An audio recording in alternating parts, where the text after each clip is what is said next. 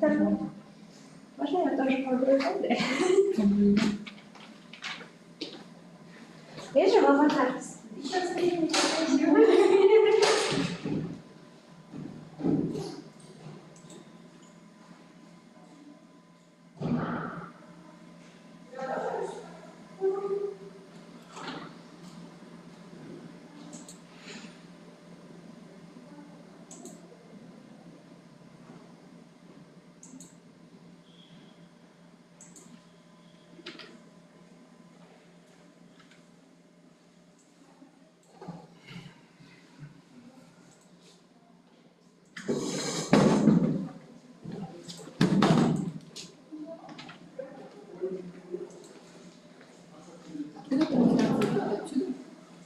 С собой. С собой. С собой? да. Я заморозила,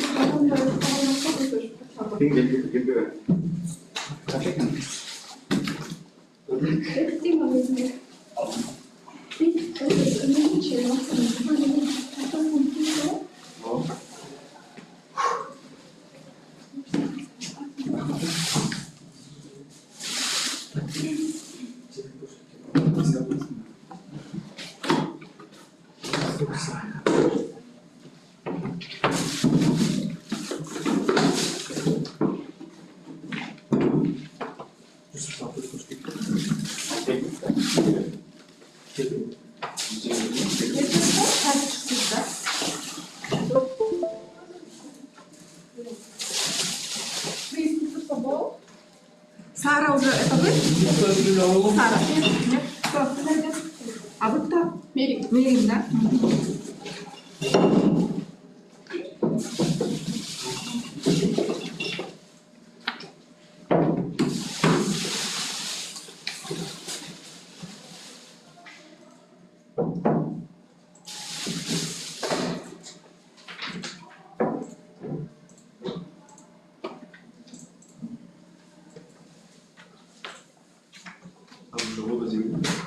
Да, спасибо.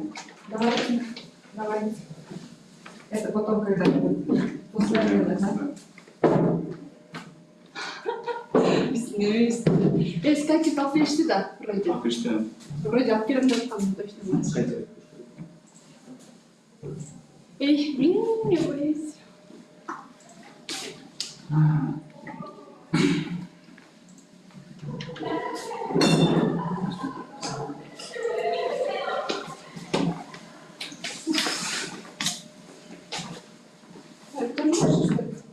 Это вчера.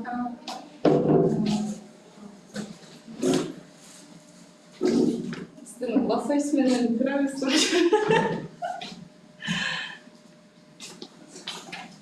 Почему она что?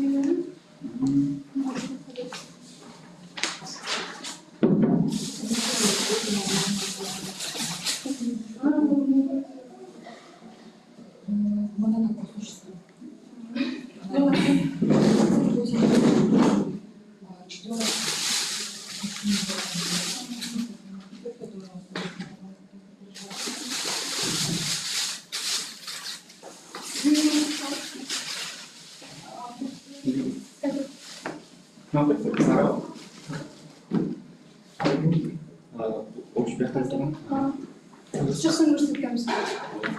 Жоқ айтады, например, вот ты просто что? Вставленный. Жоба. Уже бар. То есть я ее где-то представляю. Да, вроде? Нет. А вот сейчас маршрутка. Я хотела сказать... Ну, машина сейчас. Машина. Тарелка. На скатерти хочу Придёт. А кто-то нож? Чудом год? Ну ладно, да, фрукты с собой. Фрукты даже на капельке.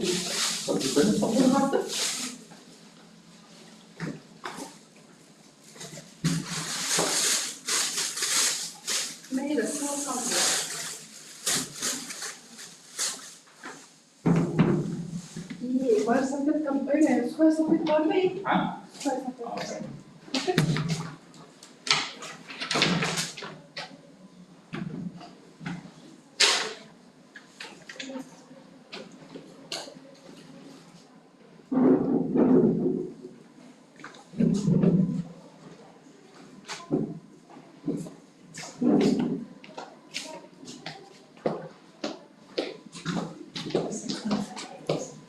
Здрасте. Да, мне чуть пораньше. Было, не было.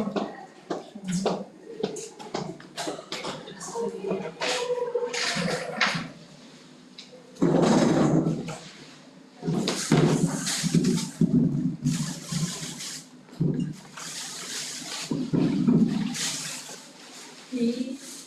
Солнце. Здесь председатель волосы. Нашел. Айдини мири бүгін бұрыныз. Нельзя? Нет. На воздух она была? Да? На воздух была, на воздух не была. Да.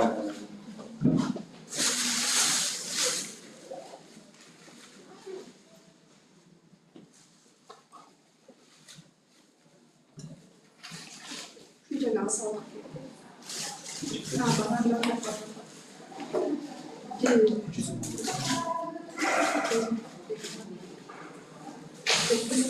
Bu arada студенттер даярдайбы? Олай же. Жөнде бизден катары. Университеттер давай. Жоқ біз. Каждый факультет өзі Biz de okumadınız. Yani başka bir sürü de kısa. Sağ olun.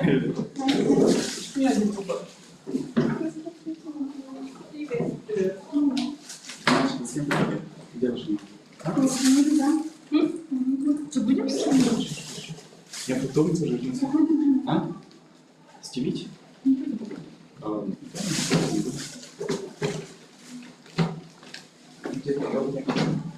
Я тебя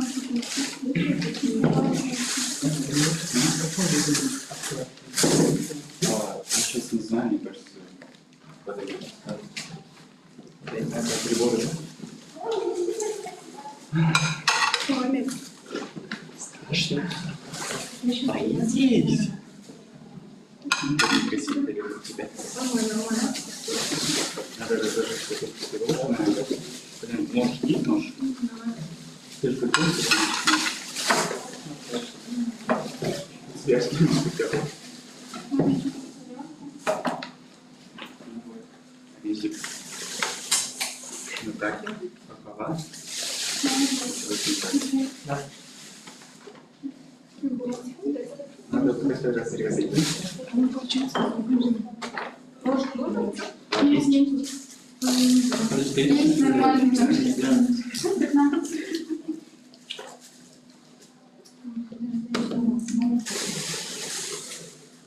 Сахар или нож?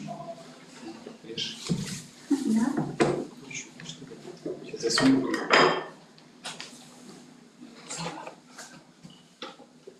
Нет.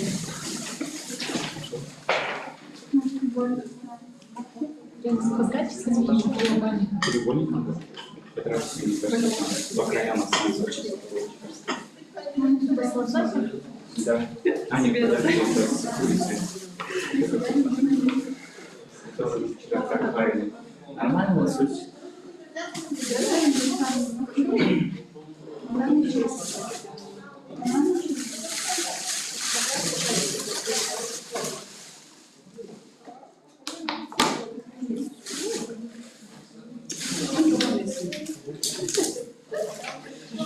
Надо разложить по тарелкам.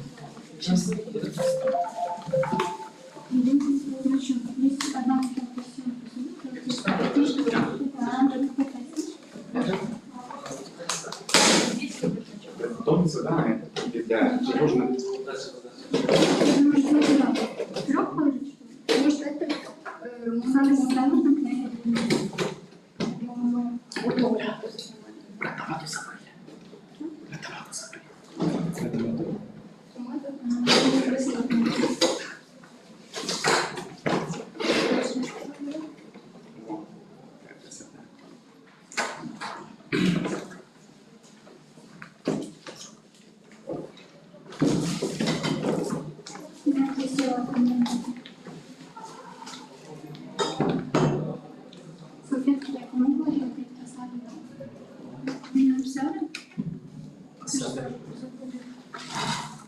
Если что, я сейчас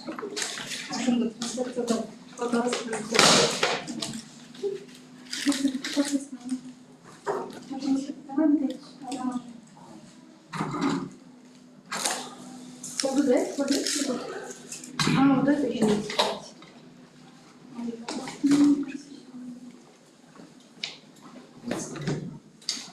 Не понимаю, куда?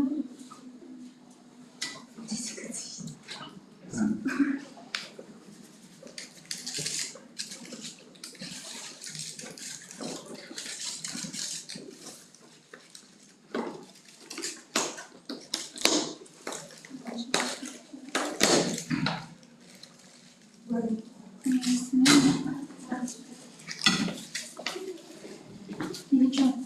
Короче, папа направилась на воду. Что, не дай его.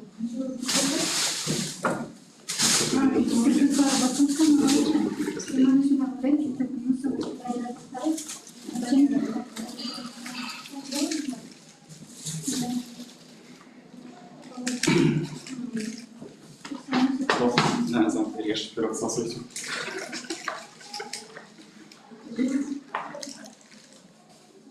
Непонятно.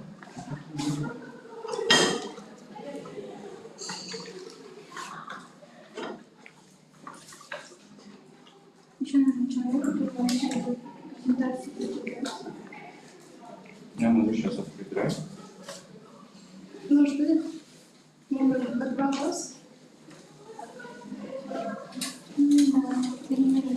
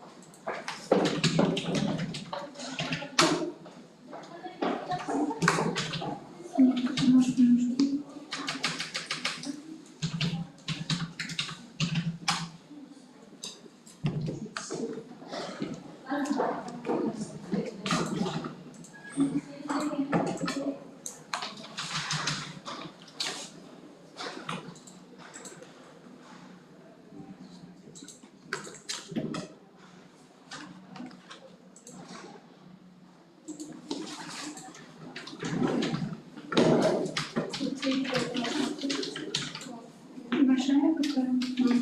Доступный мне. Доступный мне. Или такой, что это куда-то?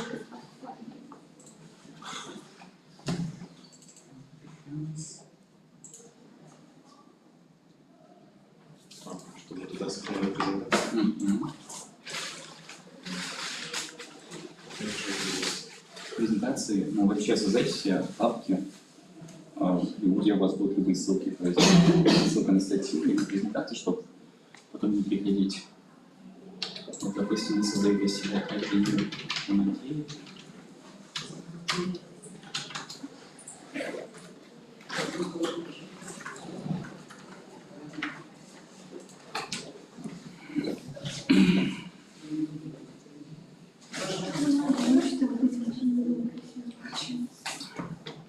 Так, рулет пока.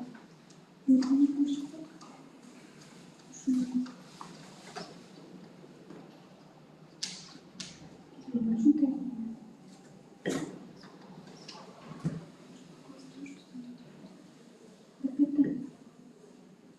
Bölüm 1 öğrendi.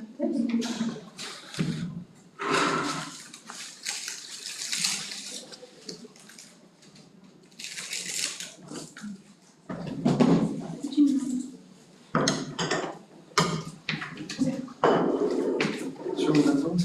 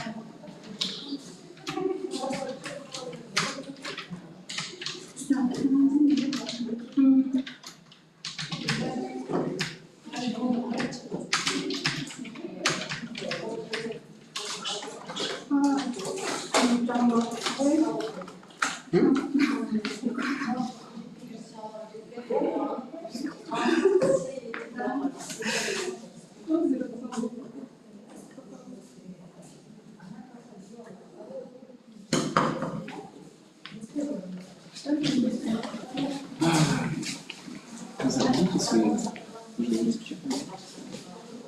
Получается, не нужно толпу использовать. Мне кажется, ну, на всякий случай, если он скажет, нам говорили до этого, то заранее подготовить все рекомендации. Эти можно принести?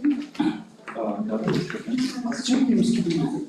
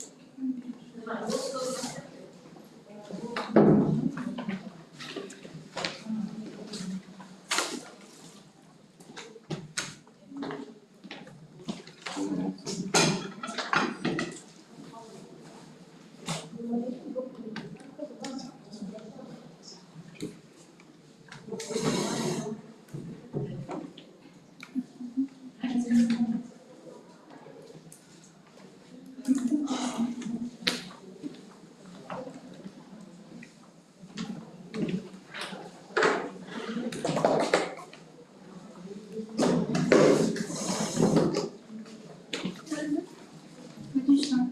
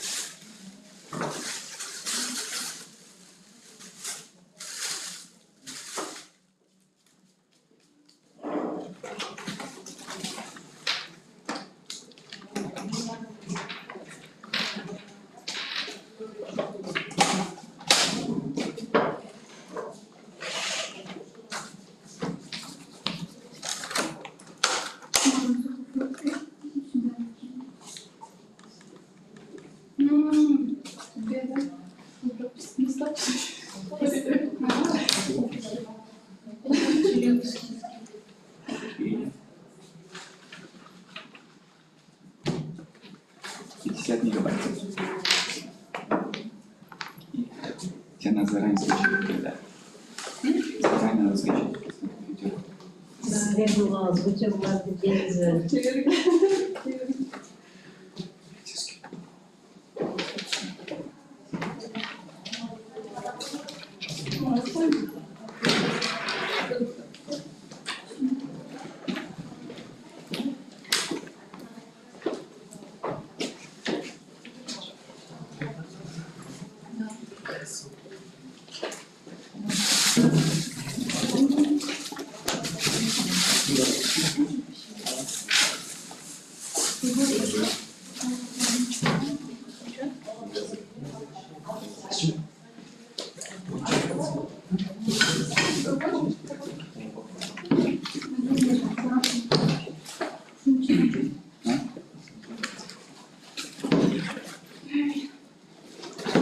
Можно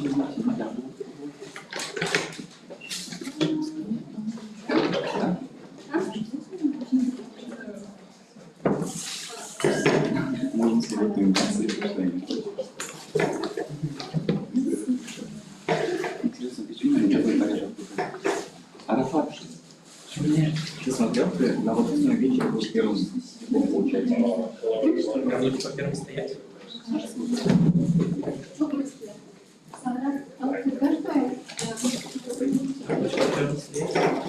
Ты будешь выступать первым, когда будет церемония. Потом просто выйдем и... Да, ну ты будешь пойти, с каждой группы должен кто-то сказать речь.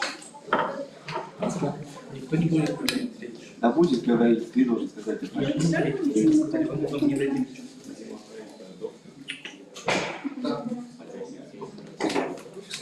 Держишь. Все держат.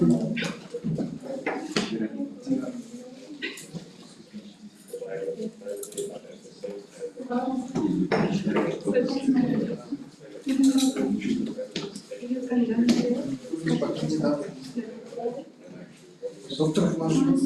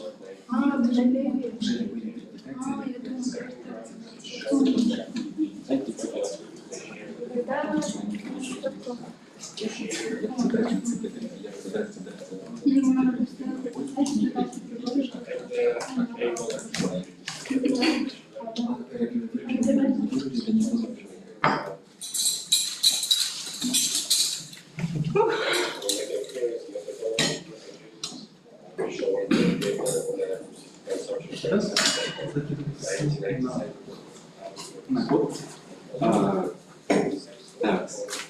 А можешь просто оставить QR-код на этот код? Я не знаю, как это будет сейчас. Я не знаю. Ну, просто открой линз здесь. А, у нас же был...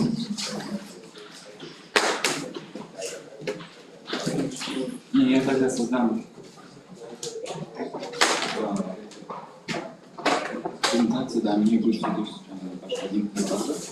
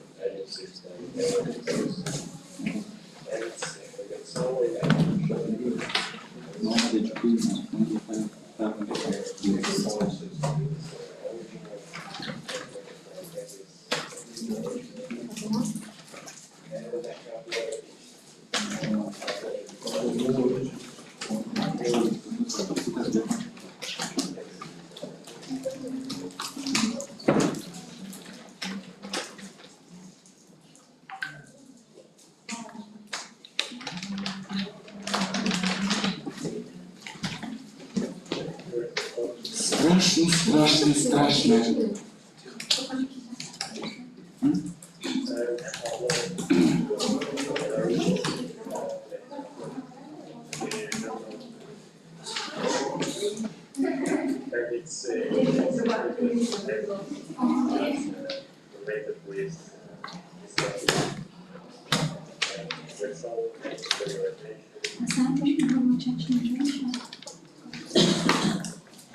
Сначала промолчать хочу. Скажите, что все, комиссия закончила, ушли. Что мы будем делать?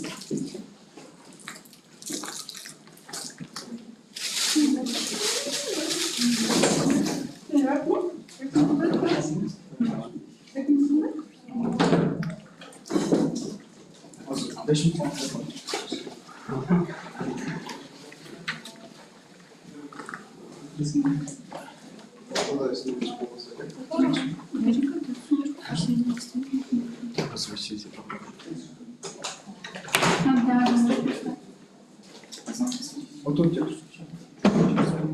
Она может остановиться.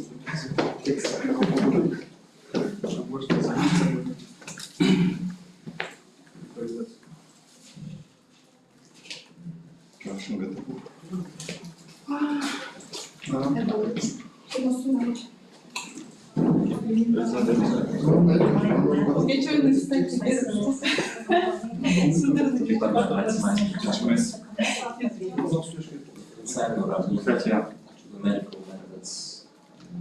Я вчера за расчет сделал в магазине.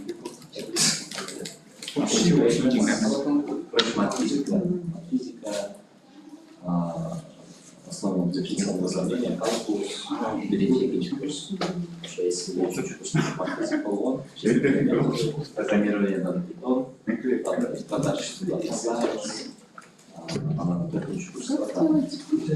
комплекс анализ, Это целый учитель,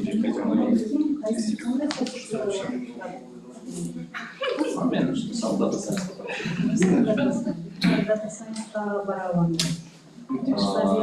Gerekli başlarım bir business analist bakıyor. Bir iki arkadaşlar Cambridge'de online para şimdi böyle IT yapacağım başım. IT yaptan Python, data science var, daha ne dedi? Там чуть-чуть Java dediler,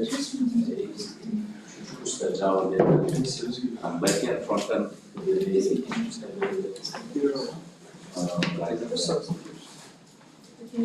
там backend, frontend, burada bazı şeyler belirli. Немножко ужасно, что так. Genel başlığı, genelde UX ve design. Arasında olur.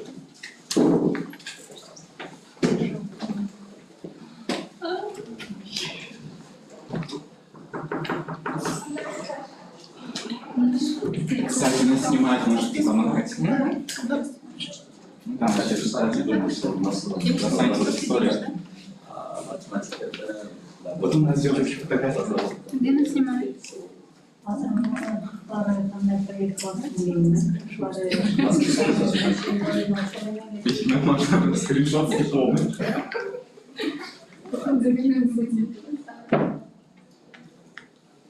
Yani kada appointment koyuşa bilgiler. Ne olsun bu science tarafı. Science salalar.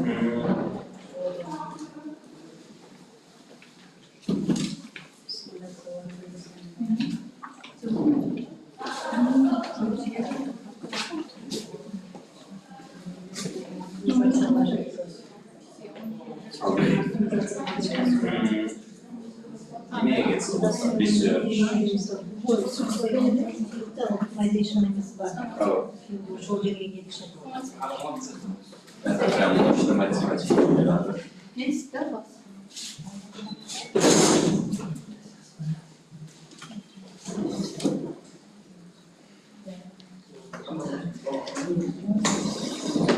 Список огромный видео хорошо конфигурировать. Видео голоса сразу имеется там он point, потому что минимум requirement того, что голоса система можно говорить Şey oldu. Ben video oil bence oyun başladı. Bir yemeğini gördünüz mü? İyi yemeğini razı olursa oradan kattırdım başladım.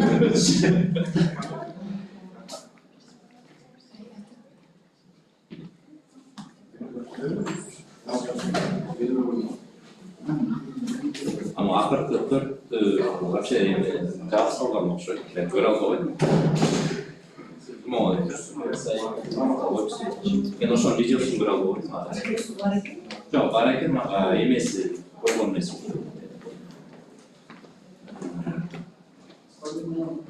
restrictionlar Evet, manga restriction.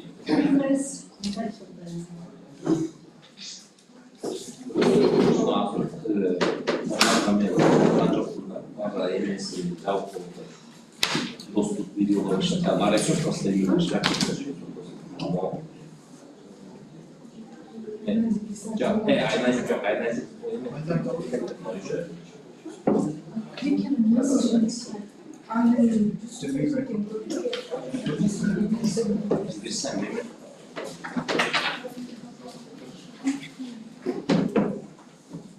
Спасибо большое.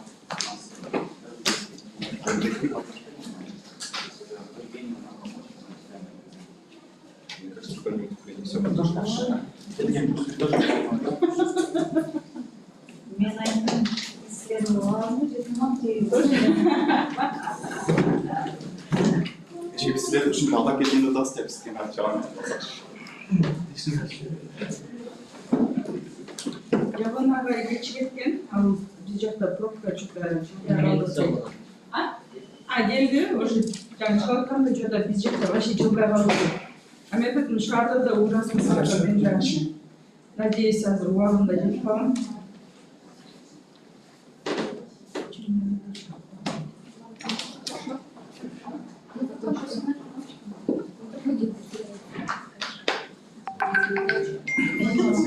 Nasıl gelin? Да, сиз кандай жол менен келдиңиз? Ben kafadan gelin. Kesin çok var dedi. Erterek çıktım öyle mi? Nasıl Мен geldi? эмеден турган койдум. Великадан узун автобус сатып калган жол жок. Анан кийин тип, короче, жол ачты. Баганы сатып Попробуй просто.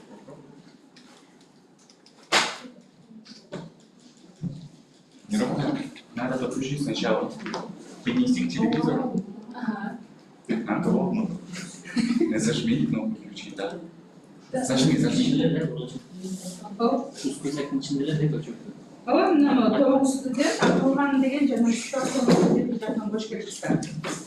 Ошо списоктун ичинде эле. Булар математика. Arasız yok. Sanatlar.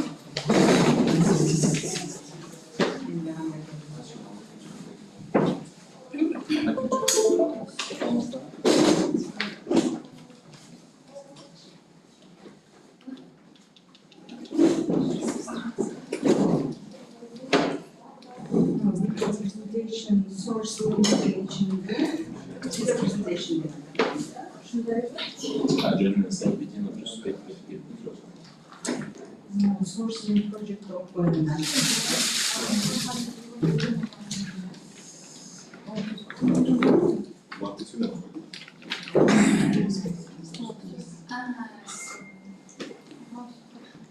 Супервайзер, Сара, с вами. Начинайте, Сара.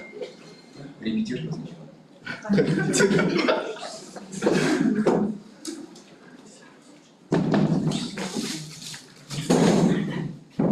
Ну, вот здесь я поставила. Да.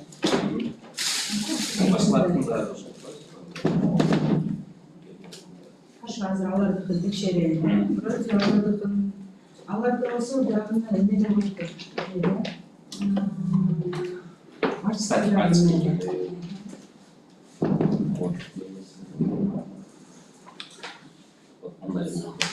Поэтому вы можете топик стейнджердегі фолдерға жүрсіз.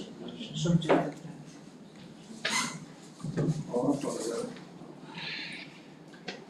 Onda başka bir şey oldu. Good morning, dear professors, dear students.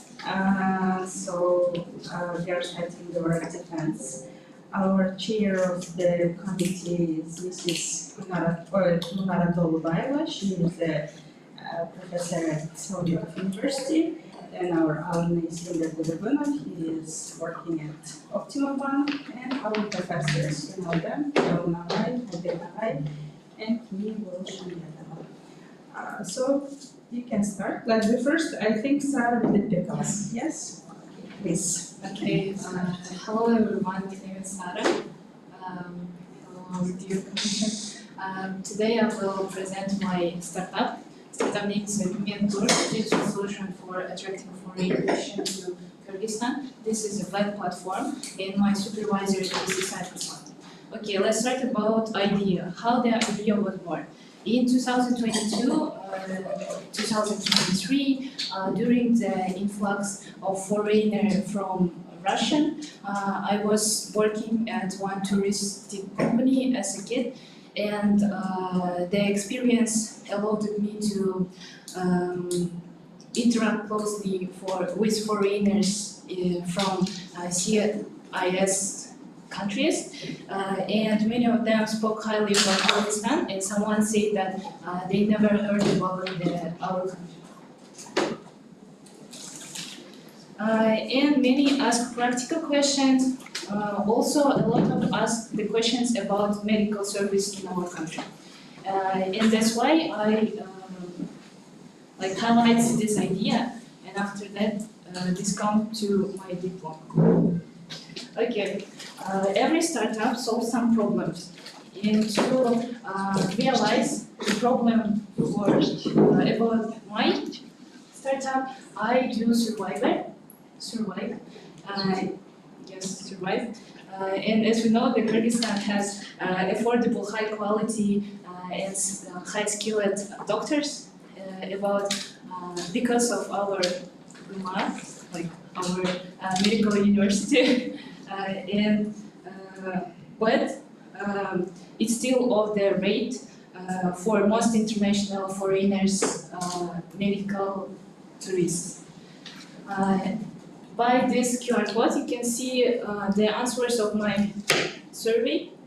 And for example, first, one of the questions: have you heard about the medical treatment opportunities in Kyrgyzstan?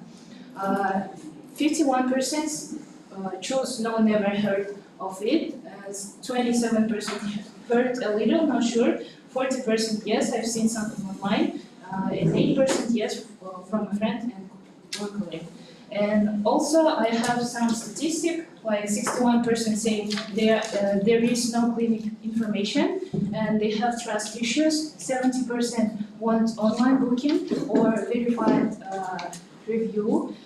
Most respondents was from Russia, Kazakhstan, and Uzbekistan. Also, main barriers is a lack of trust, lack of information, and language accessibility. This is my web platform. You can by this QR code. You can see the web platform, like my MVP. And the platform is divided into 3 functional blocks. First is a core user, feature, all designed for a smooth user experience, like clinic, doctor, hotel profile, online booking system, search, multi-language interface, responsive design for mobile or desktop. Second is AI-powered features. We have smart recommendation. Also, we have AI assistant. And third is user admin tool, user profile with personal data, booking history, and also admin panel that routes booking information directly to the clinic, doctors, and hotels. Okay, next. Next is technologies I use. For front-end, I use HTML, CSS, JavaScript. Backend, Python, Django templates framework. Database is PostgreSQL. I integration, I connected with OpenAI. IB deployment is in Railway, and version control is GitHub. Competitors. When I'm doing my research, when I'm doing my startup, I do research about the competitors, and in Kyrgyzstan, this platform don't have competitors. Like in our country, we don't have similar platform, but we have similar platform in the world. Like we have 3 big platforms. First of all, Booking.net, Medigo, PlaceIDWay. And our difference is we have in our platform AI recommendations, AI assistant. Also, our platform focus on Central Asia, like Central Asia clinics. Another platform focus on Europe, India, Thailand, South Korea, where the medical treatment is progressive. Maybe you have a question, why Kyrgyzstan? Because it's affordable, professional, and growing. According to StatGov statistic, over 10,000 foreigners came to Kyrgyzstan only for medical treatments.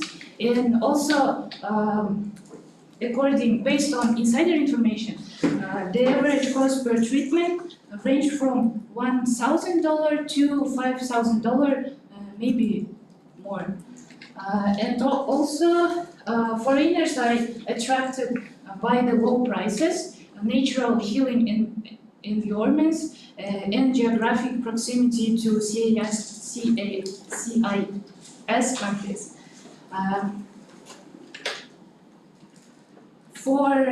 To test our hypothesis, we tried to bring one foreigner to get dental service in our country. Our first client, Miss Six, she lived in Yekaterinburg, and in her location area, dental service. She wanted to do 3 zirconia crowns cleaning and teeth whitening. In her country, it cost like plus minus 350,000 rubles, and in our country, in November 2024, when we're doing this, flight, accommodation, dental service, and other experience overall cost 164,000 rubles. And this is a big difference, like two times smaller than the Yekaterinburg. Startup is also business, and startup have monetization strategy. We have 3 channels to monetization. First of all is a booking commission, 50% of every booking, and future listing, priority placement in search. It's like a subscription for clinics. Yes, premium subscription maybe clinics, doctors, and hotels will have some extra tools, visibility, analytics. Also, $515 per month. Development plans. First 6 months, we will launch MVP with core booking feature, onboard 20-30 clinics, hotels, and also doctors. Introduce AI search and multi-language support. Next 6 months, we will expand to 50 plus verified clinics, backside for clinic hotel doctors, begin marketing to CIS countries. And next 12 months, we develop mobile app, expand to Kazakhstan, Uzbekistan, and CIS countries, clinics, doctors, and hotels, introduce telemedicine loyalty programs, launch marketing in Middle Eastern Europe. Investment proposal. Required investment, $20,000. And this will go to AI model development because now we just connected to OpenAI API. Next is platform refinement, legal infrastructure, marketing, and big percent will go to marketing. That's all. Thank you for your attention.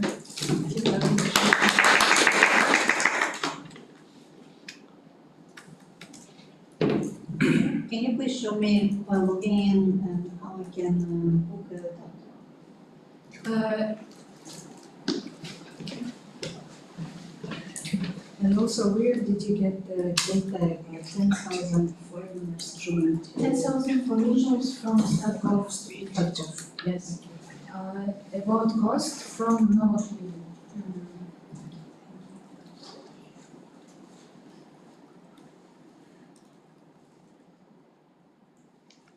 Следующий выступает. Наши программы.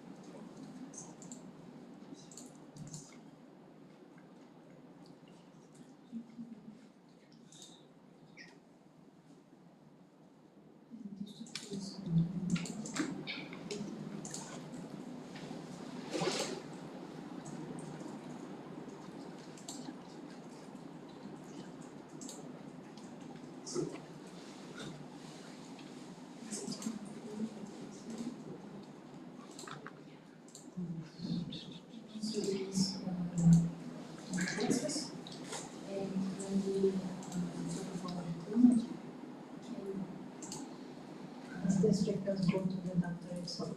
Yes. Can you open the doctor's website? Now it's just admin side. But in the future,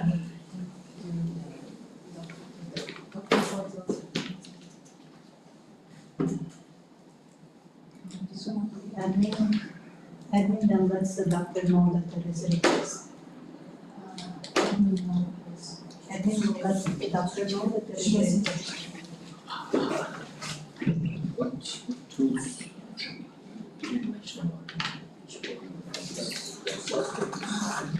yes, I have.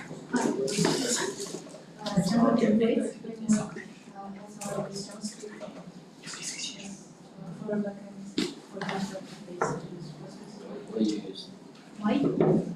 I use it because I better know the Java templates, and there is a two side like front and back.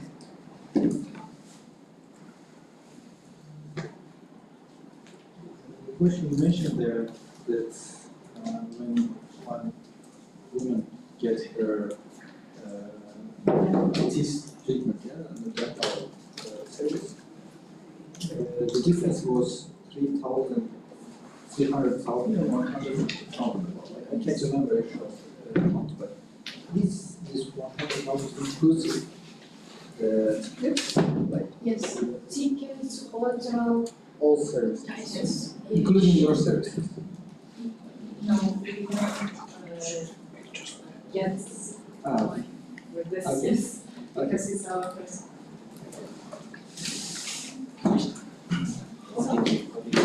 Test your system. Yes, by my own, and also my friends. What was the results? Like actually I don't do the official tests. I just tap So all the functions are working. yes.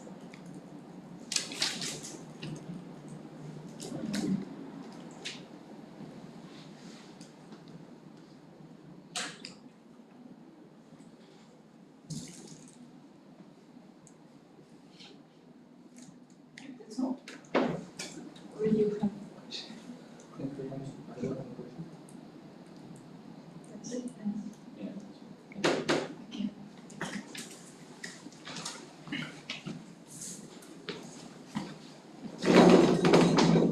Next is Ashen for yes. Hello, my name is Ashin Kurbanov from Computer Science Faculty and from Department of Informatics. So my takeaway is database prediction using machine learning techniques and comprehensive analysis.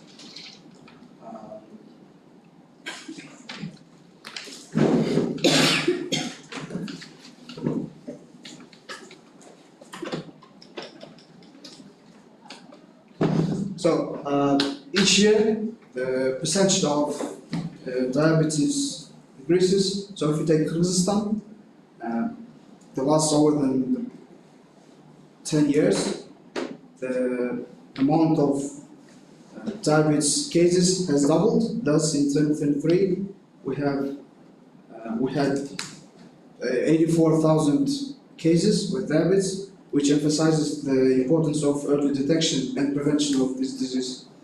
So the standard traditional diagnosis, it's, for example, like a logistic regression, it's do not always reveal the complex pattern from patient data.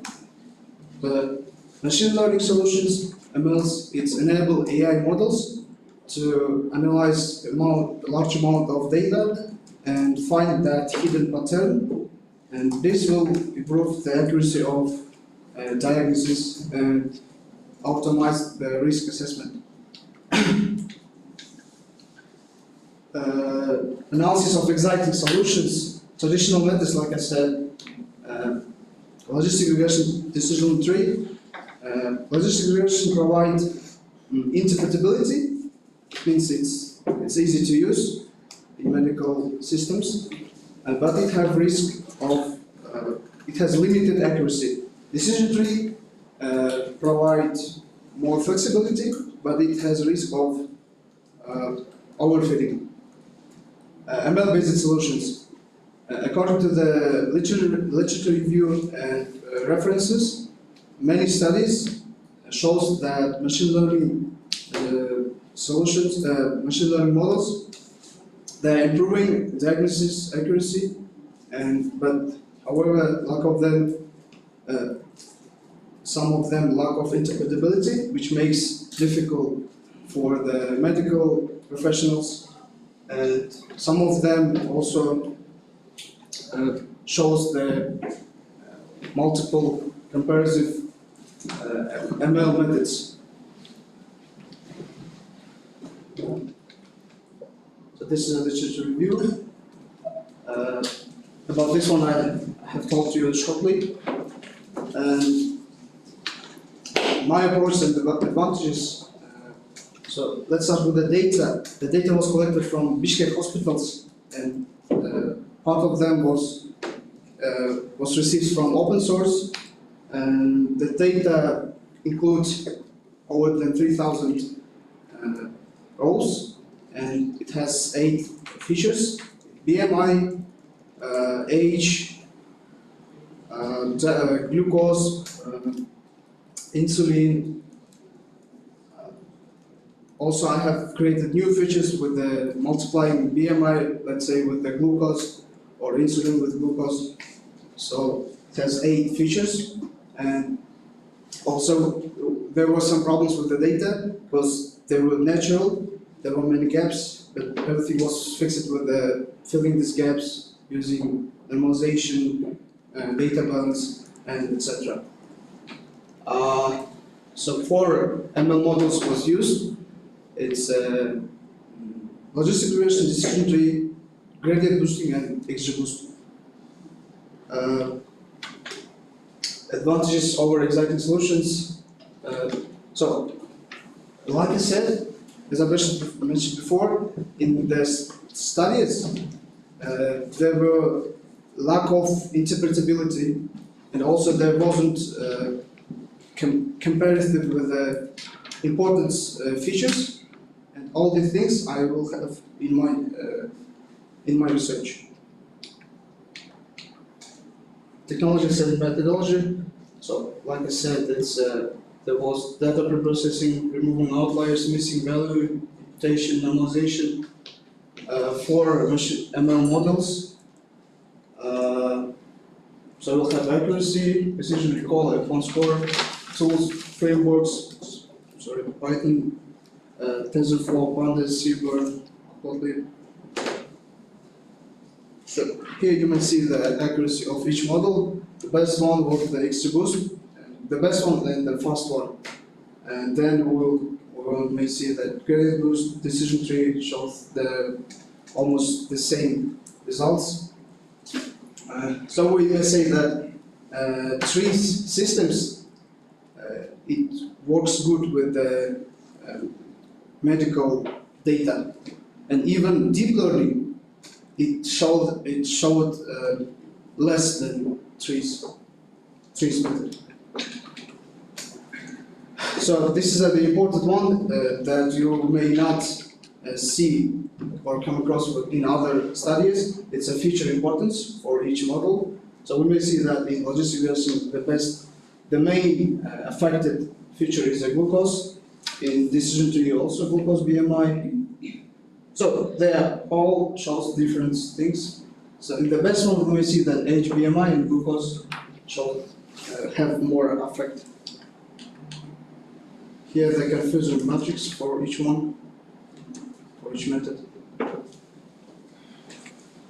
Here we can see, you may see a cross-validation tree, and XGBoost showed the good results. And for the future works, so we may deploy it as an APA and integrate into healthcare system. So it's a good thing that we may say that we may integrate it into real world interface. That's all. This is the references.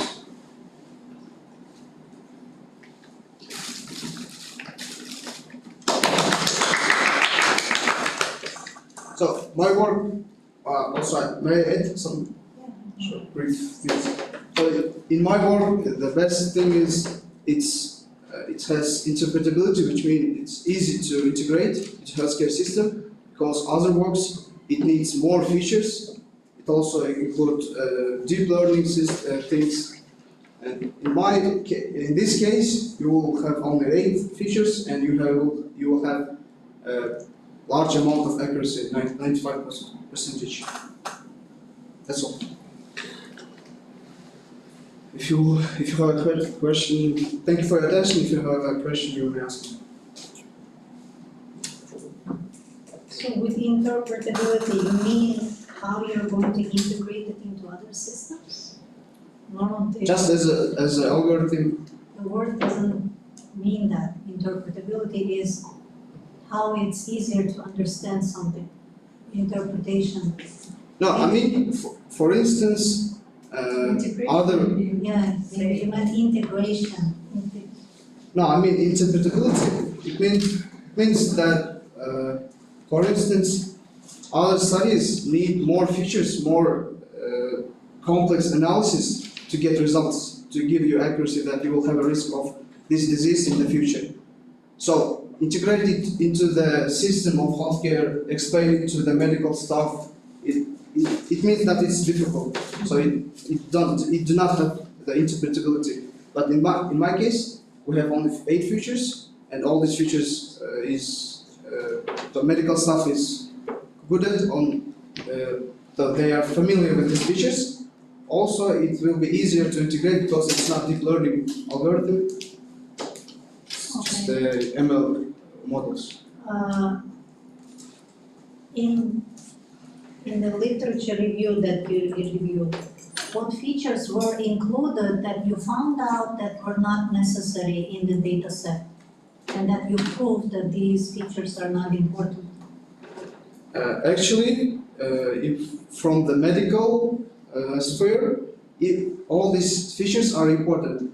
But I may say that which one would have less affected into the model. Yeah. It was age.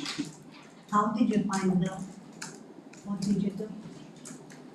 No, I didn't found it. It found the model because the model find out that age have less effect to the final result. Yeah, what technique did you use to find it out?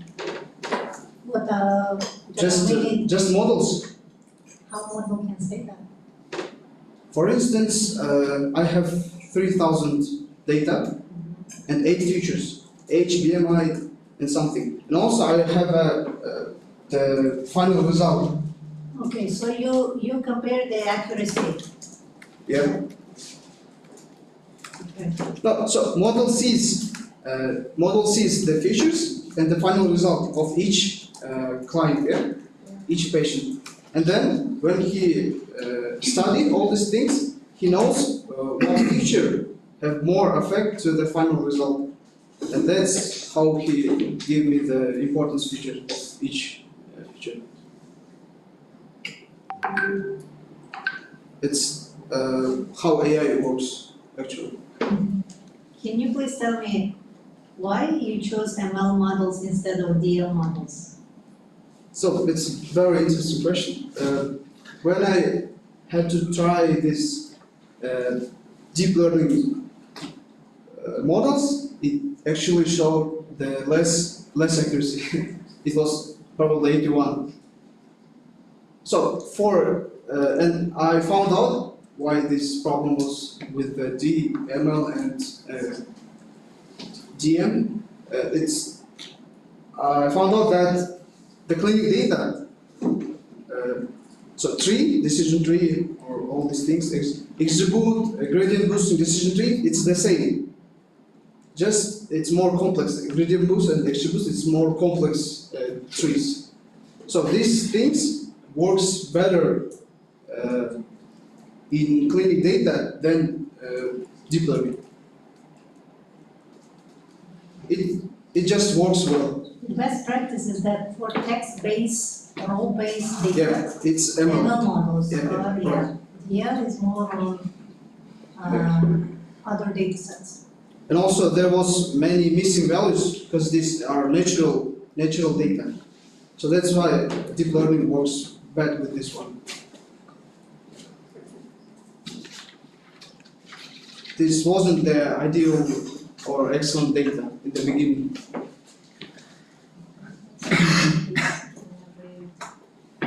Can you tell me about, you said that you collect data from local clinics, right? Yep. How did you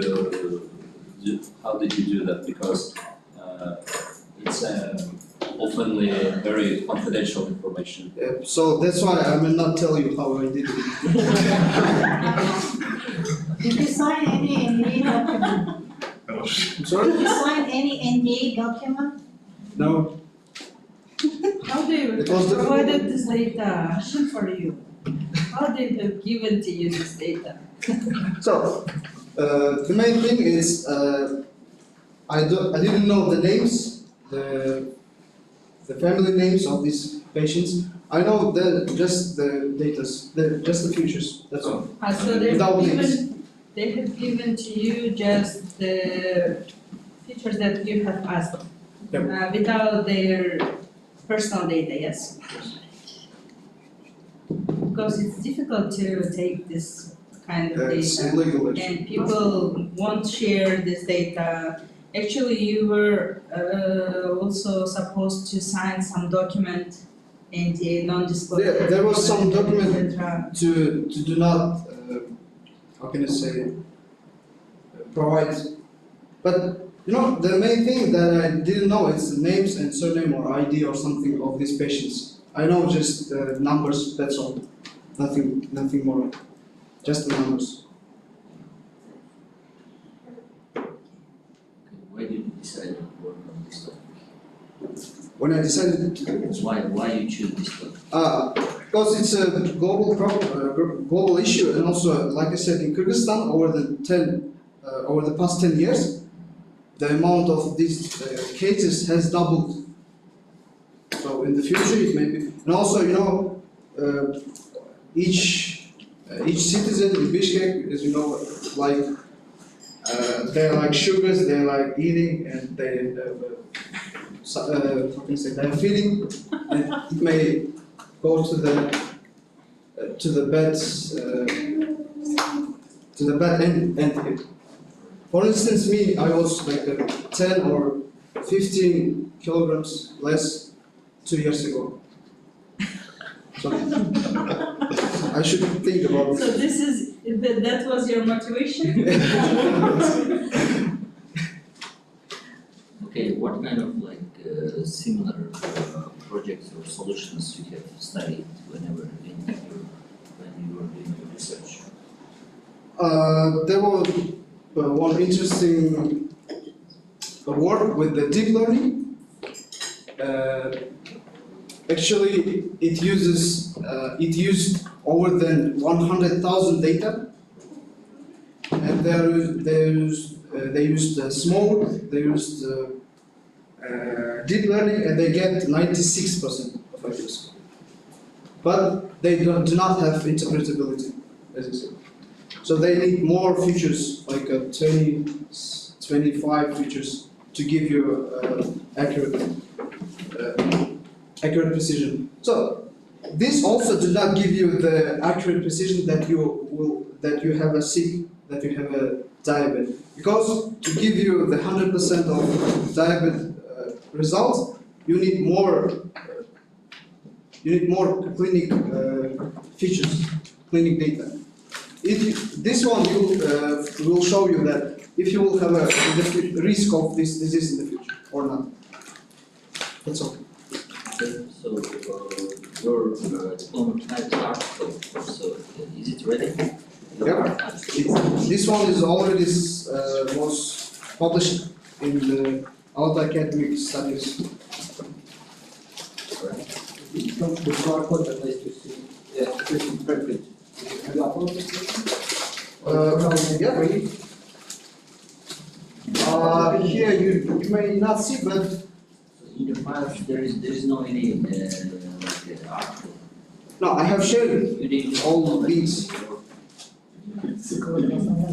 Bizde var o da muhacirde, çok isteyenlerde aşın file'ın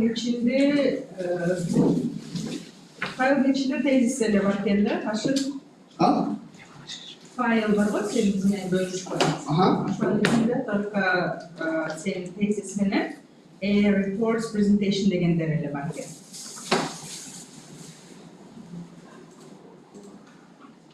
Академик стадийске çıksa, в принципе, сразу же çıksa gerek.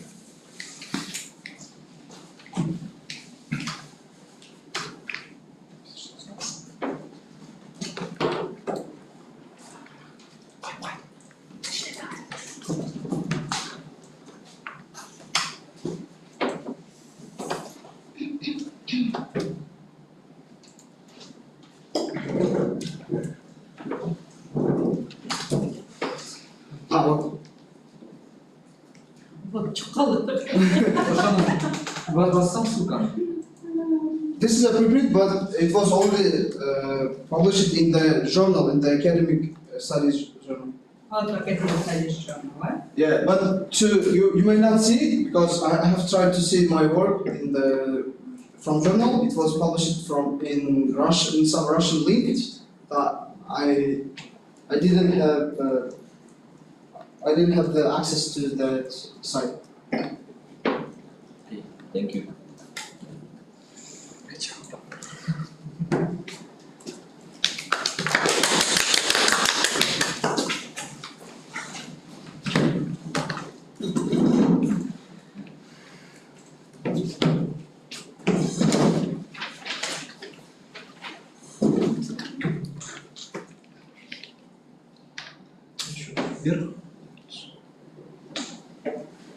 Dear members of State Committee, I'm Mary Mishinelli, a student of Applied Mathematics and Informatics. Today I present to your attention the results of my baccalaureate article, which is on topic diagnosis of heart disease with one-dimensional convolutional neural networks based on heart sounds.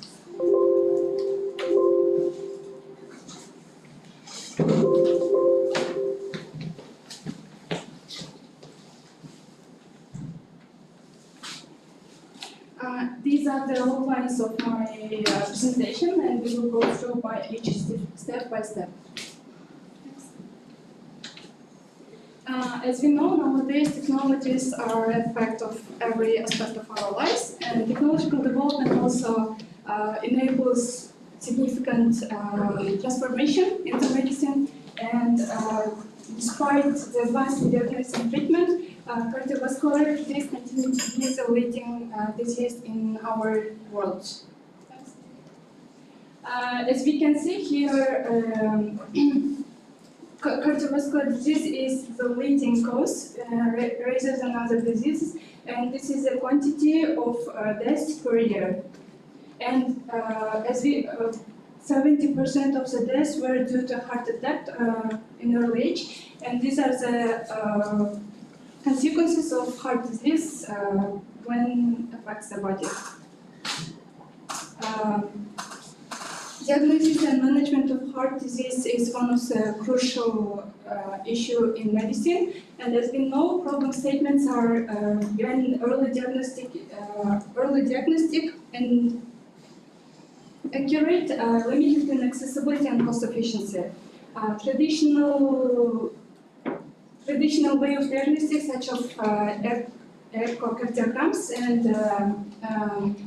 echocardiograms is expensive equipment and expert evaluation. So what do we need is low-cost, automatic, and real-time diagnostic system, which will give high accuracy in the diagnostics. And my aim is to develop and create efficient deep learning model for the classification of heart disease with one-dimensional convolutional neural network. Why convolutional neural network? As we know in our days, machine learning and deep learning are used in the medicine actively, and the convolutional neural network is best for the heart sounds, and it will be next. I will go through it in the next presentation. So for now, to develop a model for classification, first we have to have a data, which I took from the open source physionancing challenge, which was challenged in 2016. And after the loading the data, there was a feature extraction, which I used in PCC, chroma, and spectrogram techniques. As you see, before in the loading, there was a distribution of data imbalanced. So to imbalance the data, I used MOD. And in the modeling, for preparation, I distributed the data into 3 parts, which 60% of data was training, 20% of validation, and 20% of rest was tested at the end of the modeling. Here are the researches which were literature review, which were used kind of another methods of convolutional neural networks, such as 34-layer CNN, random forest, MPCC, CNN, CVM, and 2D molecular ones, which has different accuracies, sensitivity, and F1 score. So why did I use convolutional neural network, one-dimensional convolutional neural network? Because as you see here, it is mostly actively used in the sound processing and biomedical signal processing, which is relative to my work also. I used phonocardiograms. And in my model, there is a 1D convolutional neural networks which goes through by layers, which I used first 1D convolutional, max Poly, dense, and dropout layers. So dropout was used when the rate was 50% to avoid overfitting. And so the model was used trained on the data for 30 epochs, which in each step-by-step result was approaching to the better and better. And at the end, the result, as you can see here, is as in confusion matrix.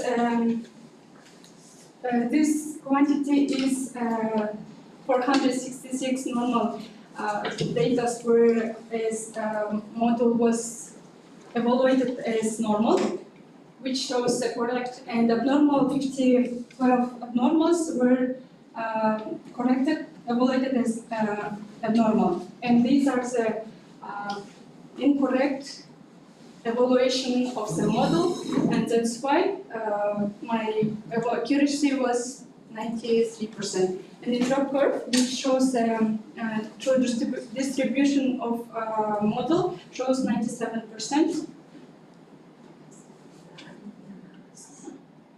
As I said, here accuracy shows 93%, sensitivity which evaluates the abnormality of the model, and specificity normality of the model. Calc and F1 score results. And I published only in preprint submission. This is peer-reviewed journal. Yes. And I used these references to work through my work. And the question and answer part, if you have questions.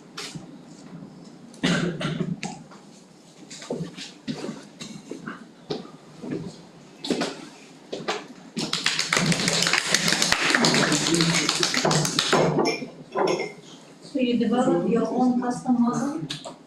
Yes.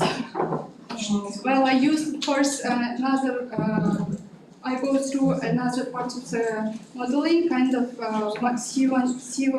CNN, convolutional neural networks, 1 layer, 34 layer, as I showed in the reference literature review, and tried my own modeling.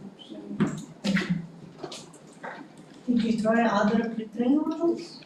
With just CNN, because it was one of the best way for phonocardiograms. And but I go through by another modeling, kind of random forest and others, and these data are for the raw data, not for phonocardiograms. So how your data set looks like? Is it audio? It is, yes, in PAF and the HEA file. Okay. In VisionNet, there are five files, which in each there is, as I said, WAF and the key files, which have over 3,000 data in that file. Can you tell me more about data preparation? In data preparation, firstly, of course, after loading, the feature extraction goes. In feature extraction, as I said, I used MPCC, chroma, and image spectrogram. Of course, the data were in different size and durability, and each were resized to the one settable size. Like So you normalize, right? Yes. Okay. You say that you use small techniques to solve the disbalance in your data. So it was a binary classification, right? Yes, 1 and 0. So Normal or abnormal? Yes, for normal 1 and abnormal or yes, for normal is 1, for abnormal is 0. So which class was the minority class? Minority was abnormality. Does it always, not always, like, is it often true for true data sets that, for example, in data science, when you, for example, in medicine, which kind of class will be mostly the minority class? Yes, in most of the references, abnormality was a minority, and so that's why I used abnormality. Okay, and can you explain? I'm not asking for a formula. Can you just explain how small works? You know, like on a high level layer.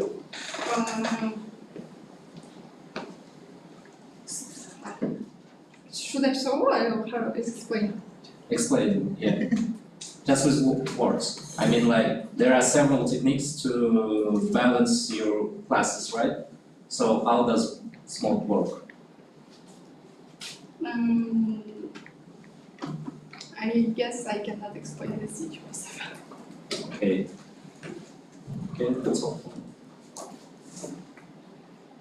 How's your project is like, what kind of difference you have from other research? From other researchers, as I go searched from the literature review, most of them are used maybe combined, maybe other layers of CNN, and mine is 1D, one-dimensional CNN for phonocardiograms, which is for heart sounds. So, here's mentioned like it probably does defense. So, you have an article or? Yes, bachelor article. Yes, I have. As I You have published there? on preprint just. So your model, does it outperform all the existing work, or what's your contribution? Actually, as for the beginning of the data, actually I wanted to collect myself because, as you know, this kind of modeling in Kyrgyzstan is not developed yet. And but the data collecting was because avoiding of privacy. So maybe if I will continue, there would be maybe with the data of local data, but firstly I tried just with the open source, so that's why there is like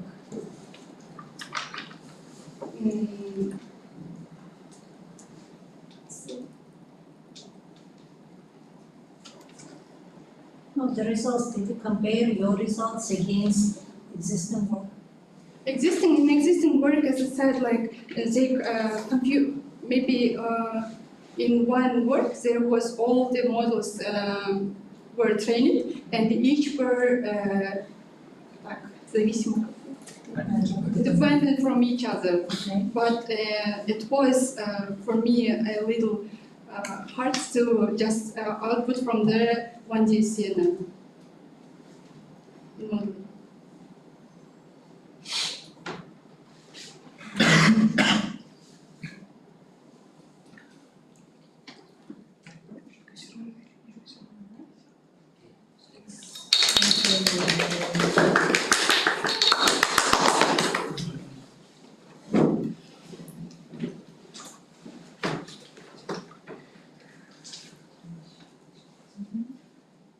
Hello and good day, dear committee members and also our dear students, group mates.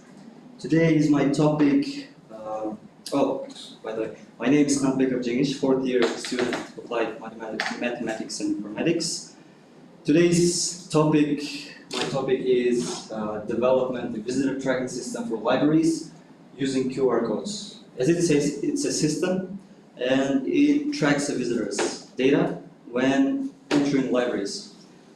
So, where all this idea, all this problem came from, it came from in 2021 when I studied in the California, De Anza College. I saw that in the library, in the entrance, they are not using like manual, as usual papers and pens. They are using like very high-tech digital tools, but at the same time it remains like simple. By simple, I mean that it is very like useful for, let's say, non-technical people, like older people. People are over 30, 40 years. And after I saw that, I thought, so why can't we like implement this, like use this technique in also our country? You know? Throughout my studying years, I analyzed it. I like searched. I did research. All the time I thought that how we can make this simple and effective at the same time. So I came up with the idea that we're gonna use QR codes at the entrance of the libraries for now, just for now. Why I chose libraries? Because it is very, for example, we can take like Manas University, our university, or any other university in our country, and the library entrance is very effective because a lot of students may not come to university, but they have to study, they have to prepare, and the perfect place is of course library. So when at library by Alinova, when I attended this library, I saw that there was a old woman sitting with a paper and pen and just writing down manually. So I think that the problems are, we can say that problems are when they are writing, the problem is a handwritten material. Somebody may understand it, somebody may do not understand that. So I thought that why just can we use the web platform that are ready to use? For example, Google Sheets, as I used Google platform, and also just with the QR code. So, as an example, you can see here when the students enter the library, any library, doesn't matter, they are going to scan this QR code. So here's the steps. The QR code being scanned, and then they can use mobile scanner, iPhone, smartphone, Android, doesn't matter. And then it directly drags you to the Google form. This is the form I created that, and they are going to write their full name. They are going to write their student ID, but the difference with the paper registering is that they are not going to show their face. They are not sharing the important data. They are not sharing where do they live, where do they work or study. What they are going to share is just the full name, student ID, and the time and the reason why. For example, after coming to the Google Sheets, we can see that, oh, there's a message, sorry about that. So we can see that in my research, I took a mock 100 students from in my group mates, my classmates, my friends, just to enter any name like Job or like John, Karen, Stephen, like this, and they entered. Like it's not 100 exactly, to be honest, it's like 50, 60, around this number. So they entered, and they chose. For example, I can take 5, 6 of them. They chose. Here's the categories you can use, like for study, for research, use of Wi-Fi, book return, and group work. They chose use of Wi-Fi, and it showed that 100% the 2 attendees of the library chose the use of Wi-Fi. For example, me myself, I'm going to the library and I chose like to study. It shows like 2-3% in the in those categories of visitors that I chose study. And with that, I would like to say that why this project came to my mind and why I'd like to realize this, because it is very effective. It is it doesn't require at a high level technical knowledge to use this. I saw that in our libraries most of the registrars are, to be honest, are older people, and they are not going to understand some high-tech technology, because maybe in the future we will use Python to take the data and then export to the Excel or CSV file, and then with that diagram, we can see that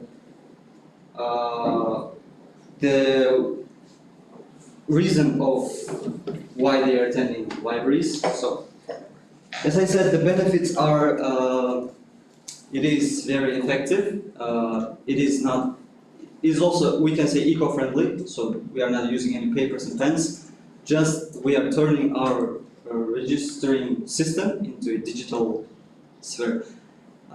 You may ask that, yeah, I didn't use very complicated, complex research like the diagrams or but in the future I will. But one of the reasons I didn't use that, because as soon as I realized that older people may have some trouble, but in the future our growing generation will be having no problem with that. So here's we can see that my friends and group mates data, the time, the name, and the purpose. Like you can see research, Wi-Fi access, group work, again research. So the table shows a real-time visitor, and it says visitor ID, name, visit date, visit time, and purpose. And just this is the main data that I want to take from the visitors. So any picture, any where do you live or where do you study, anything like this. So what is done? The project idea was agreed with my supervisor, and then in the next step we are going to work on the completely design of my project. And yep, then we will in the close September, in the autumn, we're gonna launch it in our university library registering system. In summarizing, I'd like to say that of course it is very effective. The main thing why I want to digitalize this system, because the world demands. We cannot stay on at the same place all the time. We have to have some aspect to move forward, at least small things like that. And of course, with all that, I think it can be taking a very long time. It doesn't demand the very high-tech technologies, computers, programming languages. It's just simple as that, but in the future it will grow, and I'm very excited to move forward this project.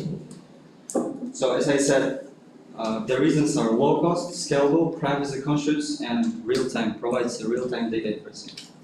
So thank you for your attention. As simple as possible. Kept simple. Who's your advisor? Mr. Chepsi. Who?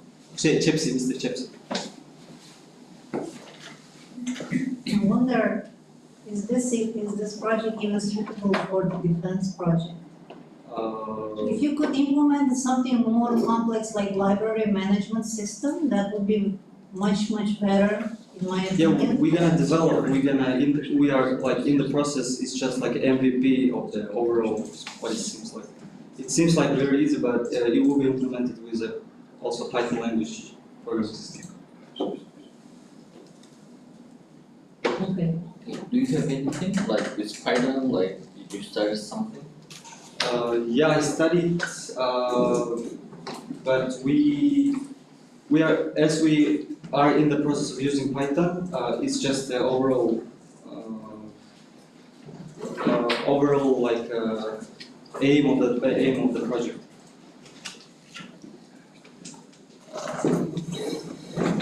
But in the future, we're sure gonna use Python, and will be used in data collection and exporting data of visitors.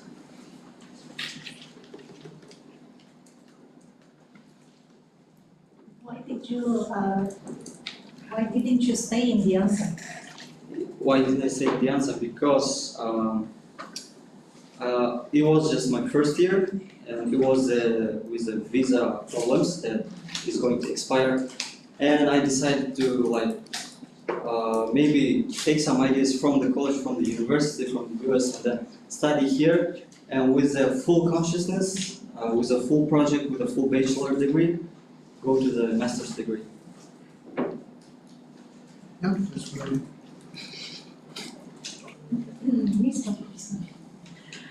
Жеңиш ошону сен азыр QR кодду киргизем деп атасың, э? Кызчалап айтканда эмне кылам деп атасың? Эмне бар азыр программада вообще? Бизге көрсөтө турган эмне бар? Көрсөтө турган вот QR код. Сен анализдерди жүргүзүпсүң, surveylерди кылыпсың, э? Да, вот.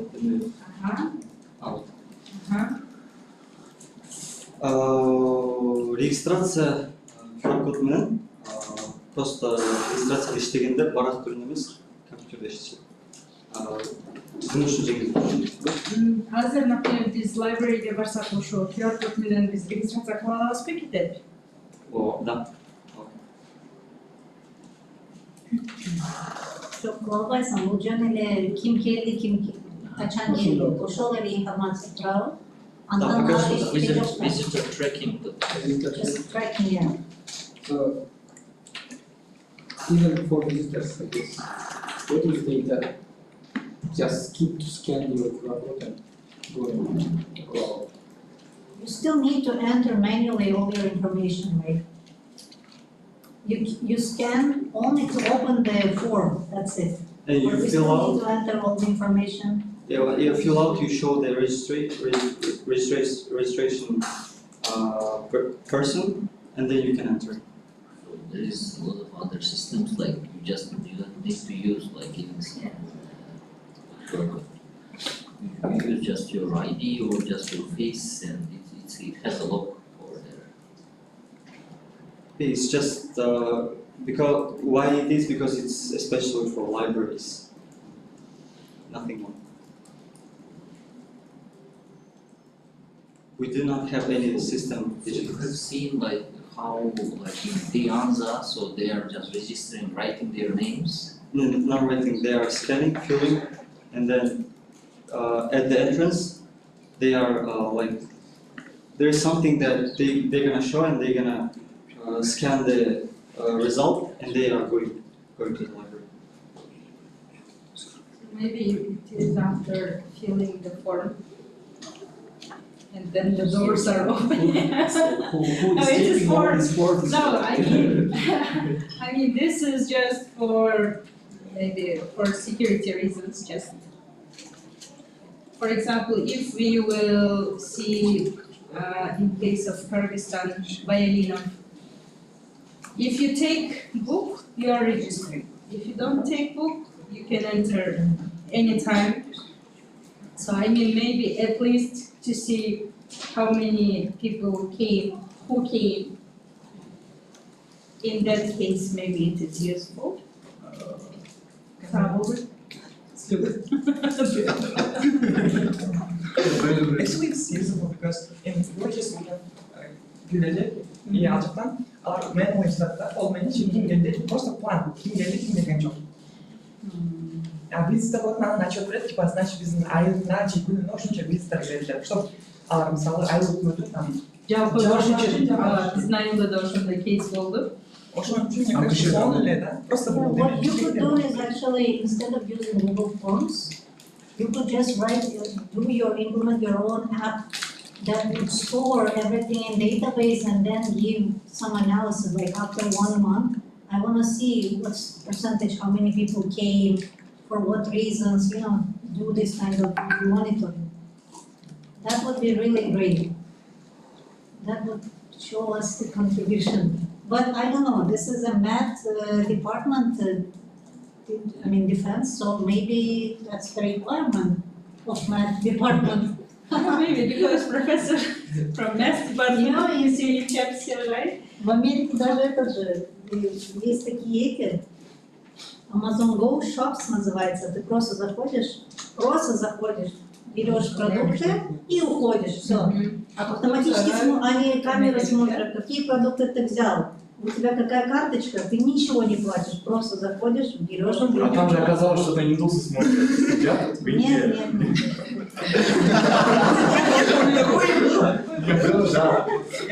Они закрыли, потом оказывается, там не искусственный интеллект. Там есть искусственный, но все равно вот индусы должны подтверждать каждую толпу.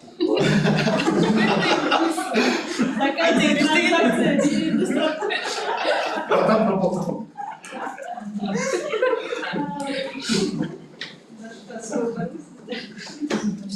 Все понятно. Рахман Демич.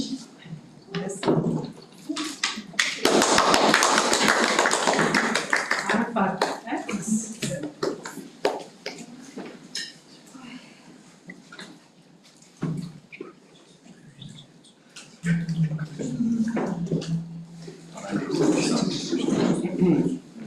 Hello, dear members of the committee. My name is Arafat Abdullayev. My supervisor is Dr. Imudin, and my project is machine learning for air quality prediction. So, why predicting air quality is important? Air pollution is one of the biggest problems for public health and urban sustainability, especially in Bishkek, since Bishkek has frequently appeared among the top 10 most polluted cities. And how predicting air quality can help this? It allows early warnings to be issued before air pollution reaches the high dangerous levels. So people can take actions, for example, like staying indoors, wearing masks. So, purpose and goals: implementing 3 gradient boosting models, compare their performance, and identify the most suitable model.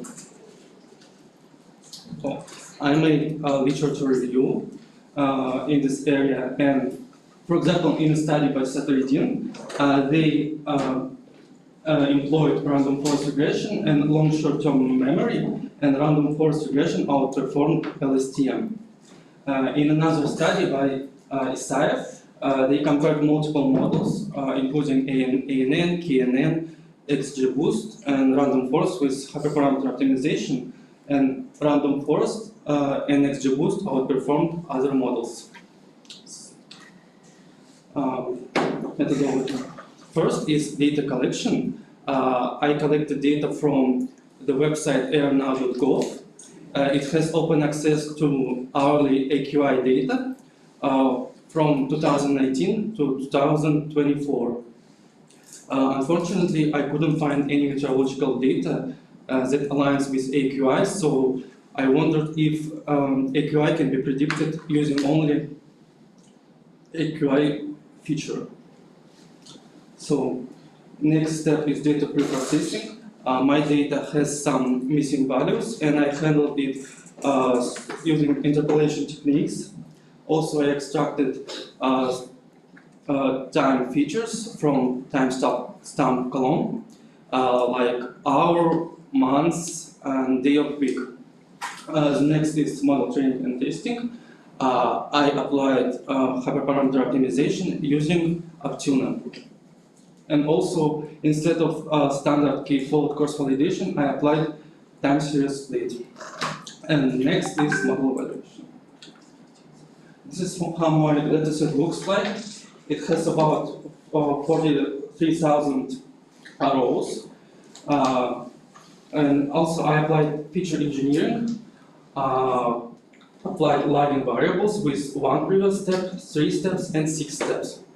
Also, I applied rolling statistics, rolling mean for 3 hours, rolling mean for 7 hours, and rolling standard deviation for 3 hours. The models that I used are XGBoost, LightGBM, and CatBoost. These are powerful models, and they are very good at this kind of tasks, as they will extract data. I applied hyperparameter optimization, and for this I applied Aptuna. Aptuna is a powerful framework that automatically can find the best combination of hyperparameters with a given range. Also, I applied time series split. Since AQI prediction is a time series problem, and to avoid data leakage of future values, I applied time series split with 5 splits, and each split, in each split, training data precedes the testing data. So it like simulates the real world scenario where we don't know the future values.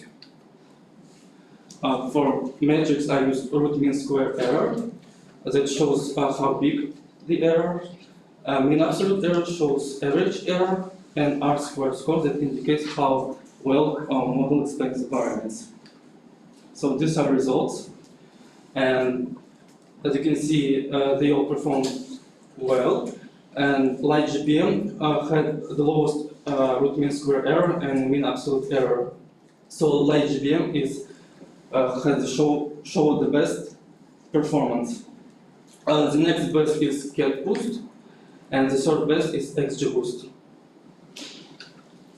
So this feature importance of each model, and as you can see, in each model, the most prioritized feature was rolling mean for 3 hours.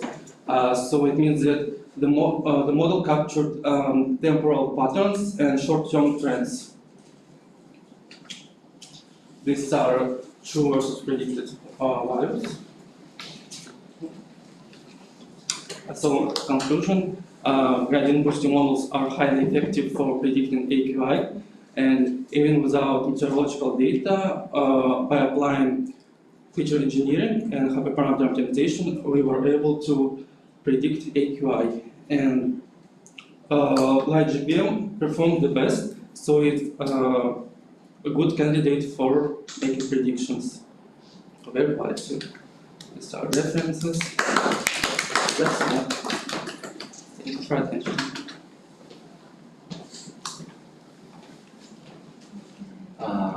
You said that you use R-square metrics as well to evaluate your models.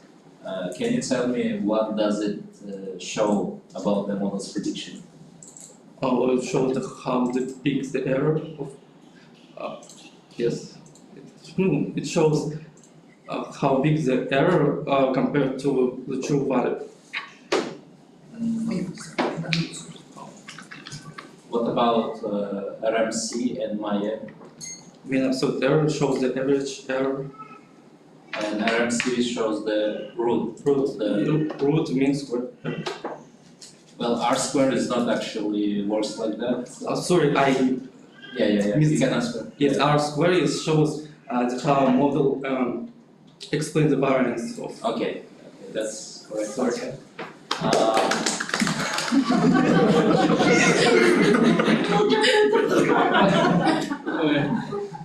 Can you go back to your results slide? Okay, so for you, the best model was LightGBM, right? Yes. Okay.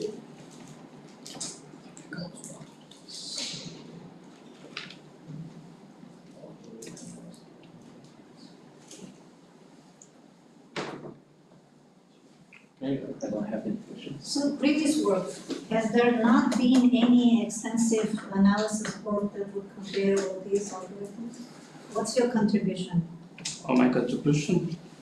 Well, my contribution is to Is this the first paper that is doing comparison of all three models? I mean, algorithms? Most of the works are comparing different models, deep learnings and regular models, but I didn't see that compares only gradient boosting models. Okay. Is it published somewhere? It hasn't been published yet. I submitted to some journals and I'm waiting for the results.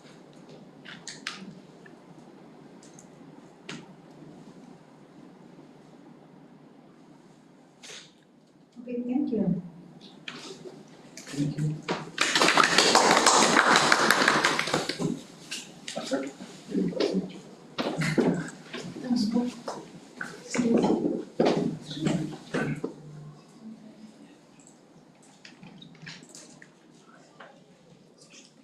By the way, I like that you used up to now. What's the point for that? Good day, everyone. Dear committee, my name is Azamat Ibrahimov, and my supervisor is Dr. Emutin. I'm going to present an article, it's classification of tents in street bazaars using CNN. So, first of all, let's start with the importances of bazaars. Bazaars are really important in Central Asia because many of Central Asian countries still have bazaars, and it's a really big economic point in our economy. So, firstly, I'm going to say that most of customers more prefer to buy the groceries or clothes in bazaars still because it's more cheaper and it's more comfortable because you have a lot of choices everywhere. For example, our biggest bazaar in Central Asia, Dordoy. So, also, 26% of our GDP is derived from bazaars. So I thought we need to develop them, and I found three problems. First of all, there is no digitalized map for the bazaars. You can just type, for example, fruit or groceries and find the exactly tents on the map in bazaar. So also there is no proper distribution like in supermarkets when it's structured so customer can should get more groceries and stuff. And there is no automatic classification. There is I think the renters just like signing a paper that they're gonna sell, for example, meat or something. So here's a solution. It's a developing model that classifies tents using machine learning, using CNN. So I divided methodology into three steps. It's collecting data set, presentation of data set, and building a model. First problem that I have is there is no proper data set for my problem. I can find them, and I decided to assemble the data set by my own. I go to one of the local bazaars and take pictures, but I have a really small number of pictures. Yeah. At the end, I got 126 photos, so I decided it's the best thing I can do is to augment them. I used augmented library for random distortion, random rotation, random flipping, and changing brightness of the photos, and also random zoom in one of the places of the photos. Also, I resized every picture by 256 by 256. So it's going to be normalized. Next step is of course building a model. Firstly, like half a year ago, I tried to build my own CNN model. It's here you can see it's 4 layers of convolutional, 3 layers of multiple, and 2 fully connected layers, dense layers. So I have the total parameters. It's 100. You can see. So then I already have some kind of article about only this model and published it on. I attended the conference, Belarusian conference, and I got published it. So then I decided to build, compare with the pre-trained models. And I decided to use efficient net B0 because it's really balanced for small restricted data because I have very small set. At the end of augmentation, I have 2,526 photos for each class. I have 6 classes, actually. I have 6 classes. It's dried fruits, it's spices, it's meat, household goods, food stuff, and fruit and vegetables. So, firstly, when I trained them efficient and B0, I firstly froze all the layers so model can adaptive to my data. Adaptive to my data, sorry. And then I unfroze all the layers. Also, ImageNet was based on, or EfficientNet was based on ImageNet. So at the end, I got these results. Accuracy on testing dataset. I choose to test dataset on the original images, 106 original images. And then I got 92% accuracy on the custom CNN model and 96% of in B0. Also, here is like you can see my calculated matrices, and here mostly specifies it's food stuff and spices, and also here it's dried foods, food stuff, and household goods and food stuff. I thought that because of in my food stuff class there is not only a food. There we have a lot of grocery thing, and there is a lot of packing things. Yeah, that's why they misclassified. Yeah. So also here you can see our learning rate for efficient net B0 and so in the conclusion we have 2 really good models with a good accuracy that can classify the text and help to us to develop our bazaars. So also here is the conference paper of Belarusian, and also I applied the second one work. I applied for home system. It's also conference that scopes in it, and they accept me.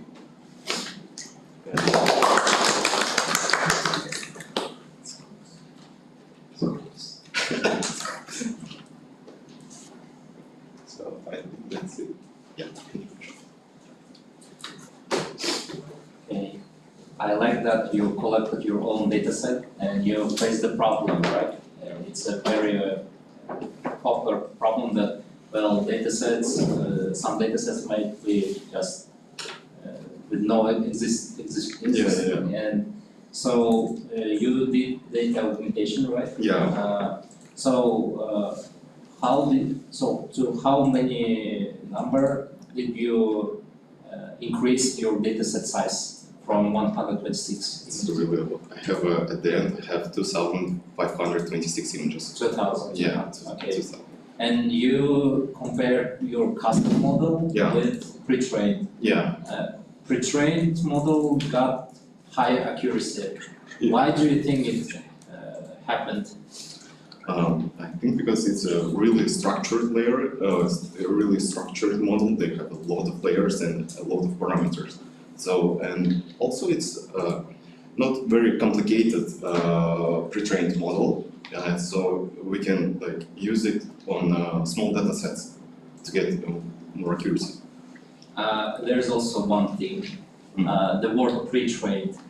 Yeah. I mean, to add your answer, pre-trained means that it was already trained on data set. You said ImageNet, right? Yeah, it's based on it's a very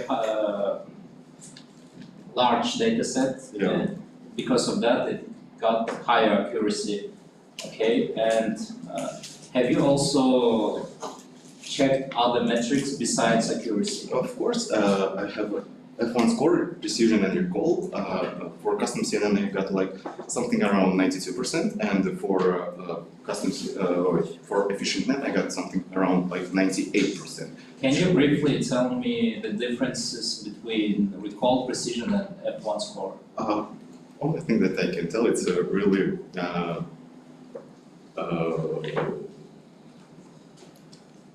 it's metrics that can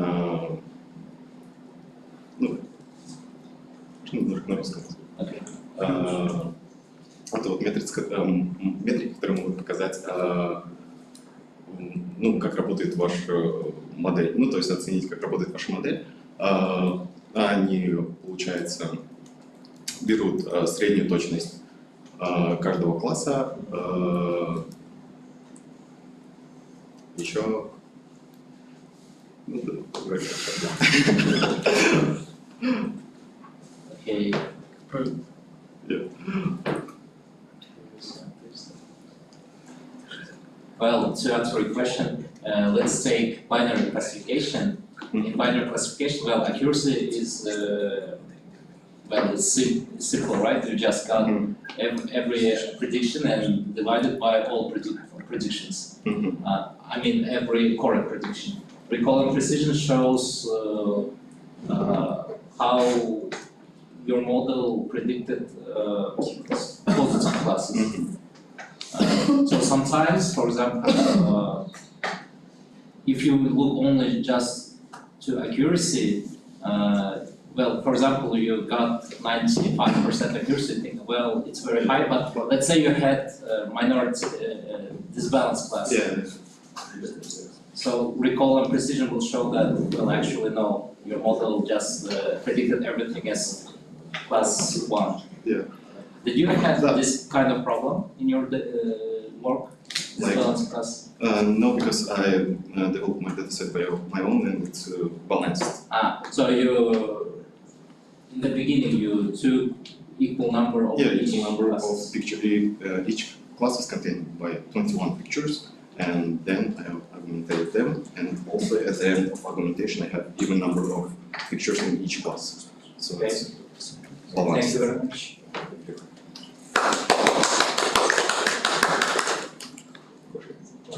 Yeah, can you please tell me what is the use case for this?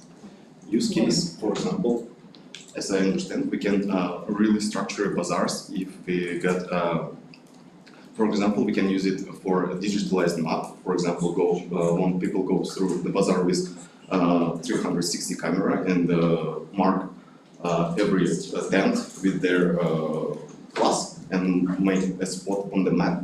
We can do digitalized map for the bazaars, and also it helps to structure bazaar because we can go to the, for example, fruit and vegetable and find their meat tents, yeah, in bazaars. So if it can help to analyze and get some results of trading.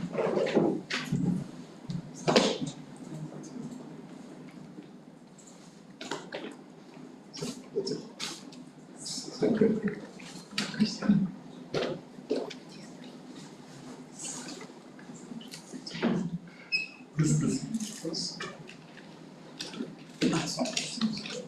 Okay, hello everyone, my name is Nuradila Gurmachach, and today I will present you predicting passenger car tests with machine learning models, and my supervisor is Dr. Lingen. So the outline of this presentation is initially I will introduce what is my topic, problem statement, and market research. Do we really need this paper? Do we need this data and literature review before this time? What kind of works were done? And propose solution how we can solve this problem and what kind of result we gained and what we did with the result, publication, etc. So introduction. The automotive market in Kyrgyzstan is rising from 2016 to 2023, as shown in this picture. It's rise for 24%, only passenger cars. And it's showing that we have really high tendency to own more cars. People are buying more cars. And this study used real-world dataset. So all dataset is extracted from Machina KG. It's the interface of Machina KG. And I think the machine KG is one of the biggest car market. At the same time, users, people who can sell their car, they will enter car details, car data manually. So there can be some mistypos, some incorrect things also, which we need to take into account. Problem statement. In Bishkek, I don't know why, but it's really became popular to create their own автосалон, car dealerships. And in this, it's picture from Turkey. When you search for a car dealership, you can see like this, like almost everywhere we can find them. Maybe they are making much money, that's why. So it's really important for both sellers to make a fair car price, because if they make it really expensive, no one will buy. For buyers, of course, because they need transparent, fair car price. And also at the same time, it can be useful for banks also, because when they are giving loans to the clients, they need to estimate car, and depending on it, they can make credit limit. So the traditional pricing techniques, they actually overlook some features like mileage, year, and they totally ignore others. That's why we need some AI-based model which will take into account all features and then objectively and accurately predict car price. Aim and objective of this research, we need a tool which will accurately predict car prices using machine learning models. So here is step by step. Actually, initially I analyzed the Bishkek car market, identifying car trends, like is it really active now, we have active car market. Then I have collected data set, as I mentioned before, from machine KG, then cleaned and pre-processed data set, because as they enter manually, there were some cars which were $200. That's why we need to clean up data set, because they can be maybe someone nothing to do and add some really not logical advertisement, or they can be just mistypos. Then after when data set was clean, ready, I selected relevant features, trained and evaluated multiple ML models to find which one is best in our case, and validated with best model with unseen data. Market research, why we need, like, is it really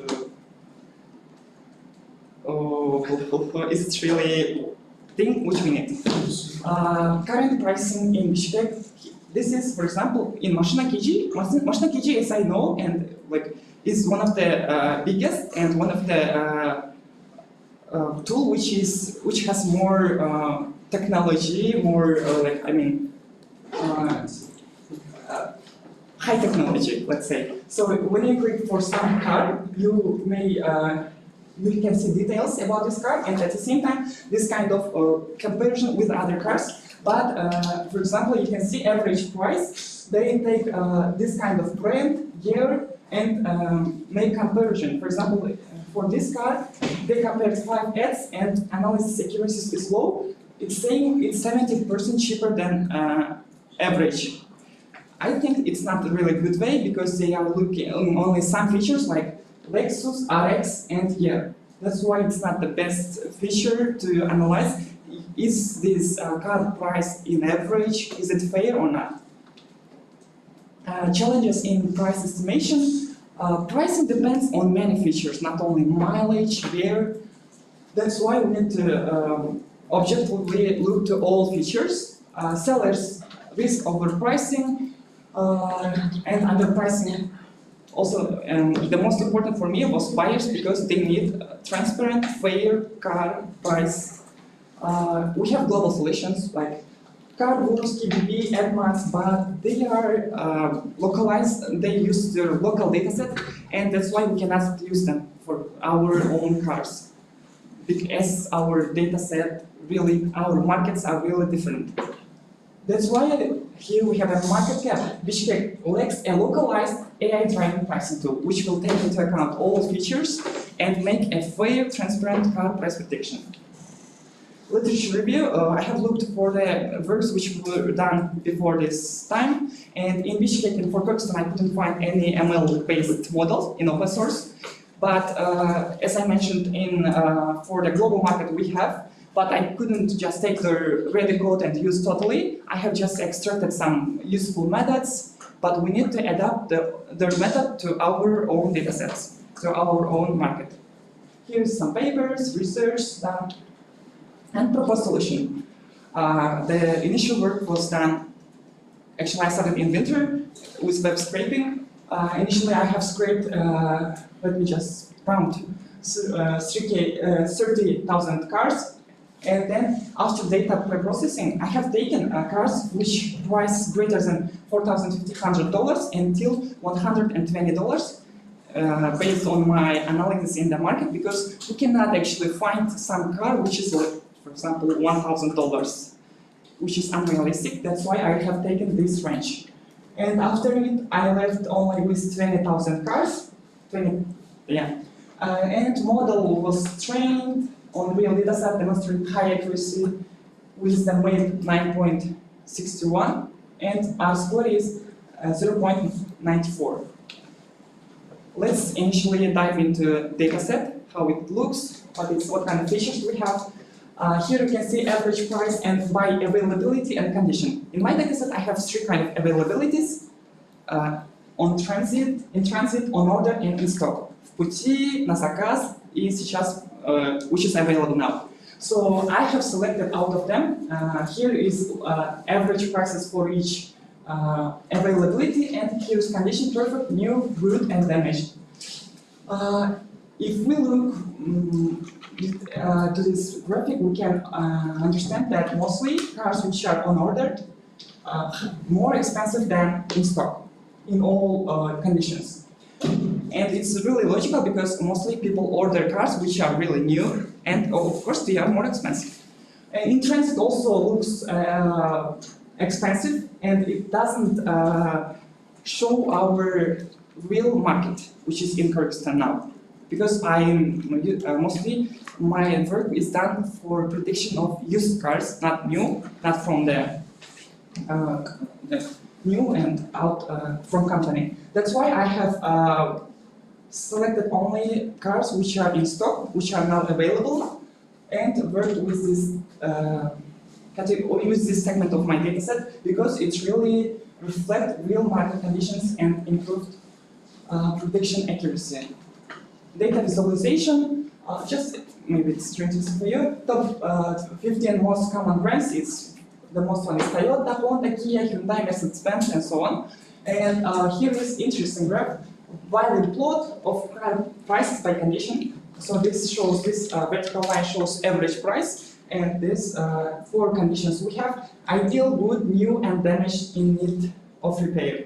As we can see, damaged cars shows low prices, which is really logical, which says that okay, it's kind of logical. New ones high because it's also good. Good ones average between ideal and new. And ideal also, it looks for me always suspicious, because all sellers who are going to sell their car, they say even their car is not good, they want to sell for a higher price. That's why they say ideal, perfect, but when you see the details, not actually ideal. That's why it shows like from lower prices, but we can see some higher prices also. Then we came into the most important part: model performance and conversion. I have selected 5 models for regression models, and out of them, Catbus from Yandex showed the best result. Catbus, I like Catbus because there's no need to work with strings. It will be automatically convert.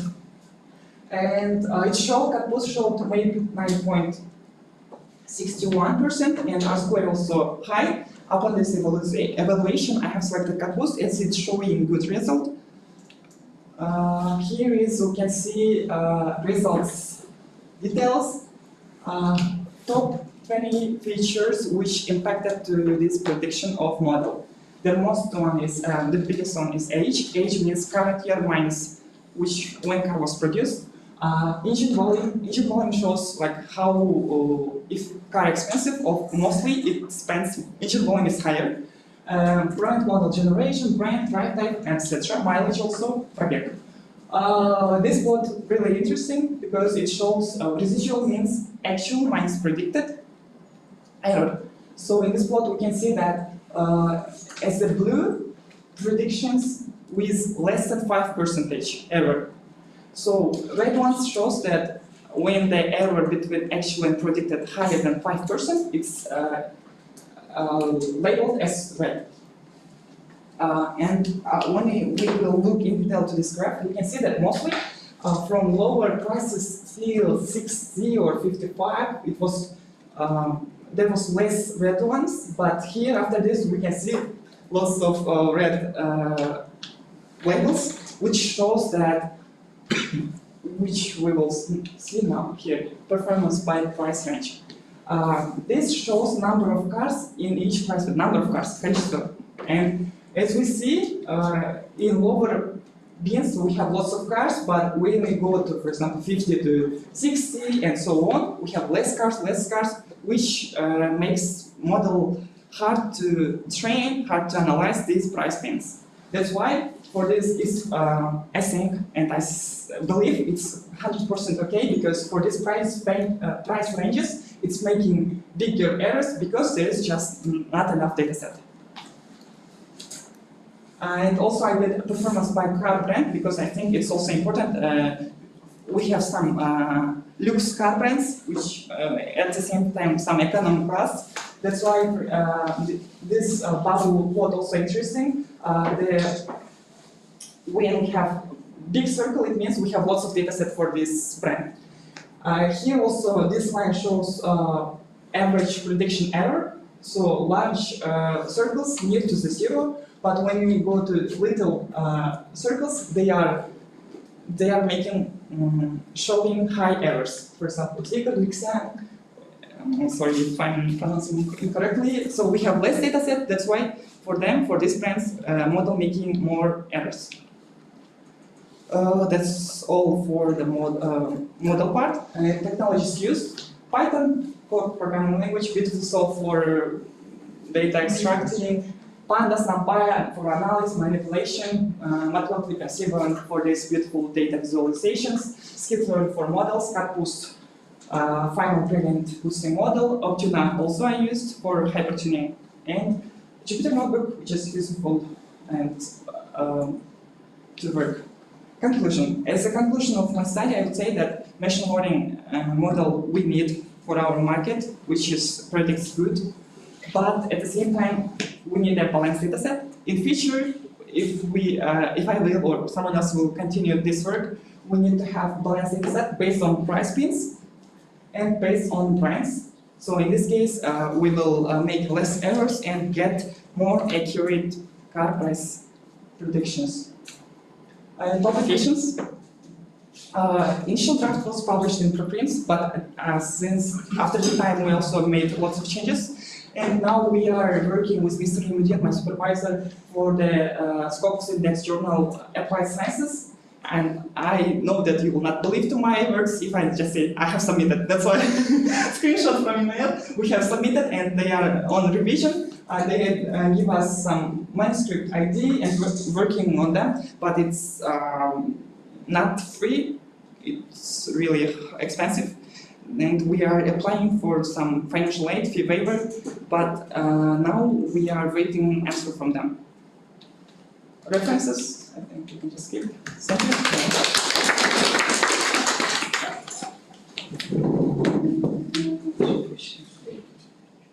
I want to ask you, so you use 5 different models, I think, right? Models? Yeah. Yeah, can you go back to that slide, please? Yeah, I have a question for you. Why do you think the CatBoost perform the best among other models? Actually, I have no idea, but you may think that because CatBoost has own scaler, but for others also I use scaler. And also at the same time, I forgot to mention that for prices, because it's a wide range, I used log transformation. So to make model to use it to interpret. What about the data set? It's, what kind of features did you have in your data set? About what features have you go to count here? Numerical or categorical? Mostly what? Mostly numerical. I tried to manually. I would say manually. For example, brand generation, of course, it's categorical. Here, for example, engine volume numerical, brand categorical, drive type numerical. I converted mileage numerical, model categorical, transmission categorical, fuel type. I Don't you converted think them. that most of your features are categorical? No. No? No. Because 50% maybe then? no, there was some description for car, and there was written, for example, кожа, не кожа, and I all of them added as a new column and just added true false. Once you dummy variables. Yes. Oh, okay. I mean, I think that I wanted to hear that CatBoost might. I'm not saying it's 100% true that CatBoost might perform the best because it handled better your categorical variables and features in your dataset. It may be, but I also use several methods, like not only one hot encoder for others. Try to do my best, but have this short. Okay, and can you show me your metrics slide, like R square and yeah. Yeah. This For all models? Yeah. Okay.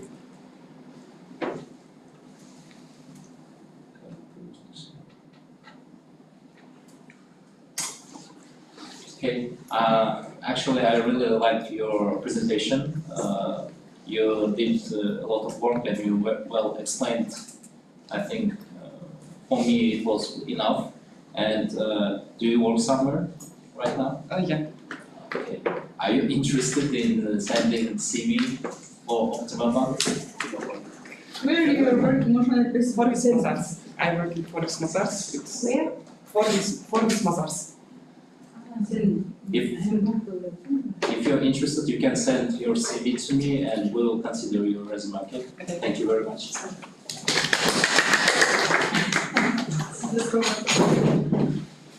Ms. Rodrigo, very nice. It's just that you took all 15 minutes in your presentation.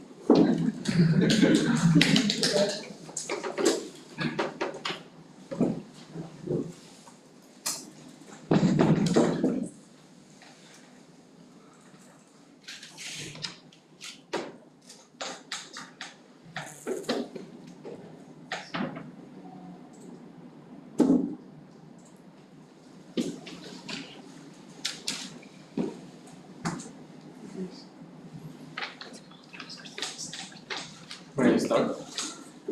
Yeah. Hello everyone. Yes, my name is Beka. I'm the 4th-year student of Applied Math and Informatics. And today, my topic of my diploma work is conditional value at risk, enhancing risk assessment with generative models. Main question of my diploma is why accurate risk assessment matters. Because financial markets are unstable, and especially in the crisis events like COVID-19 and crisis in 2008. So I will tell about CVAR, that is conditional value at risk. Conditional value at risk shows that what will be average loss in 5% of sum of confidence level. For example, if we choose 5% of confidence level, CVAR will show the average loss of them. This makes CVAR very important for banks, investors, and investment. But the standard traditional methods to calculate it that makes strong assumptions. The next one is limitations of classical approaches. VAR and CVAR often assume normal distribution. That means traditional methods like historical and Monte Carlo simulations are commonly used.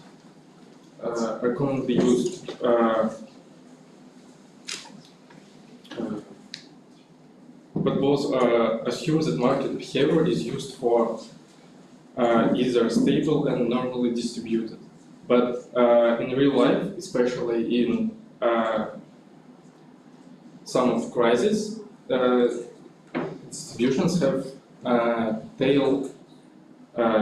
fat tails. That meaning is that extreme losses will be more commonly than expected. But traditional methods do not see that, so they often underestimate real data. Problem statements of my work is the main problem: can we estimate CVAR more accurately using deep generative models? My goal is to use a special generative model that calls DDPM, diffusion denoising probabilistic model, and compare it with traditional methods of calculating CVAR. Then I aimed the objective of the research. Firstly, I collected historical financial returns data from S&P 500 and developed baseline CVAR estimation using historical simulation and Monte Carlo simulation. Then I simulate the DTPM-based model and analyze and compare the CVAR estimates produced by traditional DTPM models. Methodology. I took returns data of S&P 500 from open source platform Kaggle. For my research, I used only 3 companies, returns of 3 companies, that was Apple, Amazon, and Google. This data was pre-preceded, including normalization, log returns calculation, and noise analysis. Traditional methods, historical simulations, which usually uses past data directly, and Monte Carlo method is which uses normal distribution, but just to generate future scenarios. Then how works the DTPM models is just a model which added the noise to the initial data and try to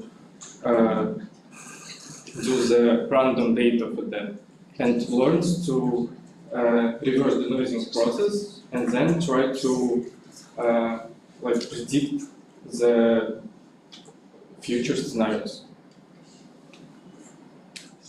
Firstly, I want to show about the 3 companies that I already chose, and there's early performance of Apple, Amazon, and Google from 2000 here until 2024. And as we can see, in crisis events like COVID-19, there is price of stocks goes down. And that means that these 3 companies have a high validation between each other. Traditional approaches, historical simulation uses historical returns to estimate VAR and CVAR. The limitations of that fails to capture unseen extreme events. Monte Carlo simulation generates return using consumer distribution and normal. Limitations of that is underestimates fat tails and non-linearity. Proposed approach is DPM, that denoising diffusion probabilistic model just try to generate synthetic data, captures complex and non-Gaussian patterns in the return distribution. Here I want to show about how it works, is that normal and fat tail distribution. As we can see in this graph, we see normal distribution and assumes most returns near the mean. But fat tail distributions try to assign high probabilities of crisis events.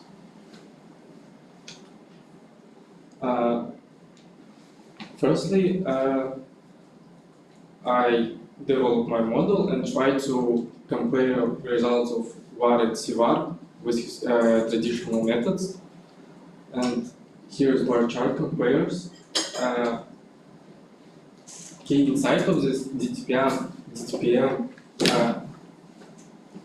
var and DTPM CVAR are the closest to the real data. Is the average value of CVAR and VAR is -1 and 8, and VAR is 1 and 3. It's more closely than historical and Monte Carlo methods of CVAR and VAR.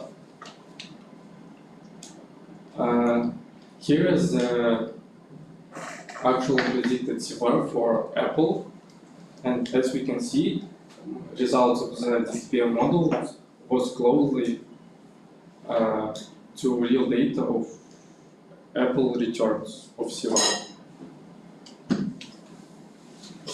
And error review that mostly errors is concentrated around 0 to 0.05. That means that my model indicating high prediction accuracy, because the peak between 0 and 0.5 reflects a strong bias towards small errors, positive errors. Comparing my two traditional methods with DTPM, and that shows that CVAR error is lower than other methods is DTPM, and I have a high R-squared score for my DTPM model, comparing with Monte Carlo and historical simulations. Here's the graphs for 5 cross validations, and first graph shows 5 faults, and from the third and 5 to 5th fault, it shows the high accurate results.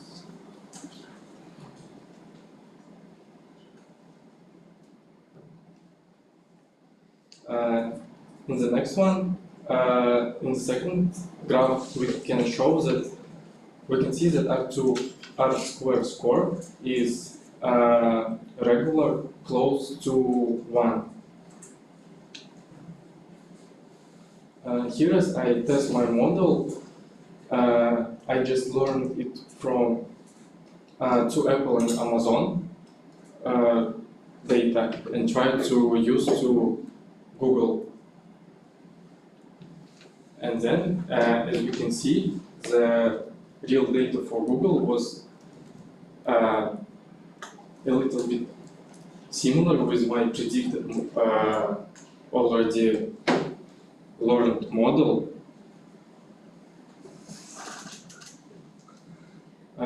Here's technologies used. I used for collecting my data from Kaggle. I used for write my model pandas, NumPy, and other evaluation and visualization tools like Matplotlib, Scikit-learn. And also I used generative modeling. It was the denoising diffusion probabilistic model implemented with PyTorch. And traditional risk models is historical simulation and Monte Carlo simulation.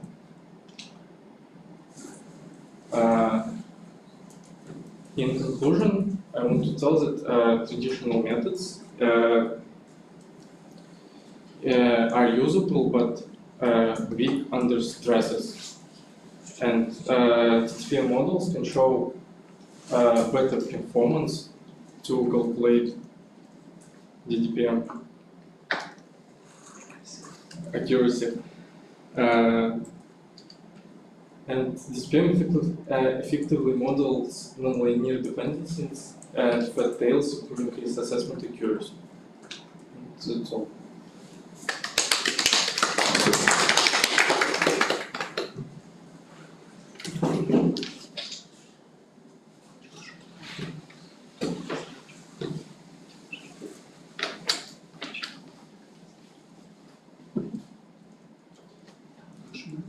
that you use cross-validation, right? Yes. Can you explain me what is it? Uh, Just briefly, like the idea behind it. I used cross-validation just for calculate how my model is shows my accuracy. I used 5 pros because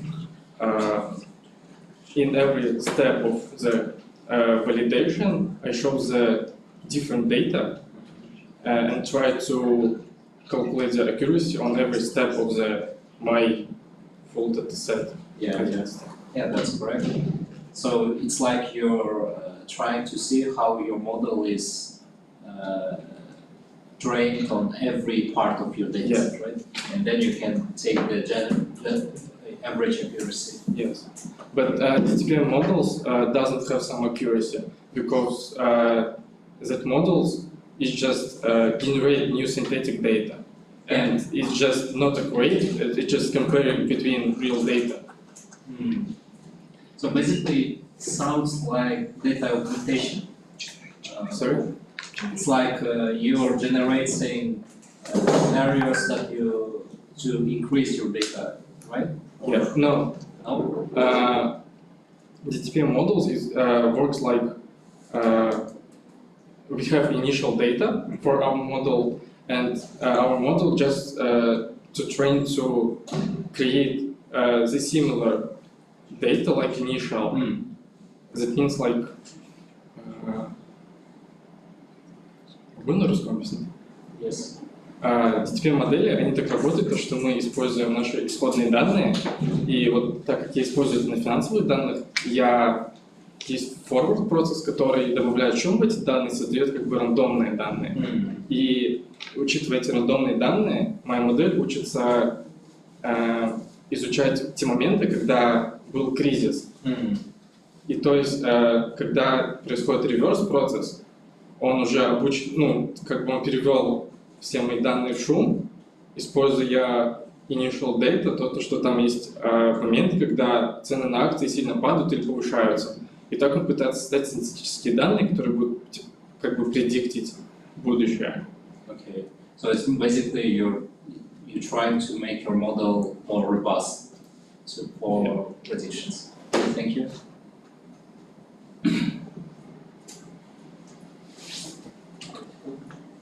Article ready? Preprint only.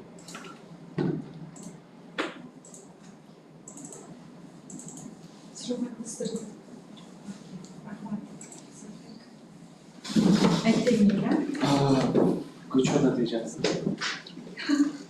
Yeah. Which one method? That's it.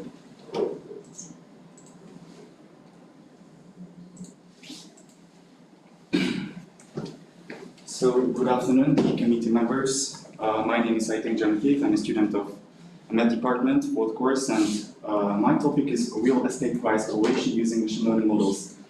My thesis supervisor is Mr. Schroeder department. He's the head of our department. So let me proceed.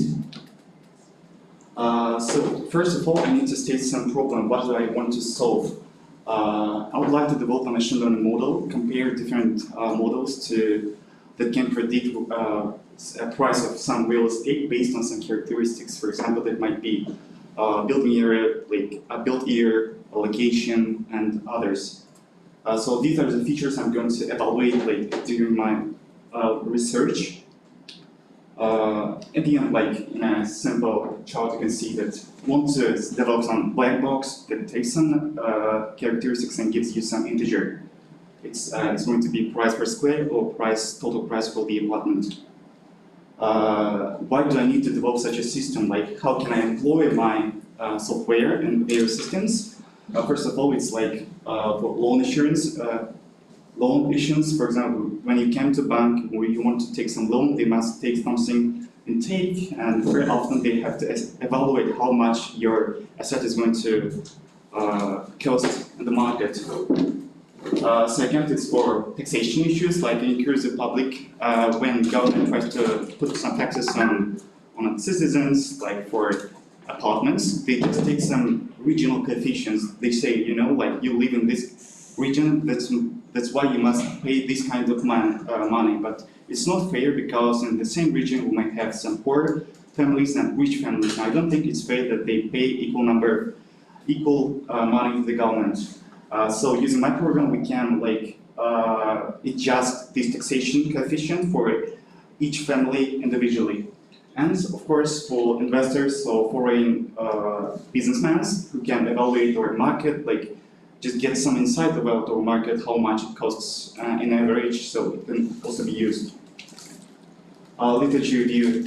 Mainly my work is based on a research made by an Oxford Business School, Said is a member, and they had a really great research about 50 papers, evaluating different techniques in other countries, making a summary.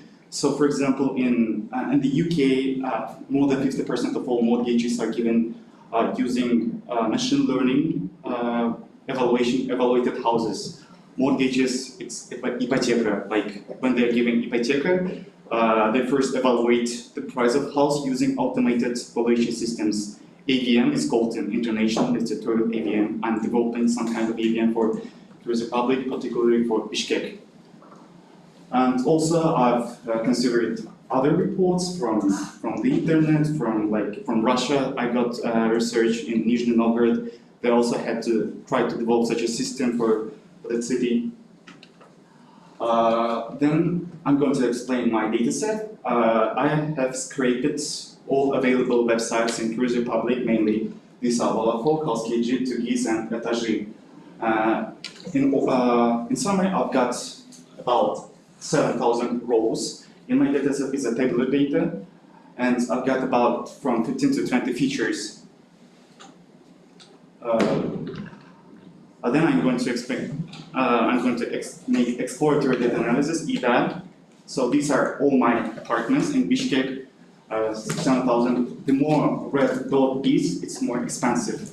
We can see that most expensive areas in Bishkek are at the center. This area is called Zolotoy Kvadrat, and this area had the most expensive apartments.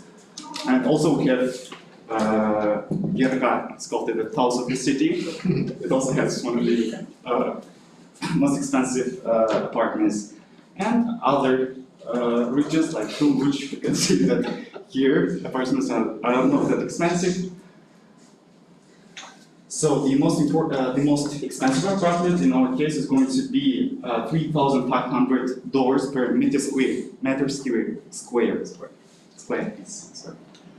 And also this is the distribution of my target variable. Target variable is in my case is price per meter square, and mean lies approximately at $1,400 per meter square. Since for the Bishkek it's an average. And also has some parts of luxury or expensive apartments like in luxury, I don't know. And this is a distribution based, I have a feature like series in Russian seria, like 105-106, and after feature I've translated it and we can see the distribution of various series. For example, I have a series like Elitka, and it is one of the most important. Of course, we also have like a series like Khrushchev era, and it also has very high price. Its mean lies above $1,500, and the most not expensive, I guess, is Stories My Syria, because its distribution lies mainly below $1,500.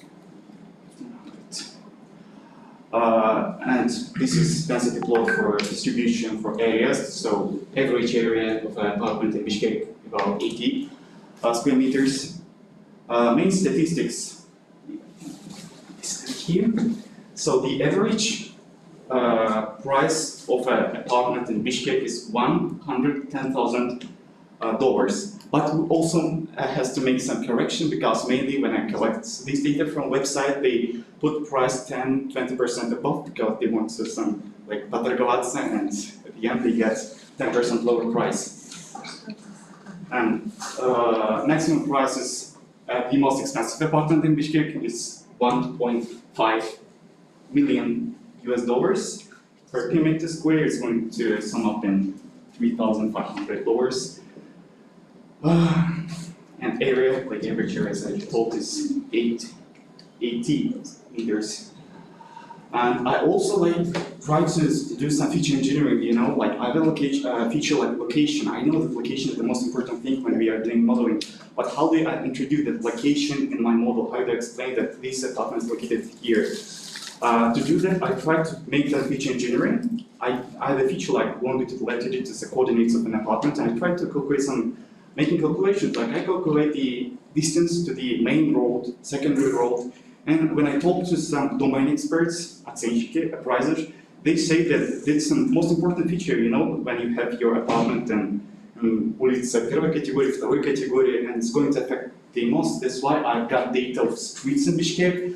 This data come from as an OpenStreetMap. It's an open database for geographical data. So these red streets are main streets and blue streets are secondary. So I calculate distance and give this data as a feature to the model. Also, I try to calculate some calculations based on the infrastructure availability. For example, I have mosques. Mosques, mechitler. These blue dots are schools. So I calculate the distance to the nearest school. I take the average number of schools in the region in some radius and 1 kilometer. The average number of mosques. This data comes actually from Turkey's. Because of this open database, and we also can collect average review out of 4 to 5 stars, and it's also given as a feature. And this is correlation. I made a Pearson correlation of all main features with the target variable. I have actually 2 target variables: price and price per meter square. Price per meter square is going to be more normalized because it doesn't heavily rely on the area, but it tries to accumulate other features. As you can see, if you take just about price, it's obvious that it mainly depends on the area, so because price per meter square is calculated by the total area. And this graph chart shows just linear correlation. It doesn't reveal some underlying, maybe we have some very complex correlation which is not linear, so this chart is not going to reveal that. These scatter plots show the price based on the built year. So this is a threshold for collapse of the Soviet Union, so the only houses built before. And as we can see that houses built before the Soviet Union are not that cheap because they have a good quality, so they mainly have equal price with the apartments built after collapse of Soviet Union. And of course, after this collapse, we consider some luxury houses that we didn't have before. So my work, what kind of work I have done? First of all, I've collected all my data using Python tools like Scrapy, Beautiful Soup, and others. I had to do data preprocessing, like first data imputation, checking for anomaly. Outliers, checking for outliers, like getting rid of that outliers, and data imputation I did using a default data imputator that comes from scikit-learn. Then I did all the charts. It's an EDA part, and testing some hypotheses. As I told before, I tried to do some feature calculations, and I tried to see some correlation of the features with the target variable. And the last part, of course, is modeling. I choose some models. I do some hyperparameter tuning. I also use a tuner for just to mention. In my opinion, a tuner is the best tool ever created. And technology stack, mainly Python, NumPy, Pandas, scikit-learn, Matplotlib, and it's not ready yet. I like to use FastAPI to automate sort of insert my models for production. At the end, I'm going to try to evaluate my models using these 2 metrics. I have also 2 more metrics, but I'm not going to tell you because I didn't write this here. It's R2 determination coefficient, and main determination coefficient is going to evaluate how well our model explain the variance in our data. Our model could just predict mean value, and this is not going to give us bad result in terms of mean, but if it always predicts mean, like it doesn't do any like, good job because it doesn't have any, it doesn't explain all variance in target variable. That's why we use R2. And MAP is like easy to interpret. Like it's just if you have 98% of MAP, it means that if you sum up all residuals and divide by the total number of observations, you're going to get a MAP. And the result, like I try to compare different models. First of all, linear, just a simple linear regression with regularization terms, rich, let's saw, decision tree, random forest, and support with the machine. For these three models, I didn't have to do hyperparameter tuning because I implemented this in scikit-learn, and scikit-learn implements it in an analytical way, so it doesn't do any fitting. It just solves it by its formula linear regression. So my MAP, I've got 15% on linear regression problems. So regularization doesn't introduce any advance in terms of metrics.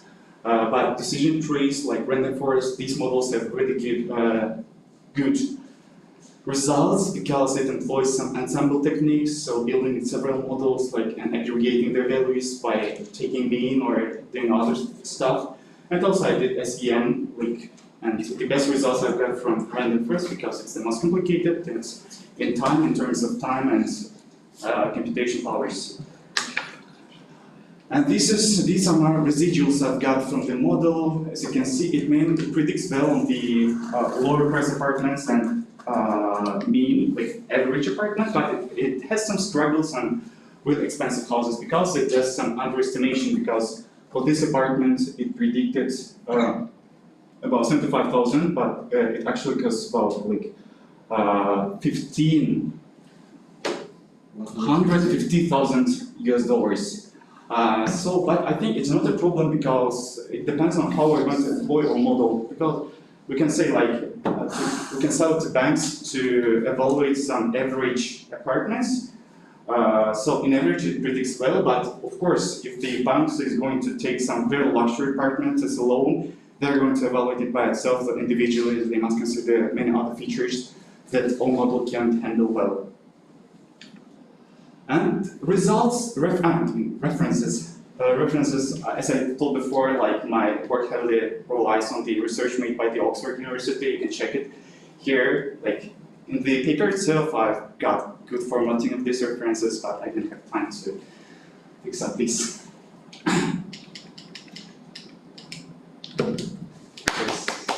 Yeah, you may ask questions now. I don't see accuracy percentages. Accuracy? Yeah. Did you show them? Yes. Give accuracy, maybe. Oh, okay. So have you considered that the hypothesis you took, the distance between two main roads may not work? Yes, I considered because I first did all calculation that I did hypothesis testing, then during that hypothesis testing I got really bad correlation between the target variables, so I decided to leave it because it took so many time and effort. I suggest you divide the city into regions and then just put these numbers. Like for example, the Zolotoy Quadrat is number 1, and based on that, just put weights on regions. But it's also very like subjective because like some person must do that, and if they do that, it may raise some like questions why that man must decide how much he's going to sell. So I tried to do it that only machine works, so no human interaction. So when I'm going to sell that, because I position this product as a product that can give you price without any human interaction. And further, if you're going to like put some regulations on law that how the price must be evaluated, we must explain the government or some officials how we got that price. And I also didn't talk about interpretabilities, or can't pronounce that word. But it's one of the most important problems in my case, I think, because we have some real data. We don't have some abstract data like audio or image. And if we're going to try to sell a product, we must explain to our customers why we got the price. We're going to say this for like taxation service. they must understand why these apartments like cost this number of money, and I think it's important. But as I said, in that research, they say that for now it's a problem because people don't understand AI, how machine learning works. But at the end, they are going to we're going to just come up and take machine learning some black box that gives you some price, and don't ask questions how it got that price. But it's in the future. For now, it may raise some questions. Any questions? No? Well, you should still include that because neighborhood is important. Yes, neighborhood. I think I must consider that. I did it like about 2 or 3 months ago, so I really forgot which features I included. I included distance to the streets. Neighborhood is also must be yes included. Okay, so you got all the data from the house KG, right? House KG, Wallafo, I can show the sources. So, individual and elite houses, so generally, so these houses are just like a new house, new buildings, right? So in general, they sell like just walls, then they're including the prices, so did you consider that part? I think, yes, these are considered in an individual part, like. So because it's in your graphic, it's shown that like a Khrushchev is showing like high prices, but like elite and individuals are lower. But why is that? So because I think I've included all of that Soviet structure buildings like Stalin era. Stalinka is very expensive, you know. I guess I had very few Stalinkas, about 50 or 100, and they were really expensive. That's why I think they've got these Khrushchev areas so high. But elite individuals, so now, like maybe 10 years ago, elite was something very expensive, but for now, for all market, it's not that like luxury term. And also, as I told before, I have tried to get rid of some roles that were outliers, very expensive. And you asked one more question. Should be vice versa, I think, like elite and individual houses are like new buildings and should be more price. Maybe that's why you, as you told before, like they are, how it's called, like for just walls, roll walls without any mebel, как будет? Furniture. Without any furniture and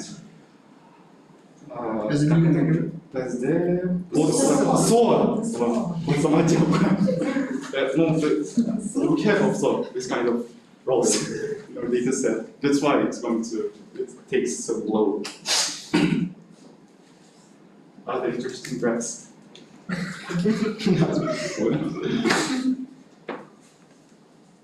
I also like use quantum geese, so it's one.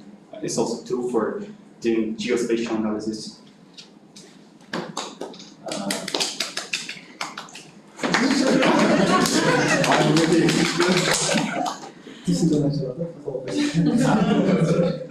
For Optune, which method did you use for hypertuning the parameters? Minimize, just I give it some function like for Optune I give. As I remember, I've given RMS here, root mean squared error. So Optune is going to minimize that function. So it's a simple minimization technique. It takes some, I don't know how, maybe it takes derivative or something else, an idea. So it's going to come up with the most optimal parameter that gives us the least RMS here. And the best result you got for random forest. Random. Can you show that? Of course I can. So the main second, 9, right? 9%. I'm really sorry. First row, it is for a total price. Second row, I did like predicted for meter square and multiplied by this by the square. Yes.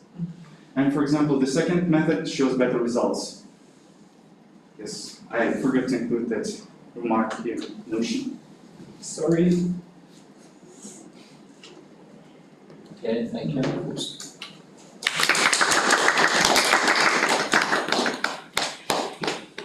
And it was the last presentation, so. Yes. And would you Yes, we know that you are the last. So we must go out. Yes, now you should get up. Thank you very much. Yeah. When we will call you in a minute, in a 5 minutes. Just wait here.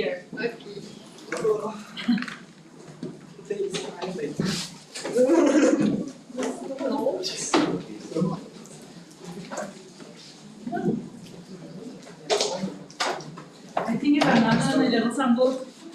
Ама Билесиңер кайра потому койбойт. Сен бирок угуп атасыңар окшойт, и так что прямая трансляция турбайбы? Окубайт жактан. А бул эле? Без звука, окей. Прямая трансляция көрүштүр да, оказывается.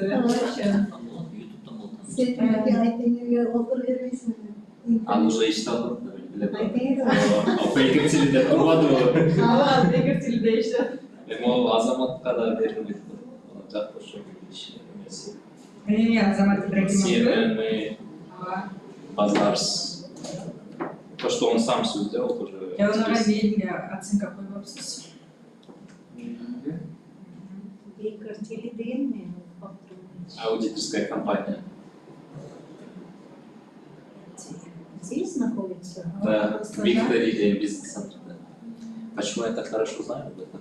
Меня это тоже история. Эмеден деп калгам, personal data protection иштеп аудиторская компания. Так, Мерим Мишаналиева 3 болуп калат экен, 62. Так, башынан баштайлыбы эле, Сараныкы 5 экен, госэкзаменде да 5 экен. Ашын Курбанов 86 болду 5. И гос 4 экен. Мерим Мишаналиева получается 62, 3. И госэкзамен 5 экен. Жеңиштеги 65, 3 и госу дагы 3 экен. Так, Арафаттыкы болсо 5, 94 и защита тоже 5 экен. Так, Азаматтыкы 94 тоже 5. И защита, гос тоже 5 экен. Бурмачач самый кече күндөн бери мындай эң жакшы выступать эткен Бурмачач болду окшойт да. Так. Бурмачач госу 5 экен, биягыда бул жакта 5 болду. Кызыл диплому кетип да Бурмачач? Кызыл окшойт, кызылга жетпей калды окшойт. Аябай окшошту да. Негизи кызылга барса болот эле. Кетпей калды да. Эми азыр эме болуп калбады, просто жанагы average 3.75тен өйдө обязательно болуш керек да. Ошону прям министерство требует депчи. Тигинде болсо балки 5 болмок. Просто булар 86-дан өттүм, в принципе, average главное 5 деп это положение поменялось. Так, Асадбек 92-ген 5, защита госу дагы 5 экен, и Айтемирдики тоже 5. Гос тоже 5. Мээримне департамент evaluation алдынбай алгамбы 0 деп турат. Ошондой окшойт, 0 деп коюштурбу. Ушу нормально. Азыр эмеден сурап көрөйүн, сразу ким эле? Ширалова агайдан сурайын. Предефенс эмеден өтүп да.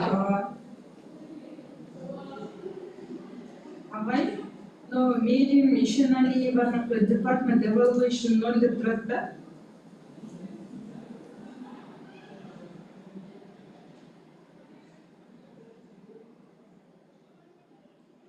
Карап көрбөйсүзбү ошону?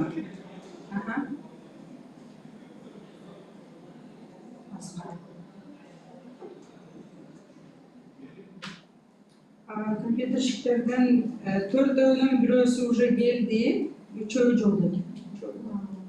Мен ойлоп турмун эртең бүтөбүз, бирок эрте деле бүтпөйт экенбиз да. Уже жарым сааттай обед болуп калды. Ушуну да калайсың. Ушуну да калырсыңбы? Же бирок бир жагда кечип келди. Жетишпейбиз да. Жетишебизби? Жетишпей калды. 1 саат. Жетишпей калабызбы? Кечилик турбайбы? Ошо бирөөсү уже келдим дейт. Ошону билен алып туруп бербейби аны? Ошо эме болду эле. Не болсо да азайып Нет. 15 күн. Кечекилерден деле мага жакты. Бул проекттер. Çok проекттер сонунда просто мындай iyi презентация кылганымдагы айтам да мисалы. Полный email-ға отсаңыз. Да, мындай почти бұрма чашкада суроо эмес, ал бардык суроого өзү эле жооп берип айтып алды. Суроо бергенім чисто собеседованиядан алып қам өзімше. Проверить хотел. Проверили. Комшилерде биз аларды и так жана дефенс, булардын баарын эле дефенс, предефенстерге кирип жүргөн үчүн уже более-менее білесің, да, что они делают дегенечи.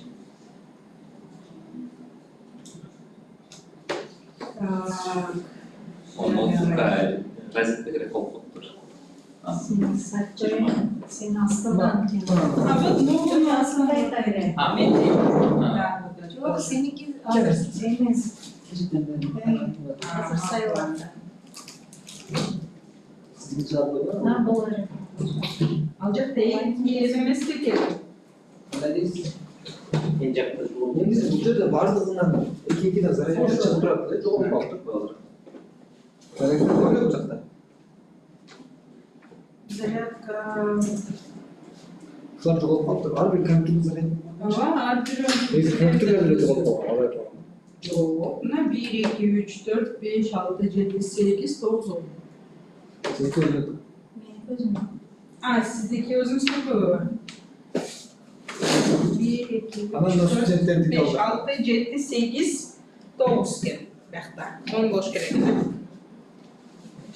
Ama ocakta bunu koşalım. Bekle da bir zararka barken görse. Onların aslında.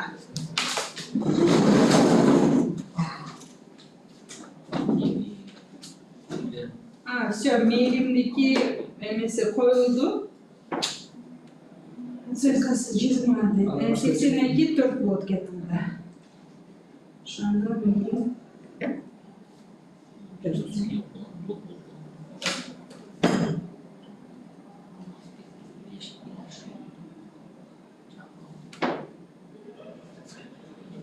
Çakır öğreyine.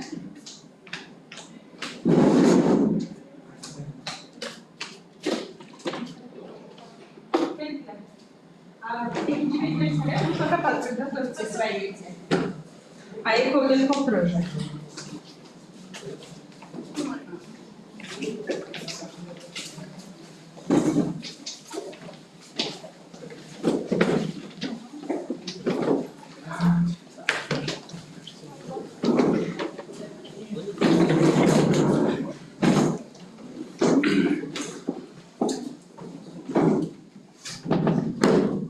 Belki situasyonlar işe çıkarken rебята bilgiler, alar emin çıkar.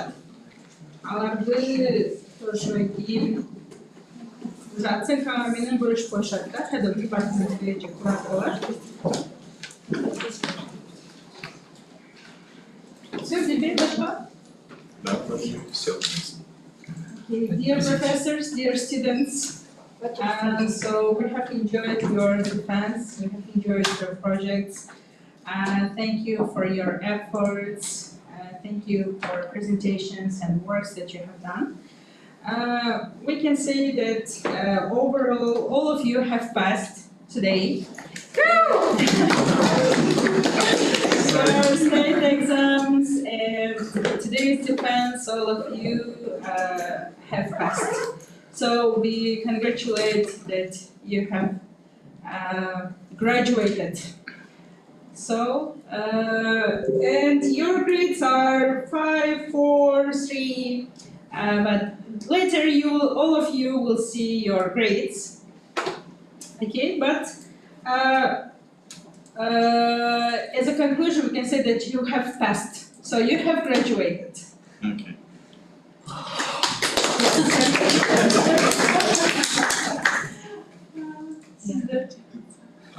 Later on, it's in what time? Like in half an hour or in an hour?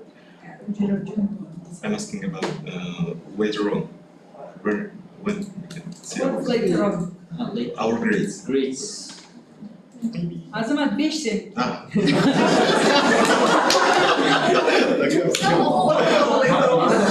Я рада сразу идет в меня.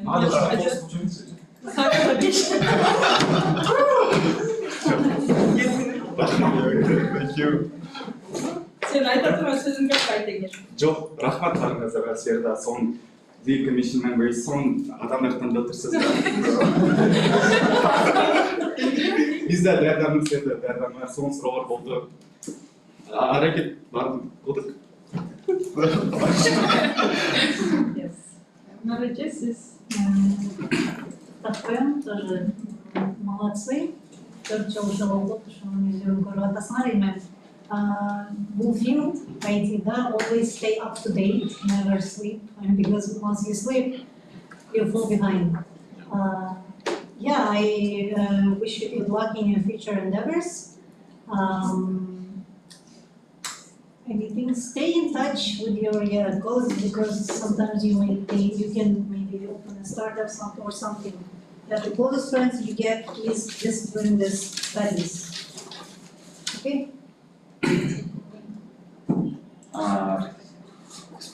Firstly, I want to say Azamat Ibrahimov, right? Can you also, if you're interested, send your resume to me for Bank. And thank you for all your presentations.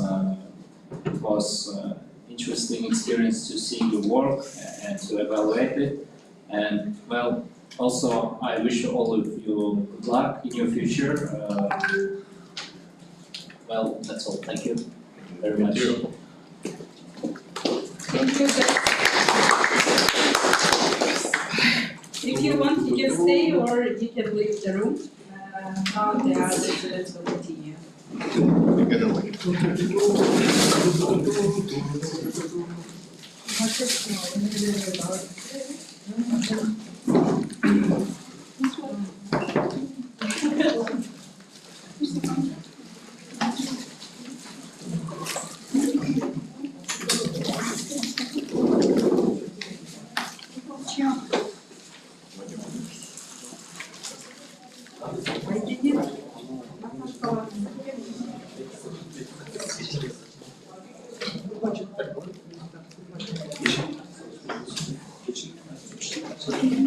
Денис, поздравляю тебя с окончанием. Спасибо всей комиссии.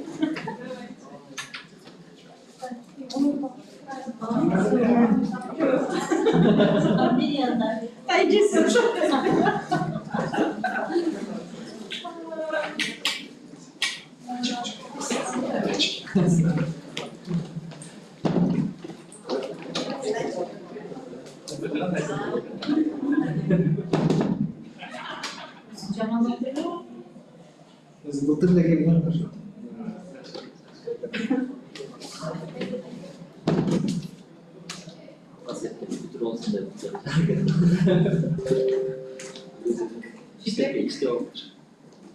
Жібек Акылбек кызы.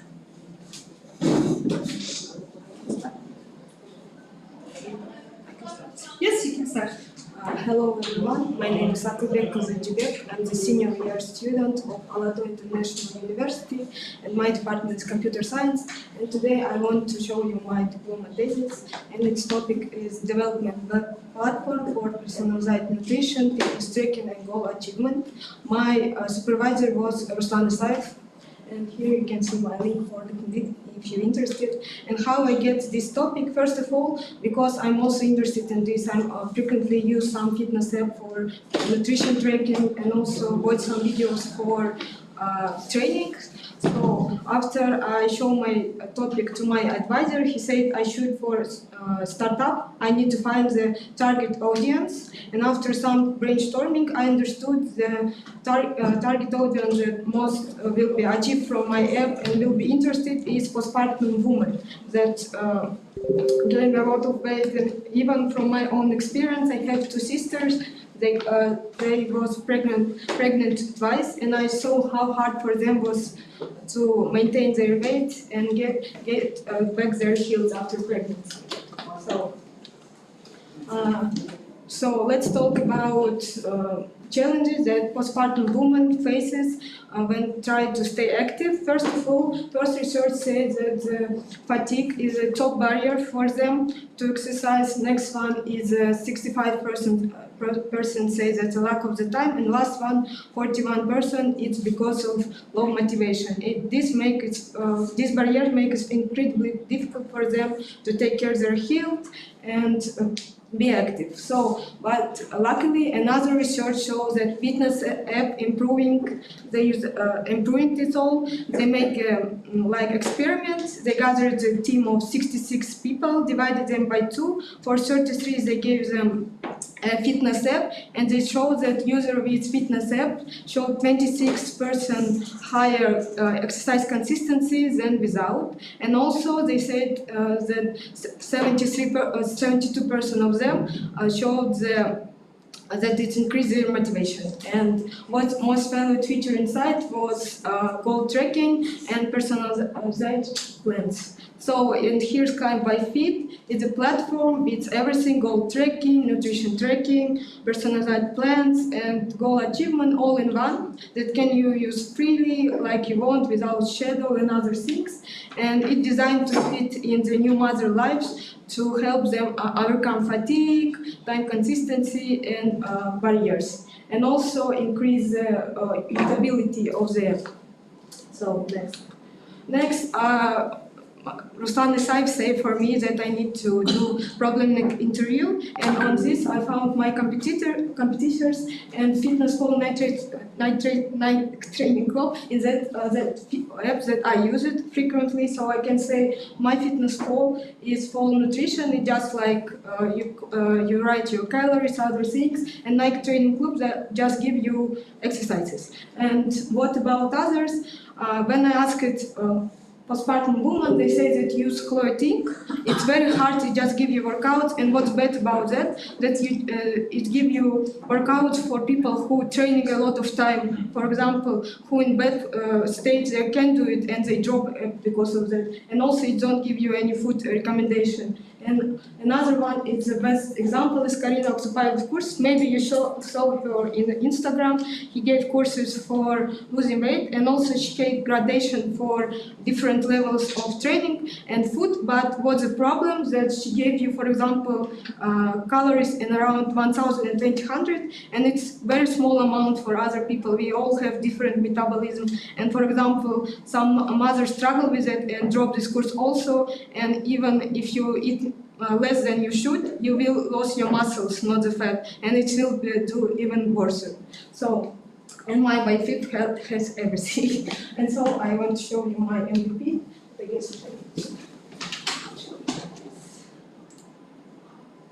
Registration. What you are seeing now is the user registration logic, which will later be used to provide personalized nutrition and training recommendations. Personal Office. Here, the user can edit their data and avatar, as well as track weight dynamics, which are displayed on the graph.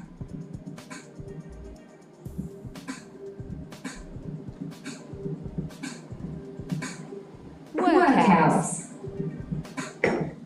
Based on your weight, height, fitness level and goal, VibeFit uses AI to create a personalized training plan that is best suited for you.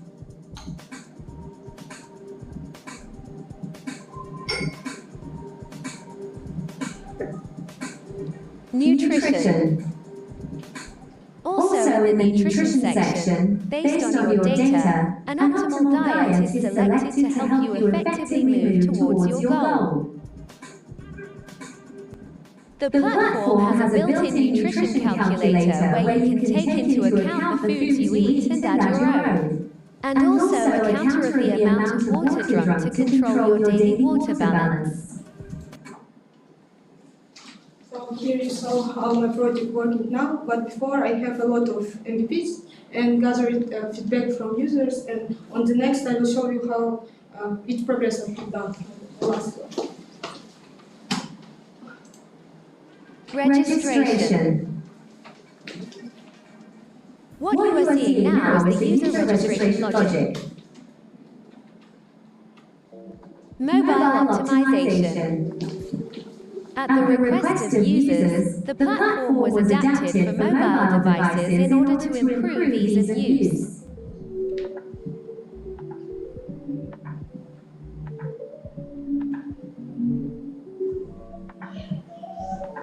upgraded nutrition, and added food database.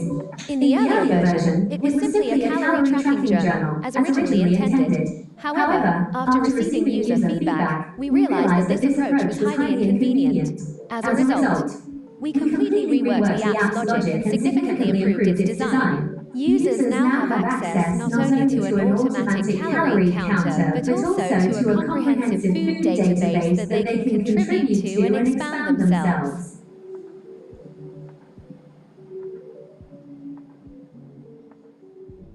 The database was taken from Kaggle. Traction progress. Finally, an Instagram account was created to promote the startup and collect statistics together with the first test users. As you can see, targeted advertising was set up correctly and attracted the target audience.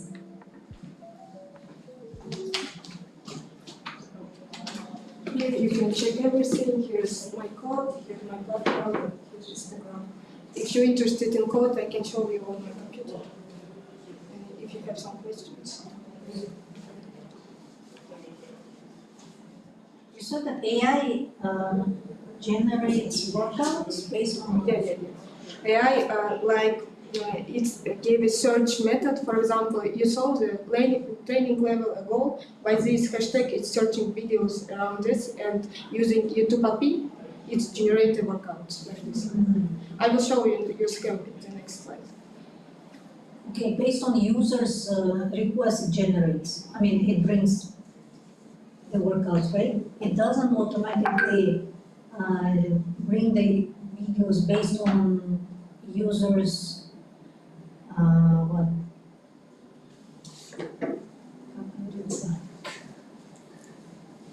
Based on users'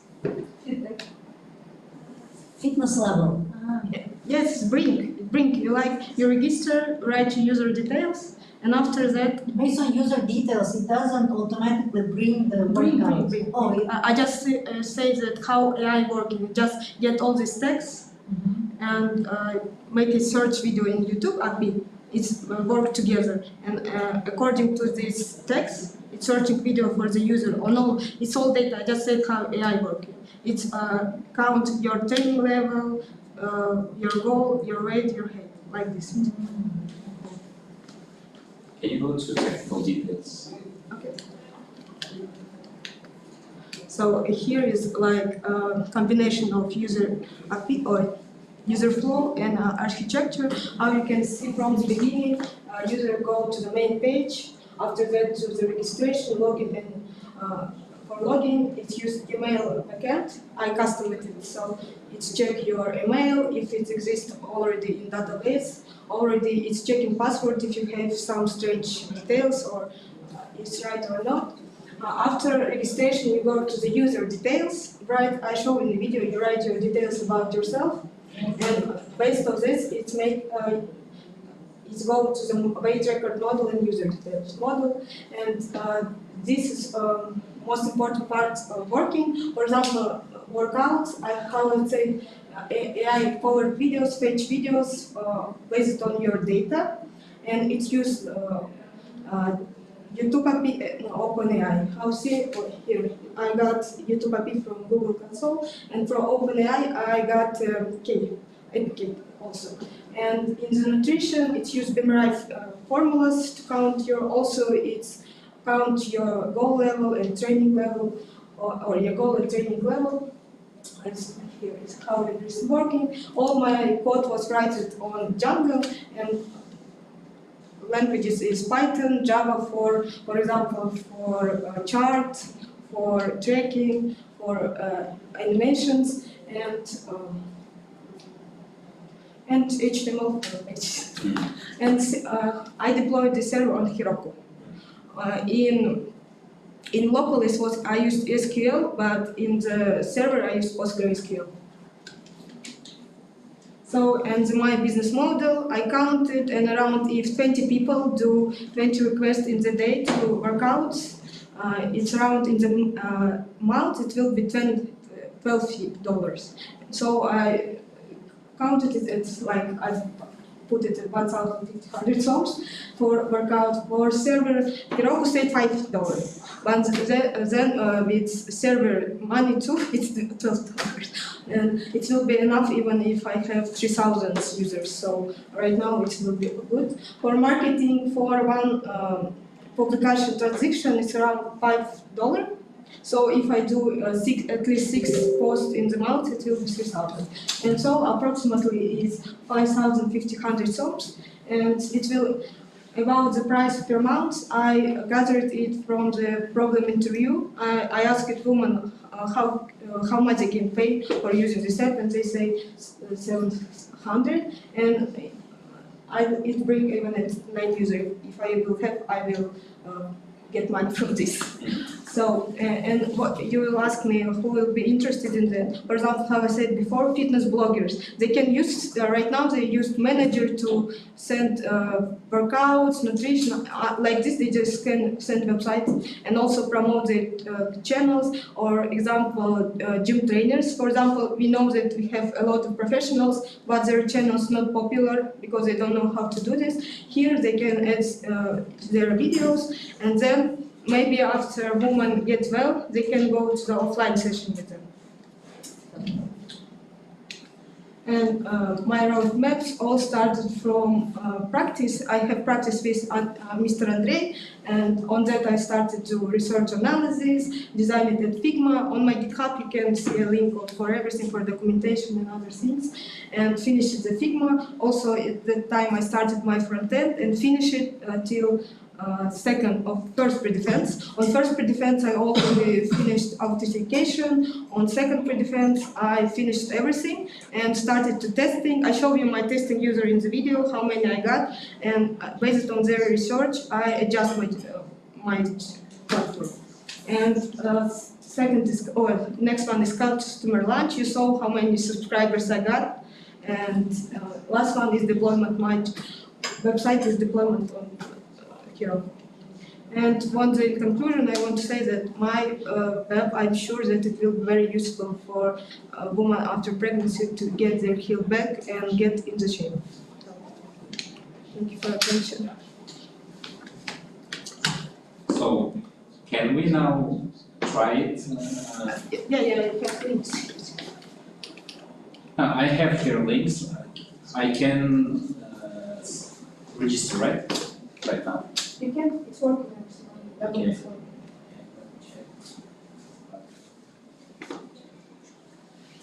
You said let's personalize it, yeah? So what kind of data you store in order to personalize this? I store weights, other goal and general level. Based on that, I have formula for nutrition where it counts what your calories will be. And for workout, it also gets the same data. Just send request for OpenAI. Based on your data, it's made a text, and this text going to YouTube Apit has Does it take, for example, it's like previous workouts also that it's like as a data whenever providing personalize it? Because I started to use, for example, your app. I don't know, you say for women, I just but in registration, yeah, in registration it's available to choose the gender. I saw it, I just tried. So that's why I'm asking, like, for example, I started to use your app, and even after months I've been using your app, still your application recognizes me as a female. No, you can change it. I saw it. I should change it. Yeah, you in your user profile, personal, you change, and it's create for you. On video, I showed how it's working. If you change it, I saw it. Okay. So I registered here, right? And now here. So personal office. I mean, let's say I started, right? And let's say I lose maybe I can also start out again. And then it will Where can I get the recommendations? Here workouts, Uh-huh. you will get one for you and 500. For example, you see this bank working on this text for what you do. So is it like OpenAI searches for this video from YouTube and then put it here? Yes, yes, yes. And also I did some changes because sometimes in the demo AI didn't work properly, so I make filters more. Look, here it's showing fat burning because I wanted to lose weight. Yes. If I want to change my goal, let's say I want here, maintain, and then it should update the workouts, right? I should wait. And here is what's for you, is what you see is different video. Yes, different. Yeah, yeah. Okay. And nutrition you also can see how it adjusted. And I have database with 2000. So for example, at meal, so let's say, you can hear, Search here. for example, dinner, and for example, I don't know, sandwich, I think it should be. Here is from. And it already has like how many calories, etc., right? And also you can add your own food. You can add your If it's not inside the database, You let's can say, update my data. I don't think they have concept, for example, like that, right? And you write the color. Uh-huh. And then just save as a new. And here you can buy foods. Nice. Thank you. Do you have any questions? I don't have any questions. Thank you very much. Thank you, Cibek. Second Cibek, Cibek Mamabekova. Hello everyone. My name is Cibek Mamabekova. Today I will present my diploma work titled Development of a Mobile Application for the Picasso Wall Robot with the function of generating paintings using AI. So my diploma type is patent and my supervisor is Dr. Tawhid Khan. So firstly, I want to say that Picasso is a project of our university that includes the drawing vertical robot and the mobile application. So I decided to take this part of this project.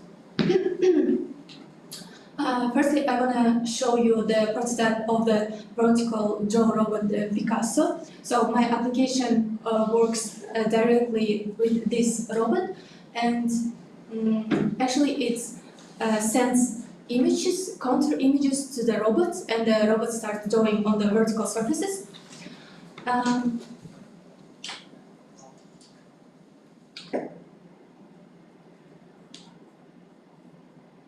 Yes, here I made the 3 demonstrations. So in the first one, you can see the function where the user can pick the image from the gallery. Like in the gallery, all of the pictures are colorful, and I added the function that makes all of colorful images like black and white, just left the contour one. And also we can here the local database, we can store it, there we can delete it, and we can take back from the database to main page to send it to the robot. And the second one is the main function of this application. Here the AI generates image, like yes, it generates actually the colorful image, but like the same with the previous one, one algorithm makes all of images contour. And in the third, I want to show how we can send it to the robot, like any image picked from the gallery or generated from AI or the stored image, we can take and with a long press just send it to the robot. Yes.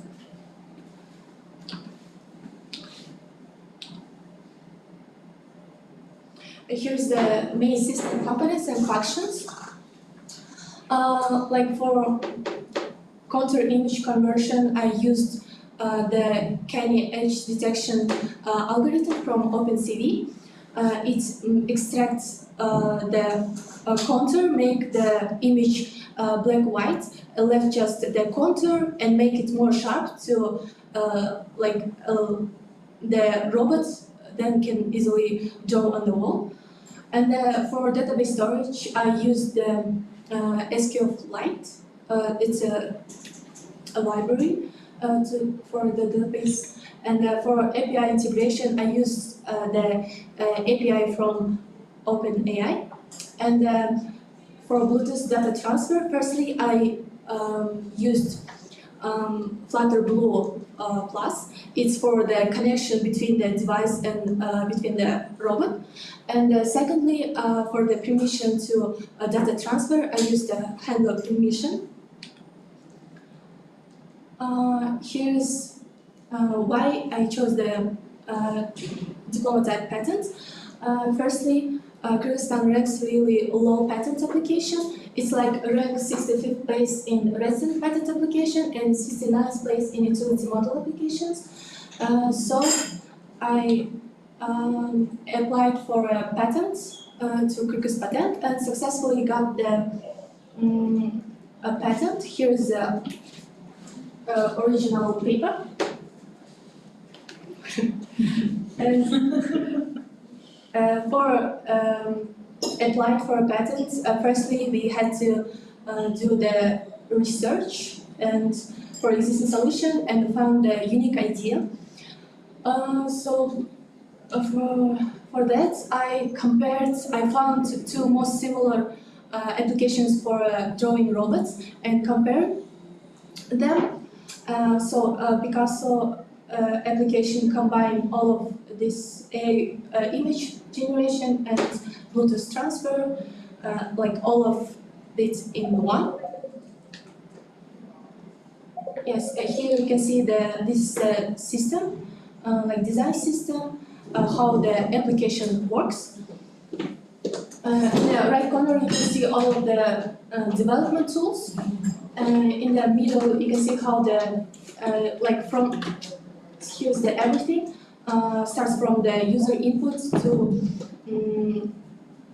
to like image processing and sending the results to the robot. In the bottom you can see the how all of this works in back. Also, I presented this idea in MIT conference. MIT conference is a scientific and practical conference that was in December last year. So it was a good chance to get a feedback and share the idea.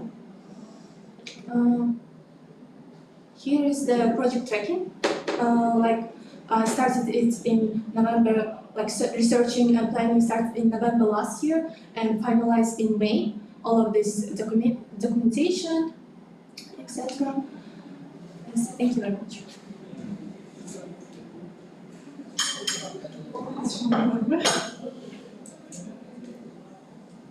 The robot itself also developed by Yes, it will be developed by another team in our university, and then we can come together and testing it. But my focus was only on the mobile application. It's fully ready to send the image to a robot. Then it will be done. So is it like you develop the mobile application where it generates some picture with contours, with some algorithms, and then you send it to a robot that will draw this picture on the wall, right? Right. Okay. Do you have a demonstration of your mobile application, maybe with your phone or? Yes, in emulator I have. Can you show that? Yeah. Okay. This one. We can run it.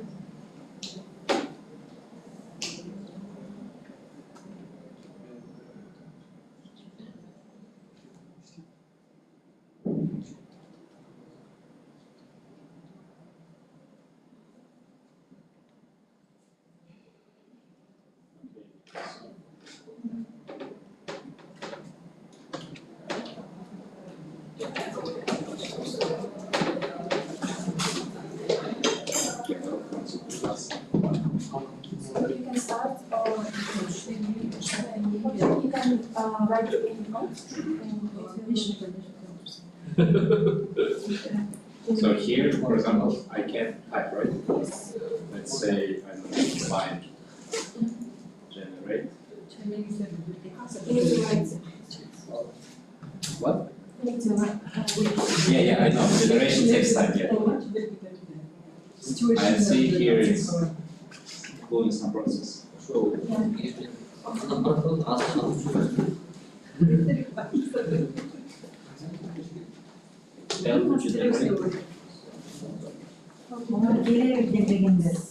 Çok geldi. Ay, nasıl tanışa geldi? Proje yoldaki. Çok da bu onları Yes, at home I have. Да, сразу пошли. В принципе, аларда да там без оценка просто да, аларда average чарт коёбуз.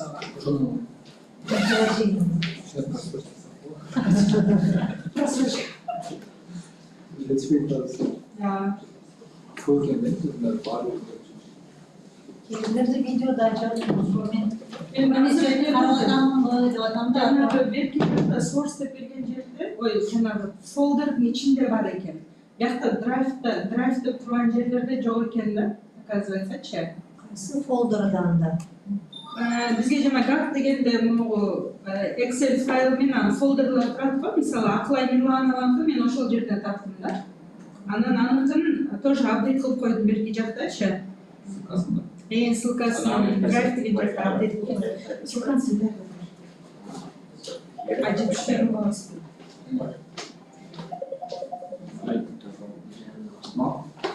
Şurası cuma günü. Altı bir balon var. Atlanır boza diyorlar. Boza yetişmesi çok.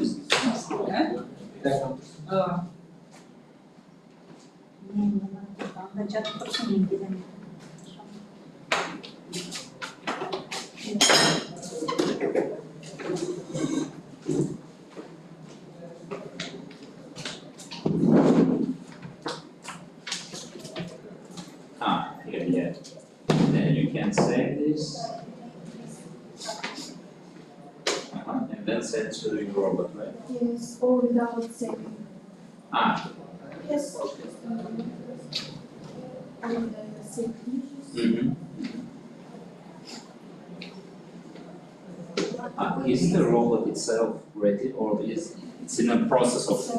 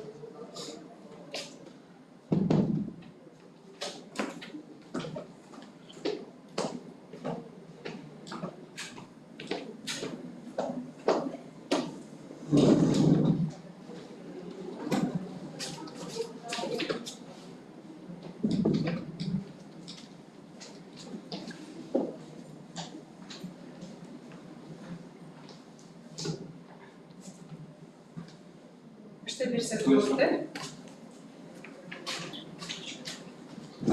Sınavda Cizep Raman Beka olacak. İkincisi Raman Beka, birincisi Arko Bek kızı.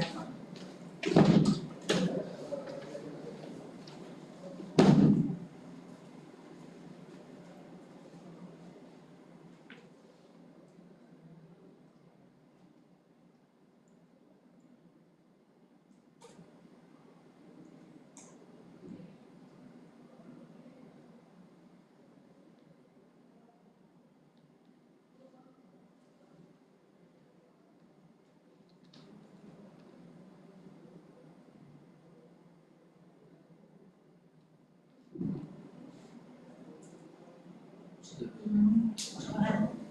hello everyone, I'm glad to present my diploma in front of dear committee. My name is Sultan Bekmuratov, and I'm the student of Faculty in Engineering and Informatics in Computer Science Department. My supervisor is Ms. Purul, and my diploma thesis topic was mobile application for learning Kyrgyz language.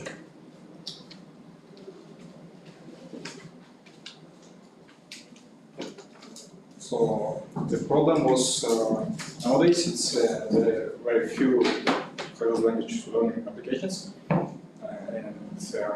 for example, if we take Duolingo or Memrise, this application doesn't support Kyrgyz language. If we consider other Kyrgyz language applications, they does not provide teacher and student interaction between them. And they don't provide very proper structured materials. And so, yeah. Objectives is to help foreign students in Kyrgyzstan learn Kyrgyz language and provide them with good structured application. And second aim was to include two roles, lecturer and student. There has to be student role and lecturer role. And most important was to make it backend free architecture, so application could function without backend server, so independently. So here you can see examples of some main features. First, you can see the levels of the course. There are 7 levels, each with dialogues and texts, grammar and vocabulary. And each of them consists of 4 subtopics, and inside of them, audio is Kyrgyz, text and translation to English. And third screen is role-based UI. It's the registration part. When user registration register, he chooses is he lecturer or student. And this one is lecturer feature. It's group creation. Lecturer can create his own group, and other students can join to that group. So about architecture part, I used clean architecture with AVVM pattern. So it made the application more scalable. And if we go briefly, so AVVM stands for view, model, and view model. So view takes handles the UI handling and user interaction, and model it's more business logic and data layer. And view model, it's it injects model layer to the view, so it's contract between them. Here you can see the example. So technology stack, I used Kotlin. It's a modern language for mobile applications. And as I said, MVVM, and plus I took some moments from MVVI pattern also. Kotlin for asynchronous programming, it's helped me to handle the blocking operations, and flows to handle states and session caching. So it helped to reduce resource usage and memory links. And for navigation, it's Android has single activity and with navigation component. And the UI was made by XML. And also backend, it's alternative for backend, I used Firebase authentication and real-time database.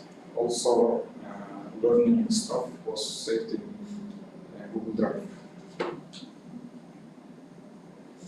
So this structure in Google Drive and Firebase. In Firebase, you can see three main tables. Like main data is kept here.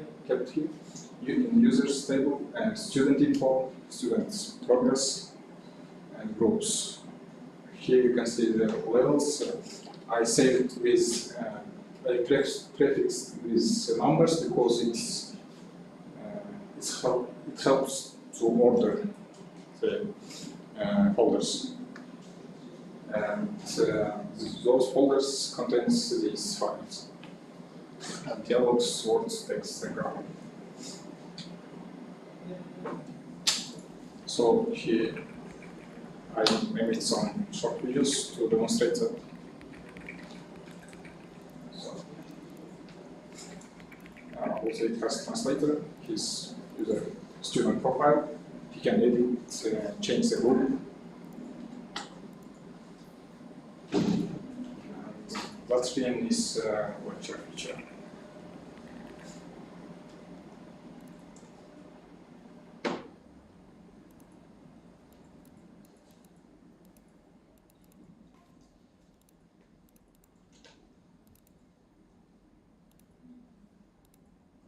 As I used the emulator and the audio was blocked, so I can show it in real device now. So his works, it also supports audio. So all of this can be demonstrated in real device. So can I switch next? So results and challenges. So I've got what I aimed. I successfully loaded the lessons from the Google Drive because I thought that it will be almost impossible, but it worked. And progress tracking, it was the hardest part, I think. And so there is also Firebase structural limitations. It's more complicated than SQL database, so it is hard to structure the tables. And also was planned to integrate AI translator because, but there is no Kyrgyz language support, so it was not integrated.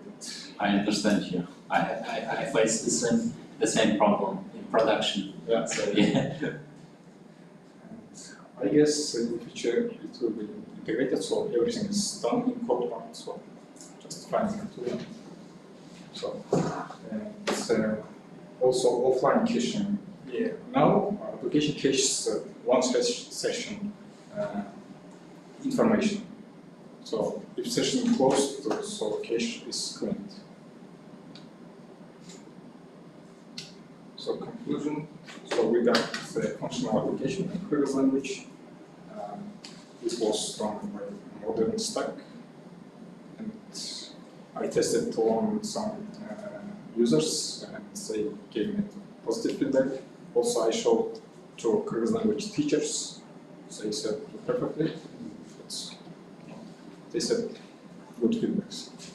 So, yeah. So thanks for your attention. Now I'm ready for question. Can you show us your app on the phone? Yep.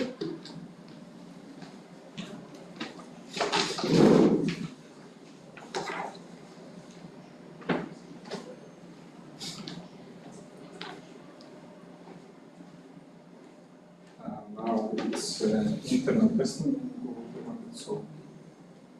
You even deployed it, send it to Google app? Yep. It's going through the internal testing now. Okay. It's 2 weeks. Okay, that's nice. This is now you are in the lecture hall. So now we have Groups. We can create the group, see the members. You can see then the last scene, the Taurus, and which copy access this. Now it has 2 students. Can we see any lectures?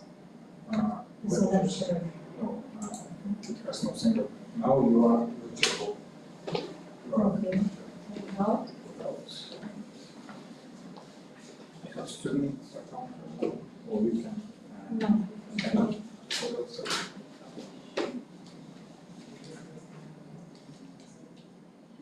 So lecturer only sees who has joined and their progress. Yep.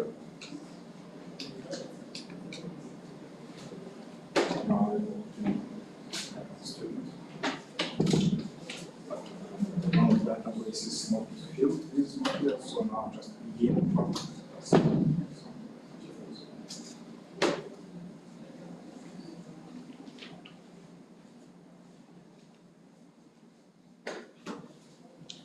Really done. It feels screen when it's white. Do you have any tests? No, the test part was not ready, so.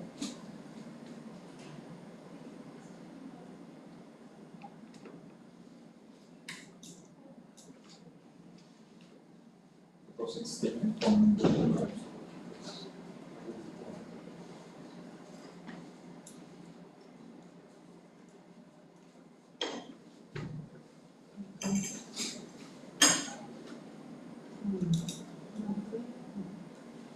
So these are what?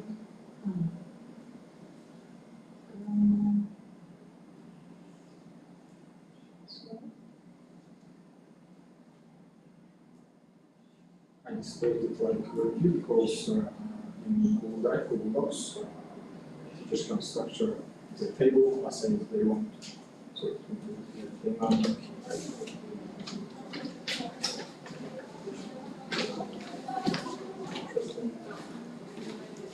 So as I said, there's couldn't find the previous language, also I think functional.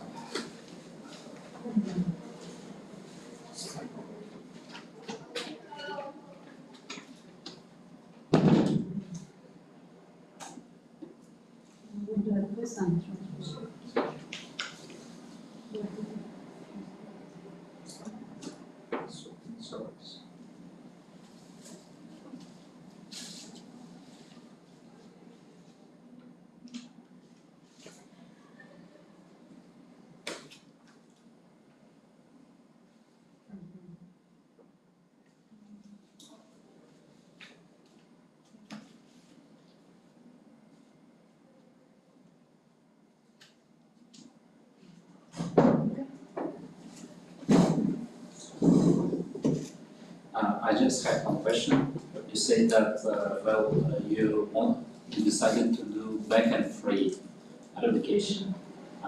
It's my first time to hear about this thing.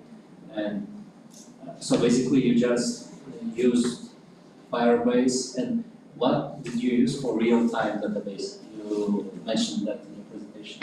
In Firebase real-time database. It is the real-time database. And Google Storage for materials, loading stuff. Audio text. Okay, thank you.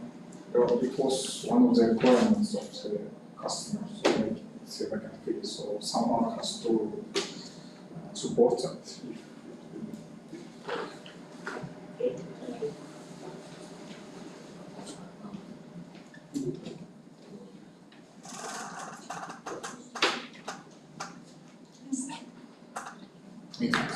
Hello everyone, my name is Rosa. My supervisor is Dimsha Ahmedov, and my final project is development of application Surab. It's a startup. Let's start. Let's talk about the application. What's Surab? Surab is a mobile application that connects users with Ustazes. I guess you know who is Ustaz, yes? Who has a knowledge in Islamic, and users can ask the questions from within the application from ustazas, their life and spiritual questions from ustazas. Why I do this project? Because in our country there is more than 90 people are Muslim, and we always have questions related to the religion, life questions. But in our country there is no platforms where we can ask questions from ustazas. We are.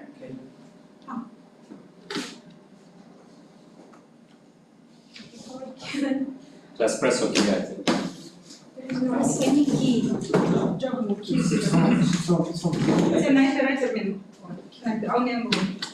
There is no platform where we can ask our questions, and like our ustazas using kind of this. Our ustazas using kind of Telegram channels or Instagram. It's not like comfortable. For example, in Instagram, their histories,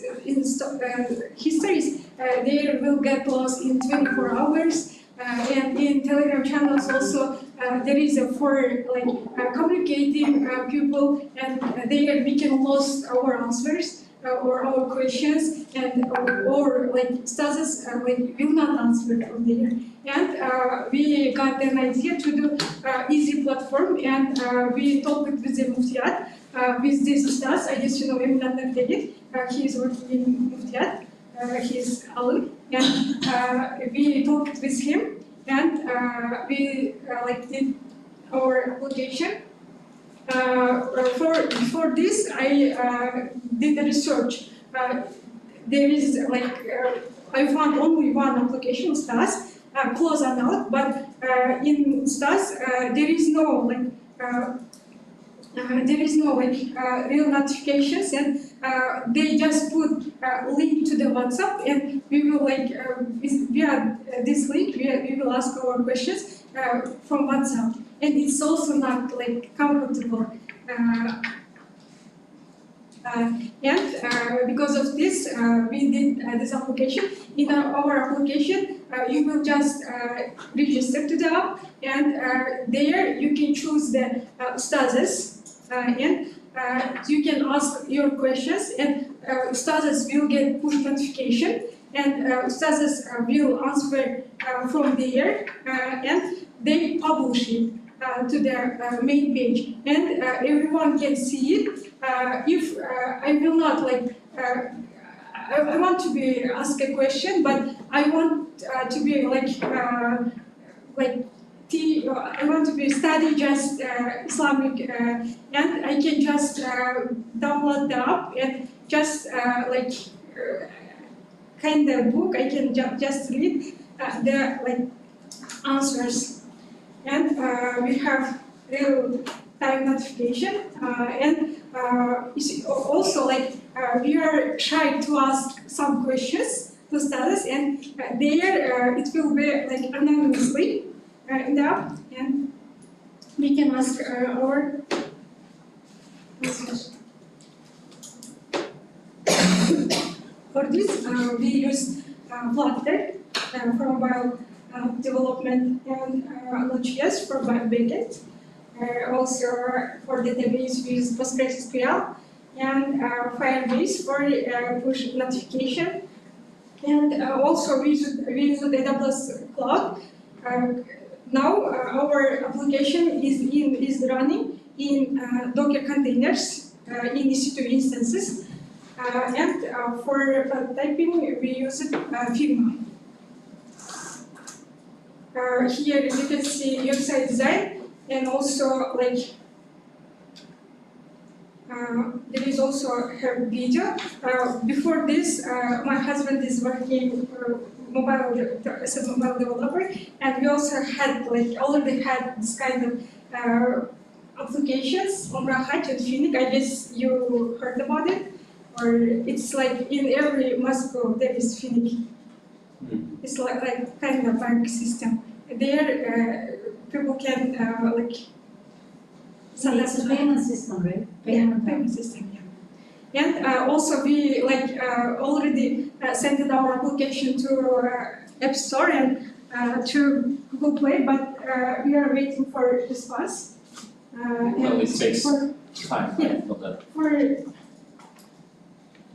And tomorrow, they have to be give out to approve, but in App Store they have a requirement when application will not work without login page, they will publish this. But our application main page, some parts working without login page. Because of this, we do did second part of the problem.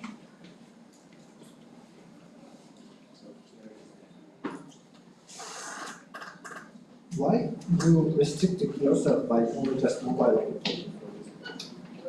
Actually, I guess you could also, in addition to the mobile application, provide some web application because yeah, web application also good, but we talked with Muftiat, with Ustadis. They said that it's easier to use no, for example, I have a question, and for one question, probably there could be because for one question they will not download your app. They prefer directly to search this answer for this question directly in Google. And I guess it will be good. It's my idea, of course. Index it in the Google also to find the questions or even to find your web page to ask them kind of some questions. But our people doesn't do this because in Telegram channels also, in Instagram also, people asking every day same questions, you know, and Ustaz is answering these questions in Telegram, in Instagram also every day in the same questions. And because of this, we already have in YouTube, in Google, answers, but they are asking from Ustazs. And because of this, platform it's easier to use. And also we did for Ustazs also, their pages. Can you also Yeah. please? Yeah. So, all part of this project you did it by yourself? No, Okay, so which part you did it yourself? my part is idea is mine. I am a project manager and DevOps engineer, and also I am not good at mobile application, but I did some parts in mobile application. Thanks for this. You are the DevOps engineer. Yes, I have worked DevOps engineer 2 years in America. Oh, that's nice. Okay, so here after,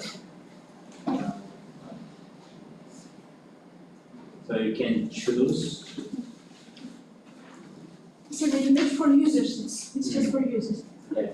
For example, you choose the star. Let's say this one. Yes, it does. You can Then, let's say some question, and then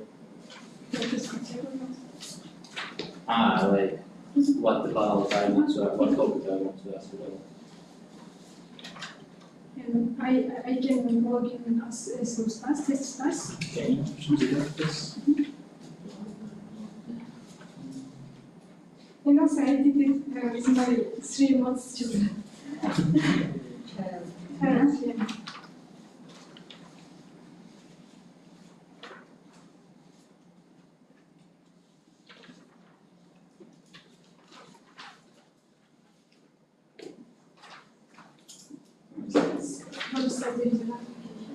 Here. Here, for example, this one, right? Also, is this test and publish it. It will be in. This was my question, and here, for example, this was the question. It's for Ustaz. Then, So Ustaz sees your login name, right? But it can be anything. Ustaz sees your name. That's it. she means this one, I think. Yes.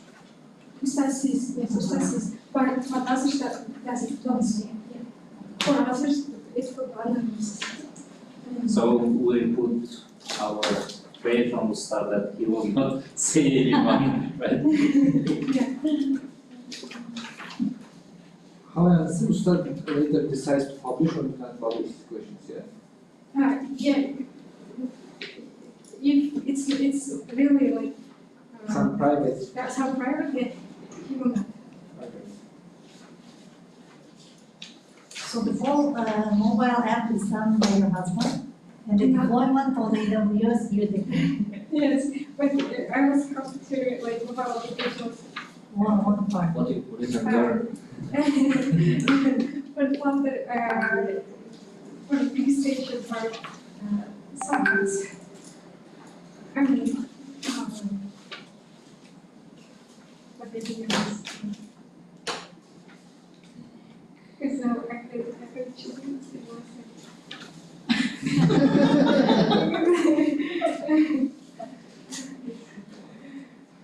You have only one child? Yeah. Okay, do you have any other questions? No. Don't be so honest, Rosa.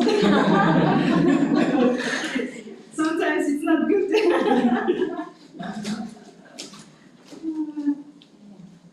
Okay, Thank you, that's it. Okay, thank you. Yes. So much. Thank you.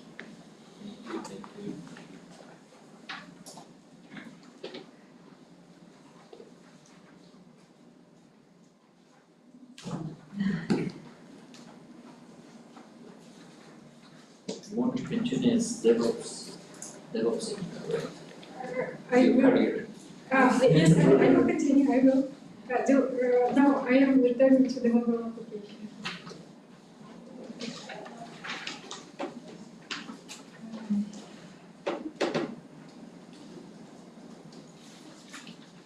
Harbi bu arada uçlayacağız, emedeyiz be. Ооба, ошо bunu деген азыр мен берки болгондордукун коёсум, анан болбогондорго да силер коюп койсоңуздар кийин жактагы оценканы бияка биз топ коебуз да.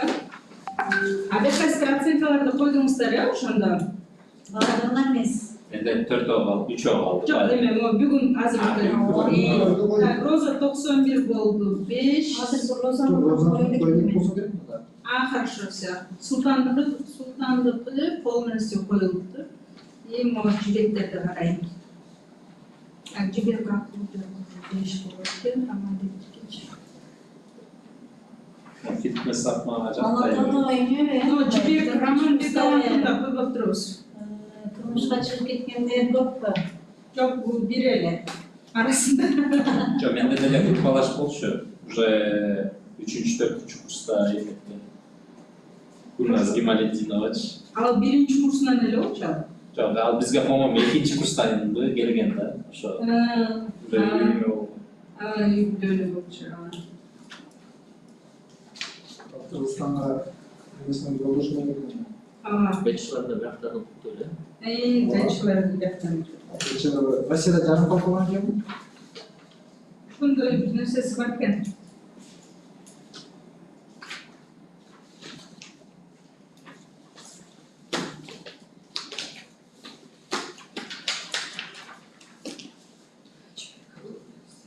Разговаривали, да, продолжим? Aynen bir işlemi var, geç kalmışlar değil mi? Geçiş kalaylar ama Ava ister giyin koysanızlar болады. Ay çok kısa geçeceğiz. Biz olsa hemen okuruz. Niye? Cip kapayız. Bunlar rest proyekt sizge en başında. Yaptım. Kalın da geçebilirdi. Anküler свежий. Büyüklerden aytalar. Ankülerden ne mi? Soğumma çalıştık.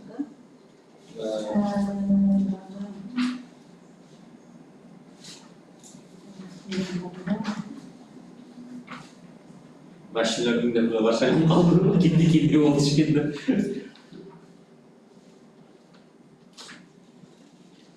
Komutan değil mi ayacaktı? Fitness sevmesi. Fitness жақсы, ол жоқ жақсы. Evet. Молодец. full прям вытнесен можно. Еще и вот это, то, что андай MVP-ден булганы. В реальности ошондой эле аласың да. Бир эле эме болуп эле тотон кетип калбасын дегендейчи. Ал жакшы окуйбу. Жакшы окуйт. Ал бизде колледжде окуган биякта. Анан колледжден кийин ана продолжила здесь. Кызылга кетпейби? Жок, кызылга кетпей калды окшойт. Боюнча кетпей калды, из-за новый. Из-за новой, да. А так бир 10 студент точно красна келип аткан. Азыр 5 болуп калды окшойт.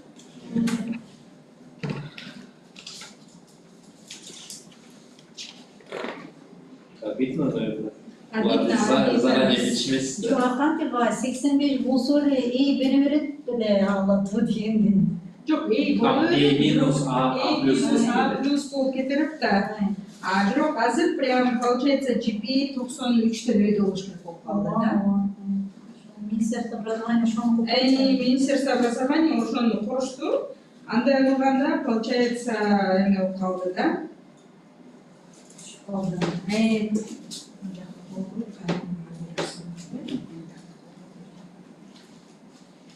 Быйыл ошондой өзгөрүп калды. Мурун мисалы, например, GPA'лери деле жакшы болчу. Анан, например, 85тен өйдө алды, 5 эле кетиришкен болчу да. Инженерияда все равно кыйын го 85тен өйдө алыш дагычы.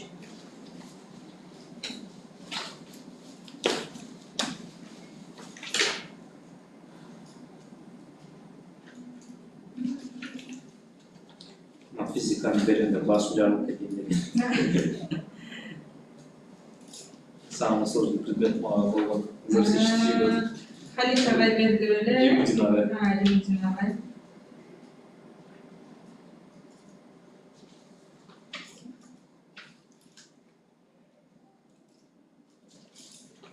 Мурун мындай эмес болчу, тоже протоколду берели, общий протокол окутот, азыр ар бир студентке запрашивают.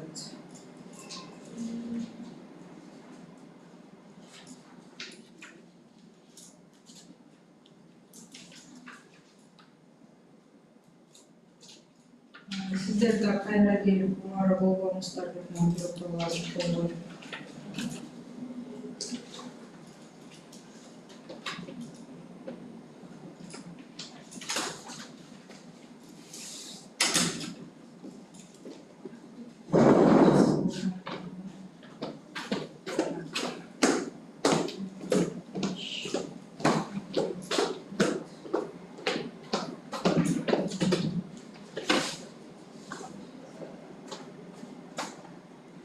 Да, ракурс, компьютер сайенстин эмелери көбүрөөк жаккан болду.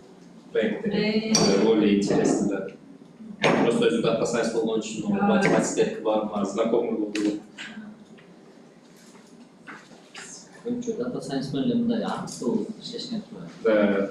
Но это нормально, просто артикл менен текст окуганда да, айтеге мен бурма чачыш эле нормально жок, yazama. Видно, да, кто сами, да? Сами делают. Так он бачку. Никали.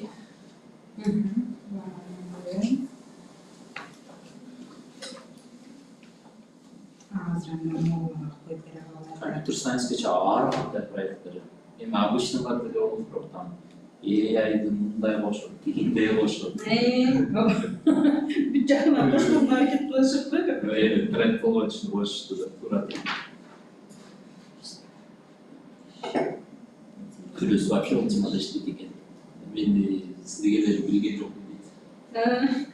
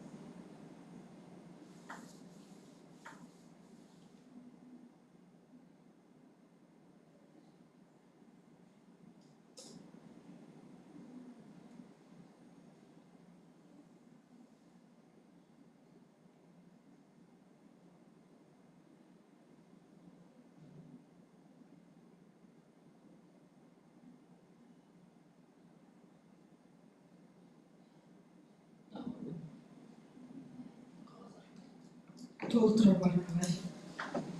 Толтыра. Алара қоя беріңіз.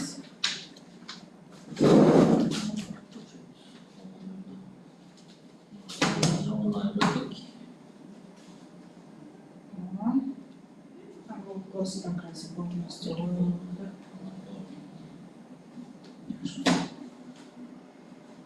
Математика здесь ваш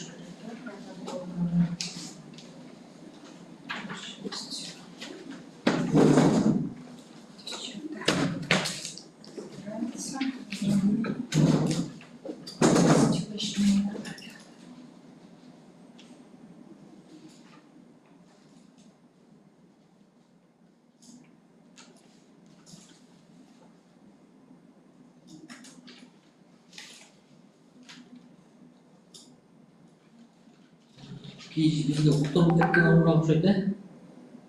Егер которых некер контакт екен. İkisini de işte ters gerekirdi orada.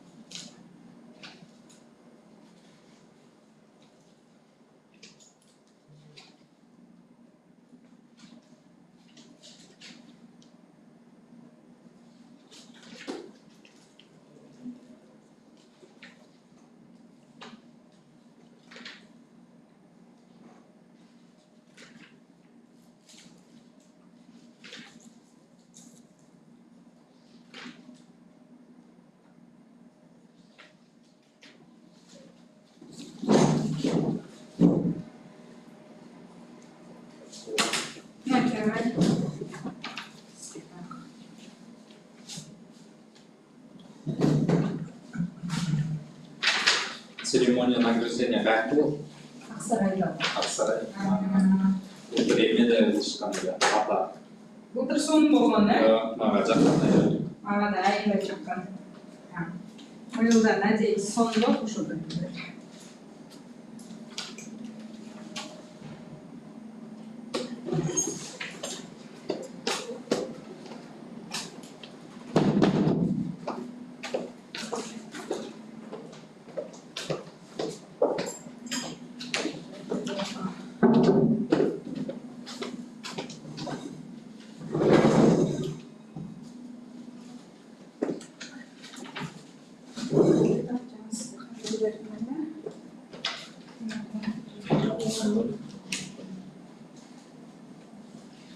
Все было жабылган да.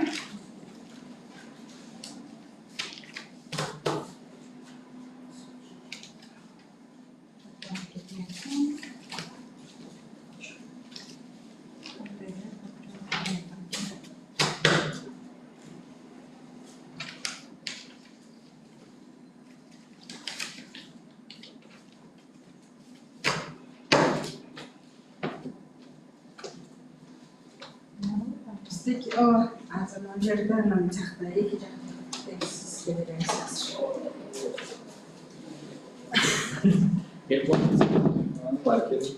Thanks, Jonah. Your signature, please. Çakta, целый, вот это. Участвовал в жизни, которая нас была. А вот сейчас пошелекен. Şunun üstüne.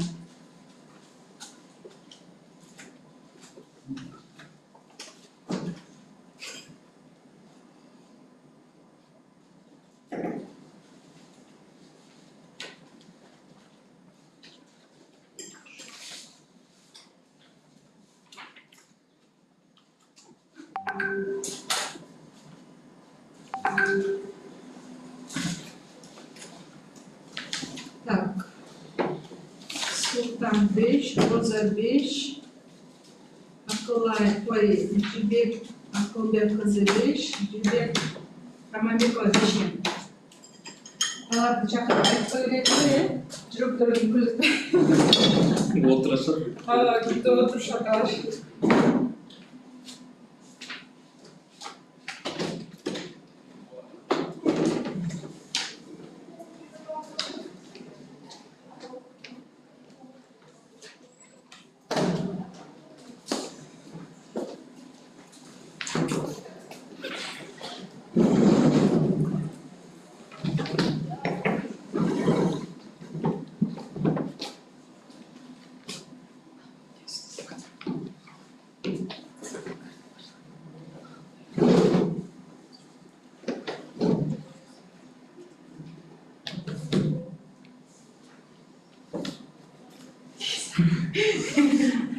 Sammy, think shaky.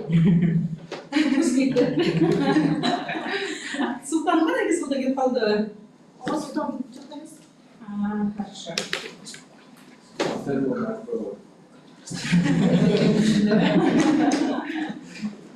So, dear professors, dear students, thank you for your works. Thank you for your efforts. We enjoyed the defense. And we congratulate you all. You have passed. All of you is 5. So we wish you good luck. And we wish you good luck on your journeys. So thank you very much. Thank you. Yeah, wish you success. Good luck. Stay strong. The IT field is actually all the fields are do not favor women. That's the fact. That's the reality. So we have to work twice harder than men. Because you're going to see this when you start working, and then when you have family start to have other responsibilities, you're going to see how it will be all challenges and obstacles. Unfortunately, this is the reality. Anyway, but fighting is always in fighting mode. I also want to thank all of you. It was a pleasure to hear your presentations and to see your works. I really like your approach, for example, how you develop your project, how you went with MVP and then got user feedback, right, and then changed, adjusted for users' feedback. Other projects was also good, and I wish you also good luck in your life. Keep going. I wish that with these skills, with the portfolio that you gained with this with your projects, you will be fine in the near future. So yeah, good luck. Thank you so much. Would you like to say something? So now, everything is fine? Yes. Thank you, good luck. Thank you so much. Thank you so much. Thank you so much. Have a nice day.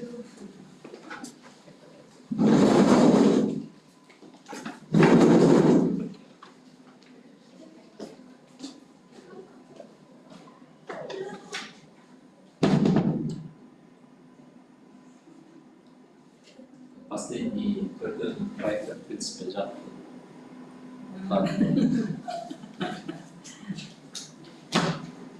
Пикассо, интересно было посмотреть. Не, по-моему, стартапта bir kaç примерно что шет. Правда, что был тогда лучше был, да? Продолжение слушать, да? Дирге болса что-то işte bir kaç.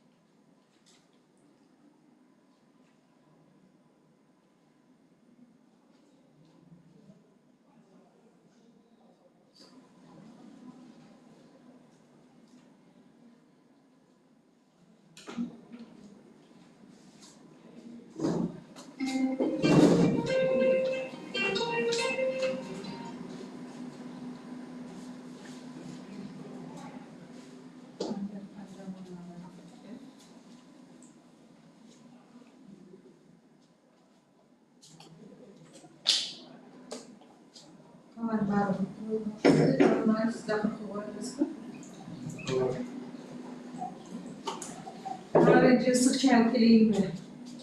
Sizin vaktiniz kандай?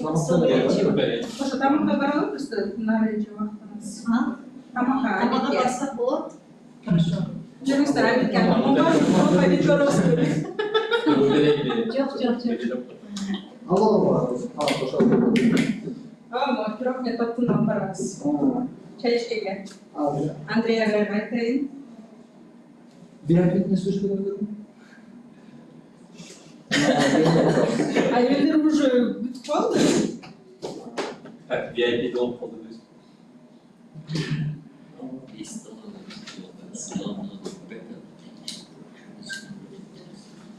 Bu ballarda keşke çayını koyuyoruz değil mi? Давай. Агай, мы освободились, давайте вместе чай попьем, пообедаем. Мы выходим только. Все хорошо, давайте. Bitti. Hazır.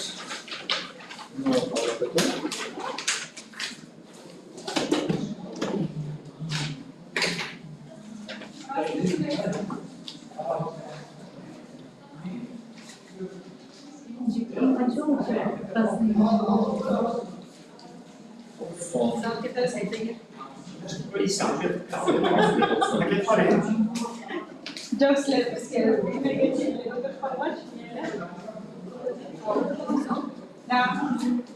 Sen de bütün Европу готовы. Корея. Англия вашему, потому что дополнительно салаттар дел башкы. Сонда дата structures алгоритмы сизге берип жүргөм да. Проектчик билет вакмейн де кашмары снились. Пожалуйста, столовую. Мугалимдер столовую. Да, сейчас Ялуновая подписывает. И остальное уже можете это взять. Uzun HTML дичимен Как вы сегодня? Не заберетесь здесь? Нет. Наоборот, сейчас Надо покушать, отдохнуть. Ну, отлично. Вот все спокойно, ребят, после обеда прийти все протоколы свести. Уже все съели. Даже уже все. Да, мы уже закончили, мы полностью закончили. Протокол поставить. А еще двигайся на сердце, который Анна, тебе не ложь. Хорошо. Барды, азыр комнату да ждал. Ялуновая қол қояды. Запала? Самый первый? Естественно. Самый лучший? Это Кстати, на выпускной, где можно этот посмотреть? Список. Кто по Руслан Агай подавал. подавал? Нет, Руслан Агай подавал список. Вот, я там есть или нет? Вот он кого-то добавлял, поэтому вы посмотрите. Ну, скорее всего, может быть, его куратор добавил. Вы можете у него спросить. Так, ну что, пакет пожалуйста. Ялуновая, где Агай? Несколько журналистов, встречаюсь.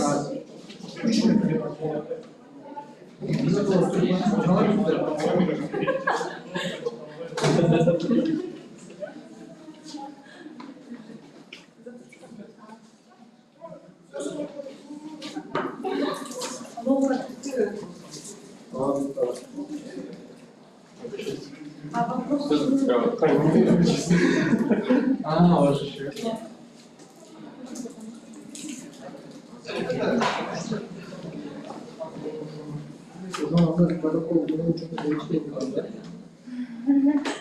Примерно же помню.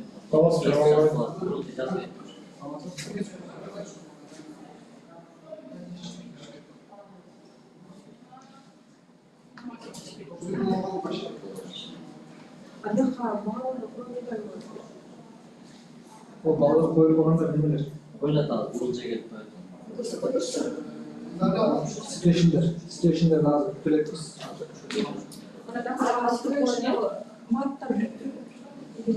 Var mı? Var. Situation.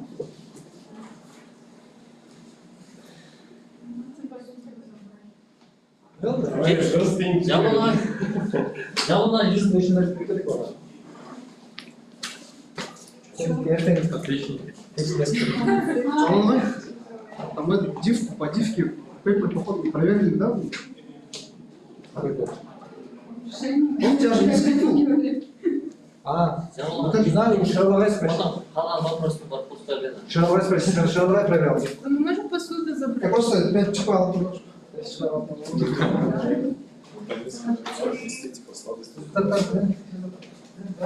Мне кажется, мы можем переложить. А то мы трансляцию смотрели, переживали. Мы сами переживаем.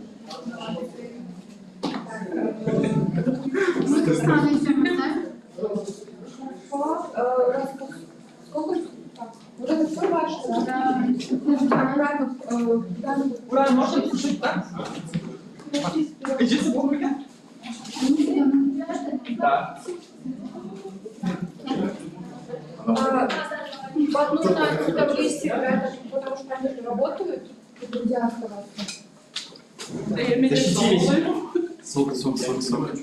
Мое. Они еще придут, что Я немного есть стакан или кружка? Дай вот это, пожалуйста. Не давай. Они пошли кушать. Да, будут работать, как оценки выставляются.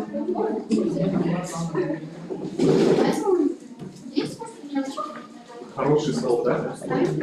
давайте два человека тогда приберутся, ладно? Давай один.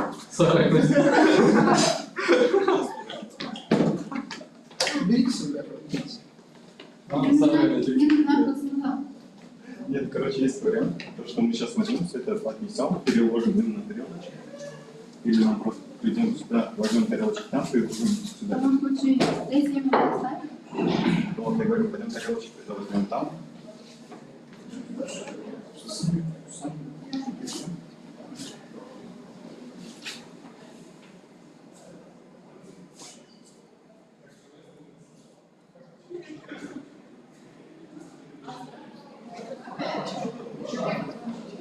Сейчас подождать.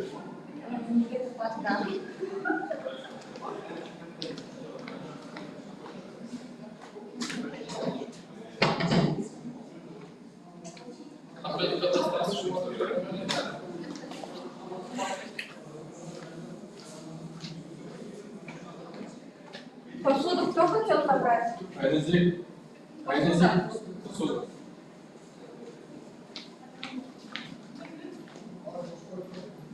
Сара, посуду надо забирать? Выбирай. Не оставить, да? Сколько пару человек дадите? Сами, да. Сами выйдете, чем пришли? Ваши на самом Чего? Ладно, я покушаю.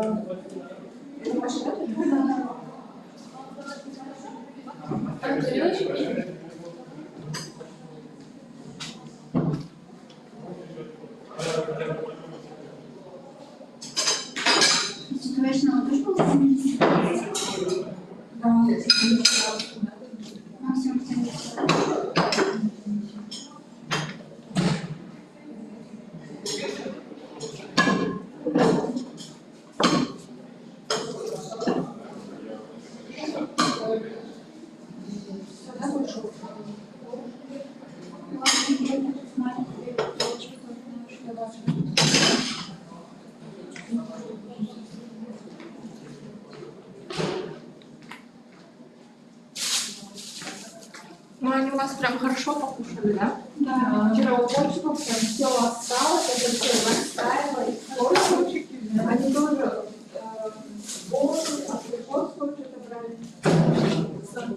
У вас, конечно, там не было. Да? Да. Мы прям постарались. Мы заорганизовали неделю.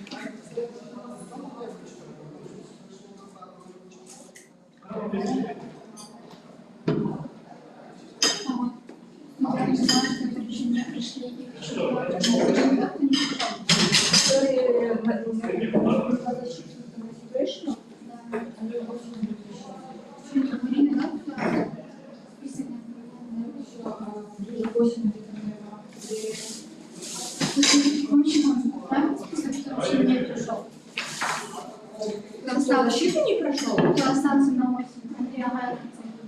А из вас кто-то знаете?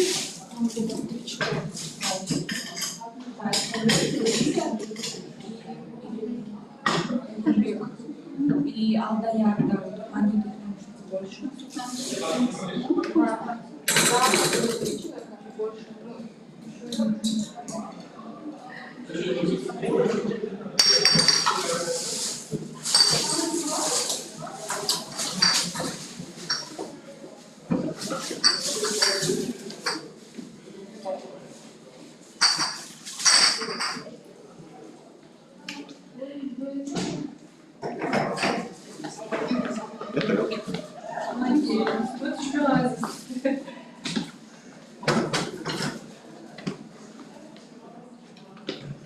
Надо вот еще тарелки.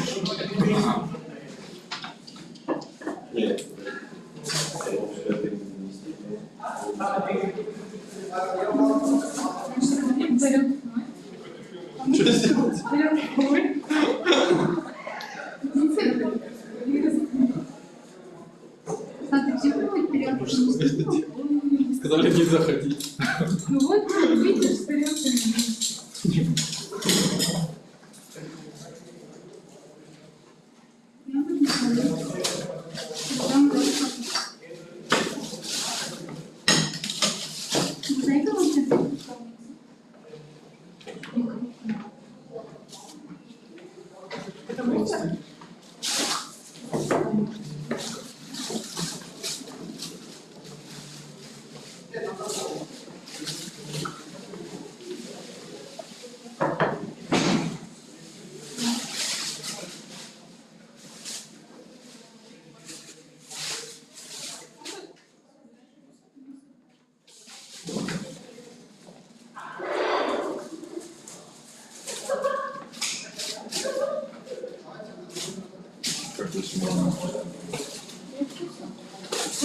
Забрать будете, да, и сюда и можно забирать себе просто. Как? Себе возьмете? Ух ты! Да. У меня есть одна тарелка души. Что, это забрать? Да. Они что, еще будут сидеть? Они будут еще протокол. Идите сюда, пакеты не мешают.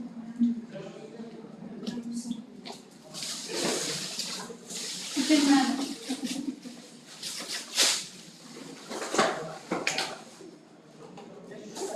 Это она говорила, что еще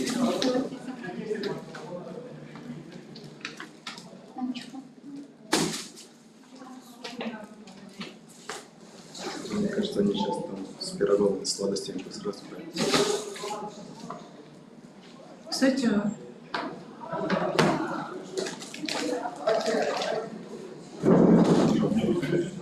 еще.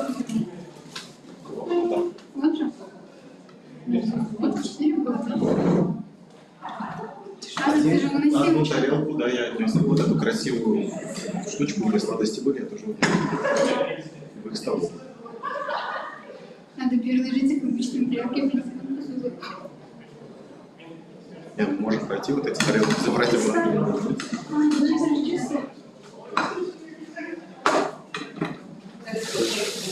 Сейчас вот эти тарелки тогда отнести куда? Может, вы сами пока получаете, а мы будем собирать.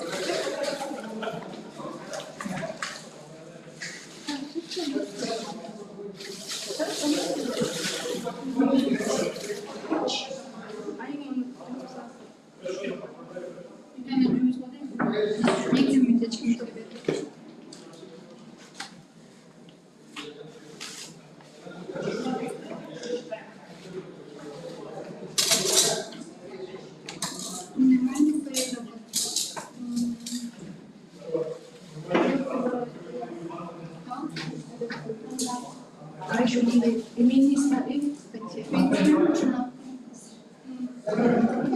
Сердечки такая.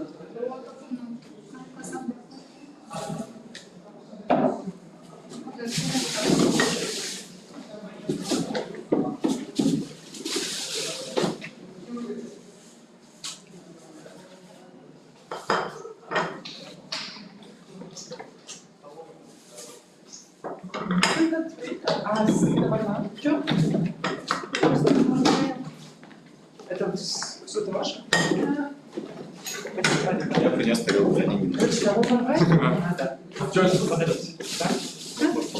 Надо, чтобы Половинку давай. Смотрите, на какой у нас идеальный план. Будь здоров. Спасибо. Те, которые не скидываются. Будьте счастливы. Да, да.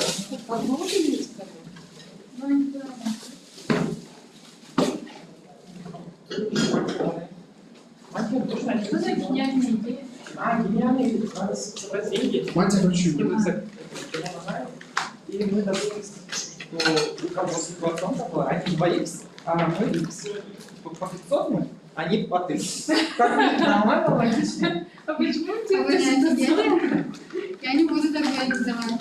Я тебе помогала. Да. Она как бы между нами, но она... Кто сосед? Она как бы... Не учится, шучу.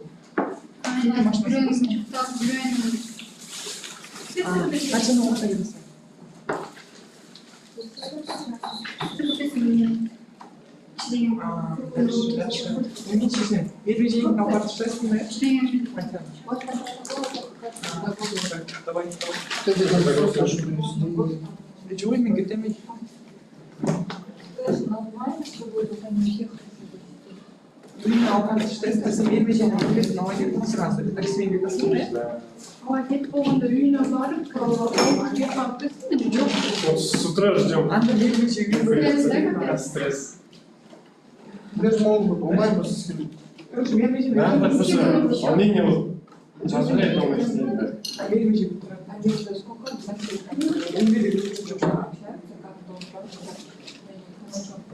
Сколько чего можно общаться? У нас же что-то Успешно? Колбу матери есть. 200 сколько? 20, это 6-7 человек. Не знаю, потом чего ну, прям мощно сегодня выстреляешь из кинометра. Можно ваши резиденты делать? Классно, молодцы. Все молодцы. Всем понравилось, спасибо, ребята. Рекомендуйте, держал у вас. Это сколько дальше? У вас там вот сколько нормально? Мой сразу после. Ну, по ГОСу вообще все нормально. У вас ситуационка, да? Да. Вот они все вчера даже что. Вот, видите, все-таки получили, но не ставили, из 70. Там у вас максимум, вам не говорили, как они считают? Максимум 70, может, плюс еще за что-то такое отдельно. Может, плюс 30 баллов те, которые вообще... Плюс 30 баллов, я вот только что запомнила, потому что до этого мне сказали, что не надо, потому что я сказала, да. Потом я взяла все, удалила сколько я стала только нужно. А потом мы все время так прибегали к нам и говорили, что надо закинуть. Жиролевая говорит? Да, типа 30% типа опять будут зависеть. Ну вы же сделали? Я села сейчас только быстро сделала, они уже оценят. Понимаю, в любом случае. Вы можете потом сказать, да, вы добавили 30%? Давайте я спрошу, только вы, что ли, у вас 30% вот этих не сделали? Да, всех спортсменов, друзья. У всех, да, не только у вас? У меня, Юсупов и Алмаз. Вы вместе, да, быстро все? Да, сейчас. Давайте я уточню. Ну, главное, что вы сделали. Вот. И там, по-моему, если пятерка от 85, в принципе, если плюс вот этим, нормально все будет. Я не думаю, что кому-то тройку поставят или 4-5 это отлично. Надеюсь. Не переживайте, все хорошо. Все? Собрались? Да. Это не согласна. Как засосать плюс? Что там делать? Я понимаю. Ну, что, ты не сделала, помнишь?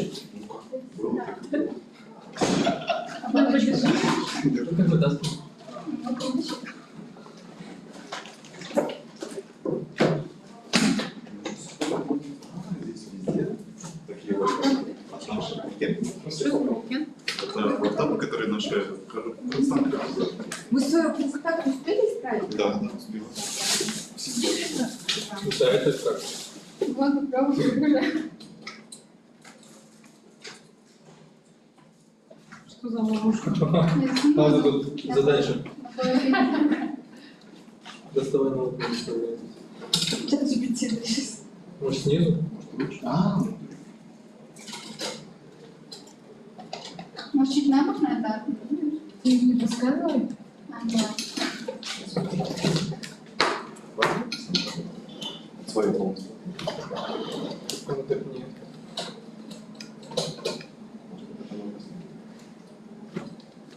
Что за водитель?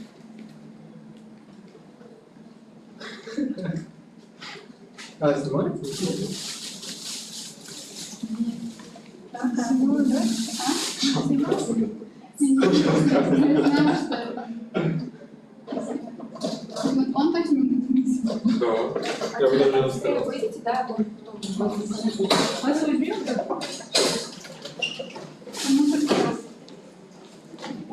Ничего не забыли, все взяли, да? Да, все взяли вроде. На счастье. Иди давай, иди. Че встал? Да.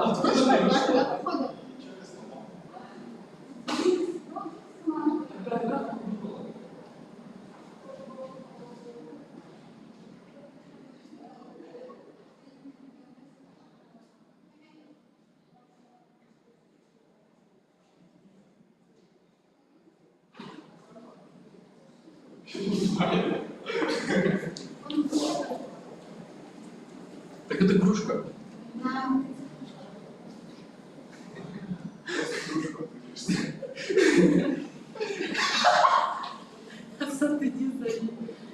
Идешь?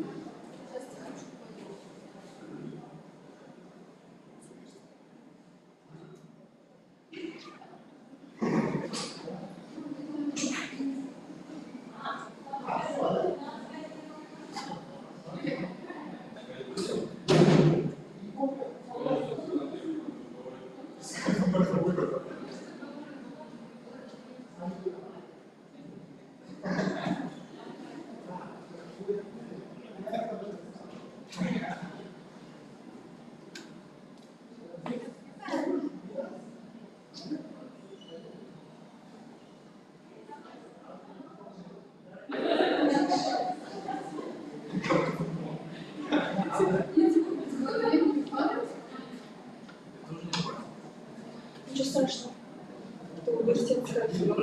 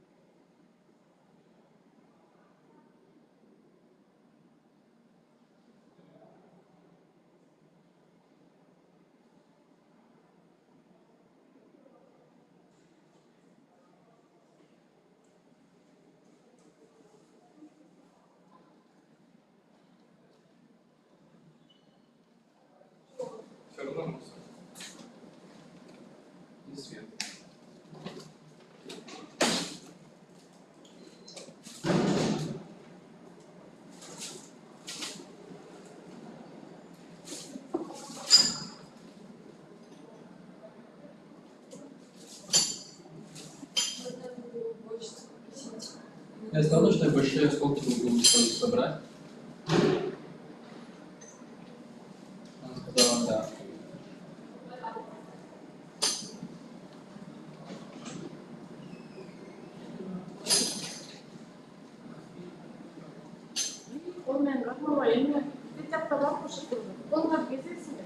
Сейчас сказали, большие куски убрать.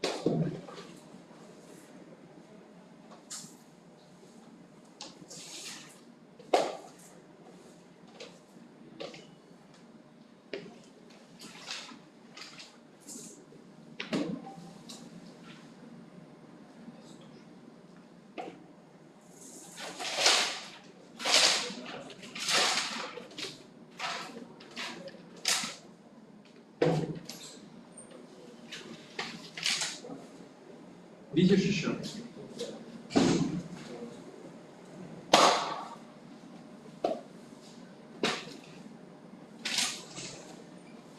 Отвечаю.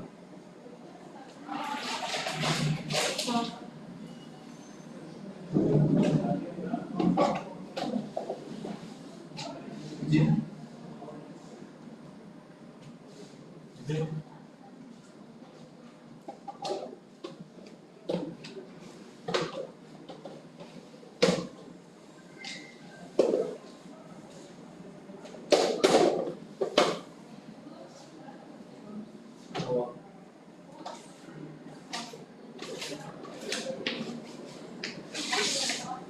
Теперь закрой. Что сделать?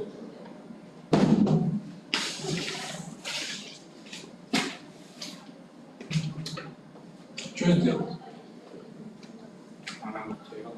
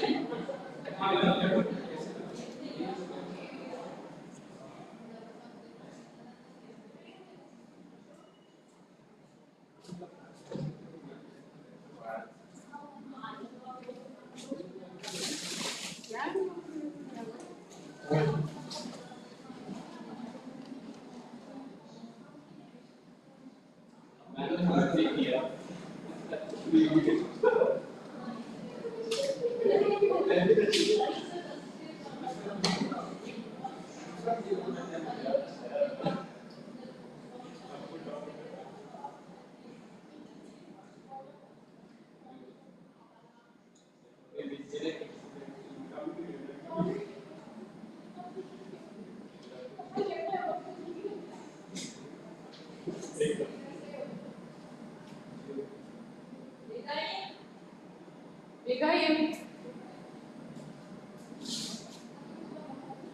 Бегаем лесу. Жоқ там бегаем.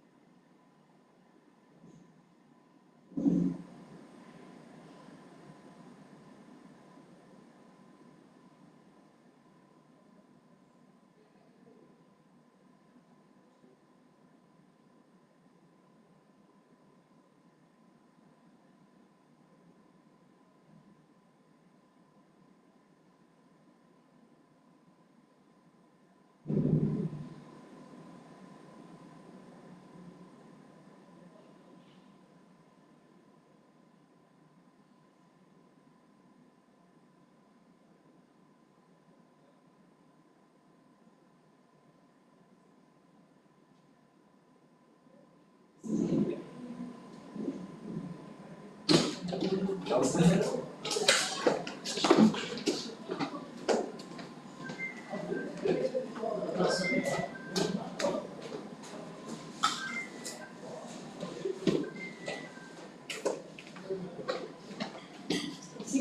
спасибо большое. Мы надеемся, что да. Это на МОЮ как-то договоримся? Конечно. Ну, Да, в сентябре? я думаю, что мы должны до сентября это сделать, чтобы уже у нас было. Давайте в августе сейчас спокойно вам отдохнуть, завершится проекты. Мы выходим 18 августа. Я вот сейчас заранее уже отдам, пусть ваши там советы юристы, кто-то просмотрит, добавят, какие моменты у меня есть, наши стандарты. Поправите, наши институты посмотрят, и может быть какую-то мы официально сделаем встречу, да, круглый стол по обсуждению вопросов, что и допустим. Спасибо большое, всего доброго.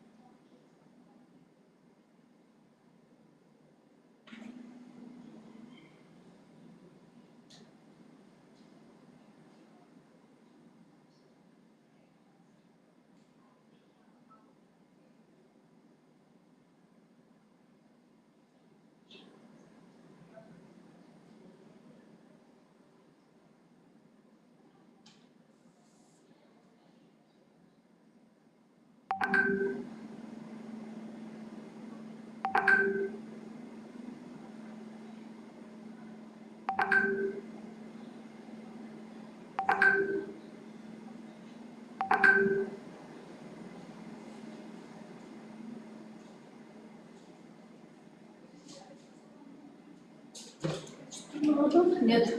О!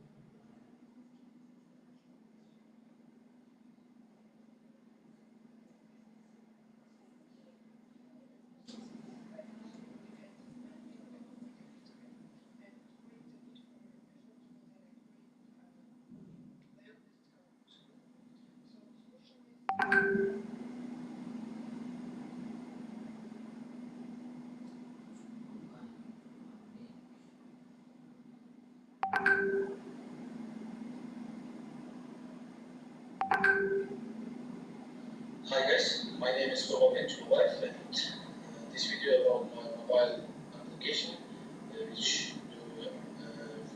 phone, and my mobile application's name is Data Market, and application it's Pico, and mobile markets. Why I will install the application.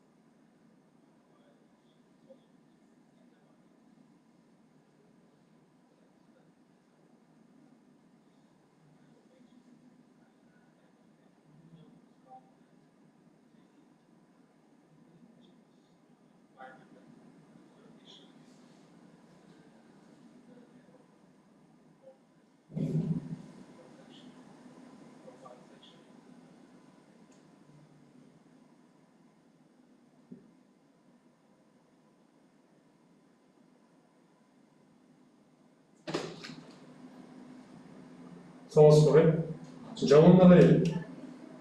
Jest tutaj słyszeć.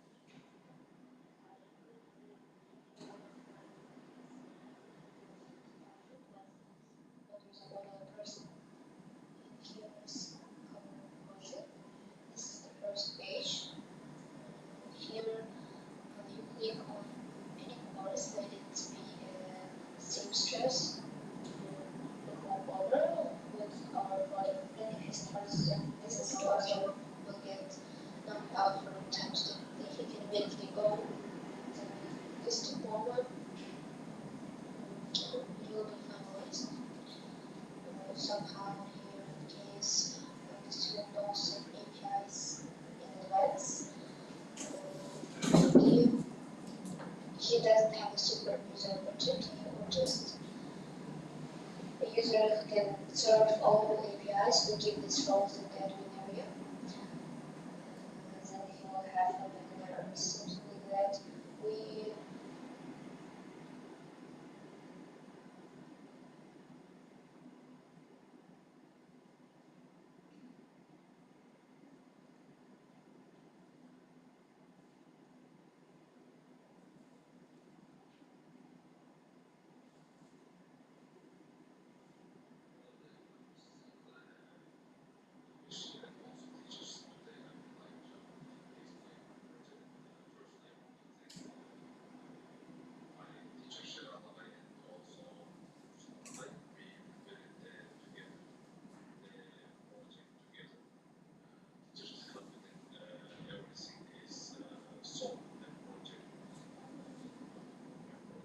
Вы еще будете, да, заполнять?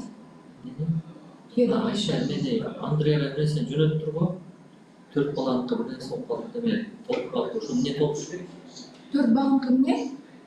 Супервайзер нерсе кылыш керек экен да. А вы супервайзер? Да.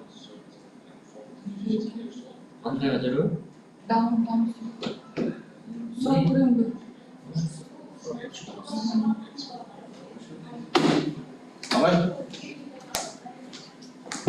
Project of specialization дегенде бүтүрүнүн мен екі алдым мұны райжендер бүтірелік екі артық екенін қарап бүтін ошо біраз жетишпей элдин видеолору жок экен ошо калып кетипти ошентип айтты да видеолорун жакып алар колго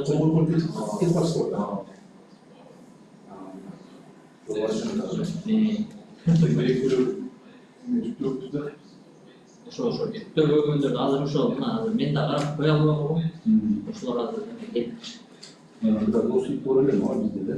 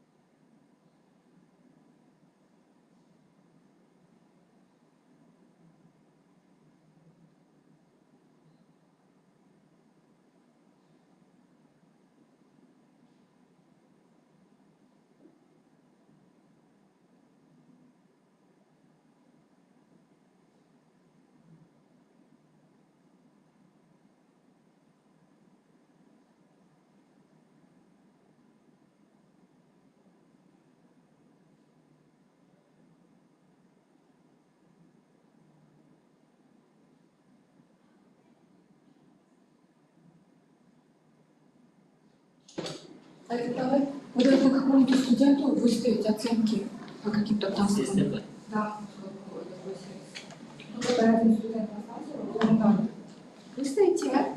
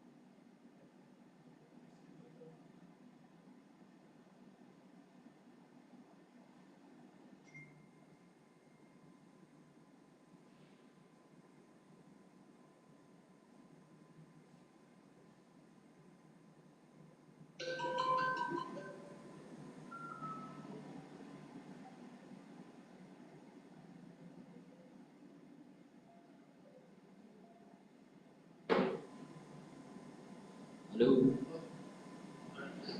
Жақсы қалайсыз? Яғни көшір бүгін неме алып дипломды жасап жатқан ошо жазып бұйырса қанша? онго жеме тағдир алған ба? 12 теңге. Яғни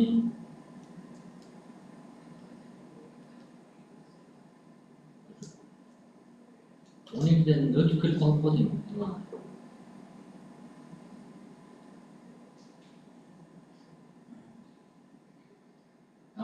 Gene bırak abi.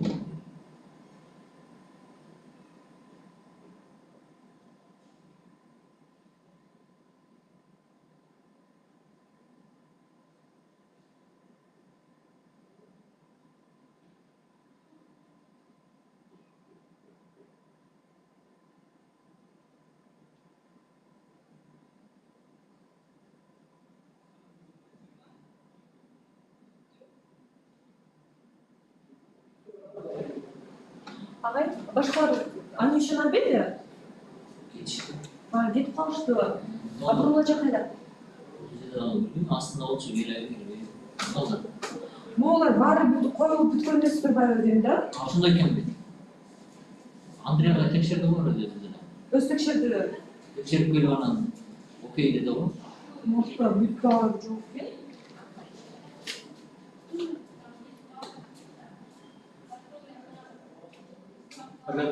Қашан километр өткен точнее? Негизи бүтті. Негизи бүтті. Жалсан. Жоқ, просто трансляция тоқтап қоямын. Тоқтап берсең болуп, бүтті. Бүтті.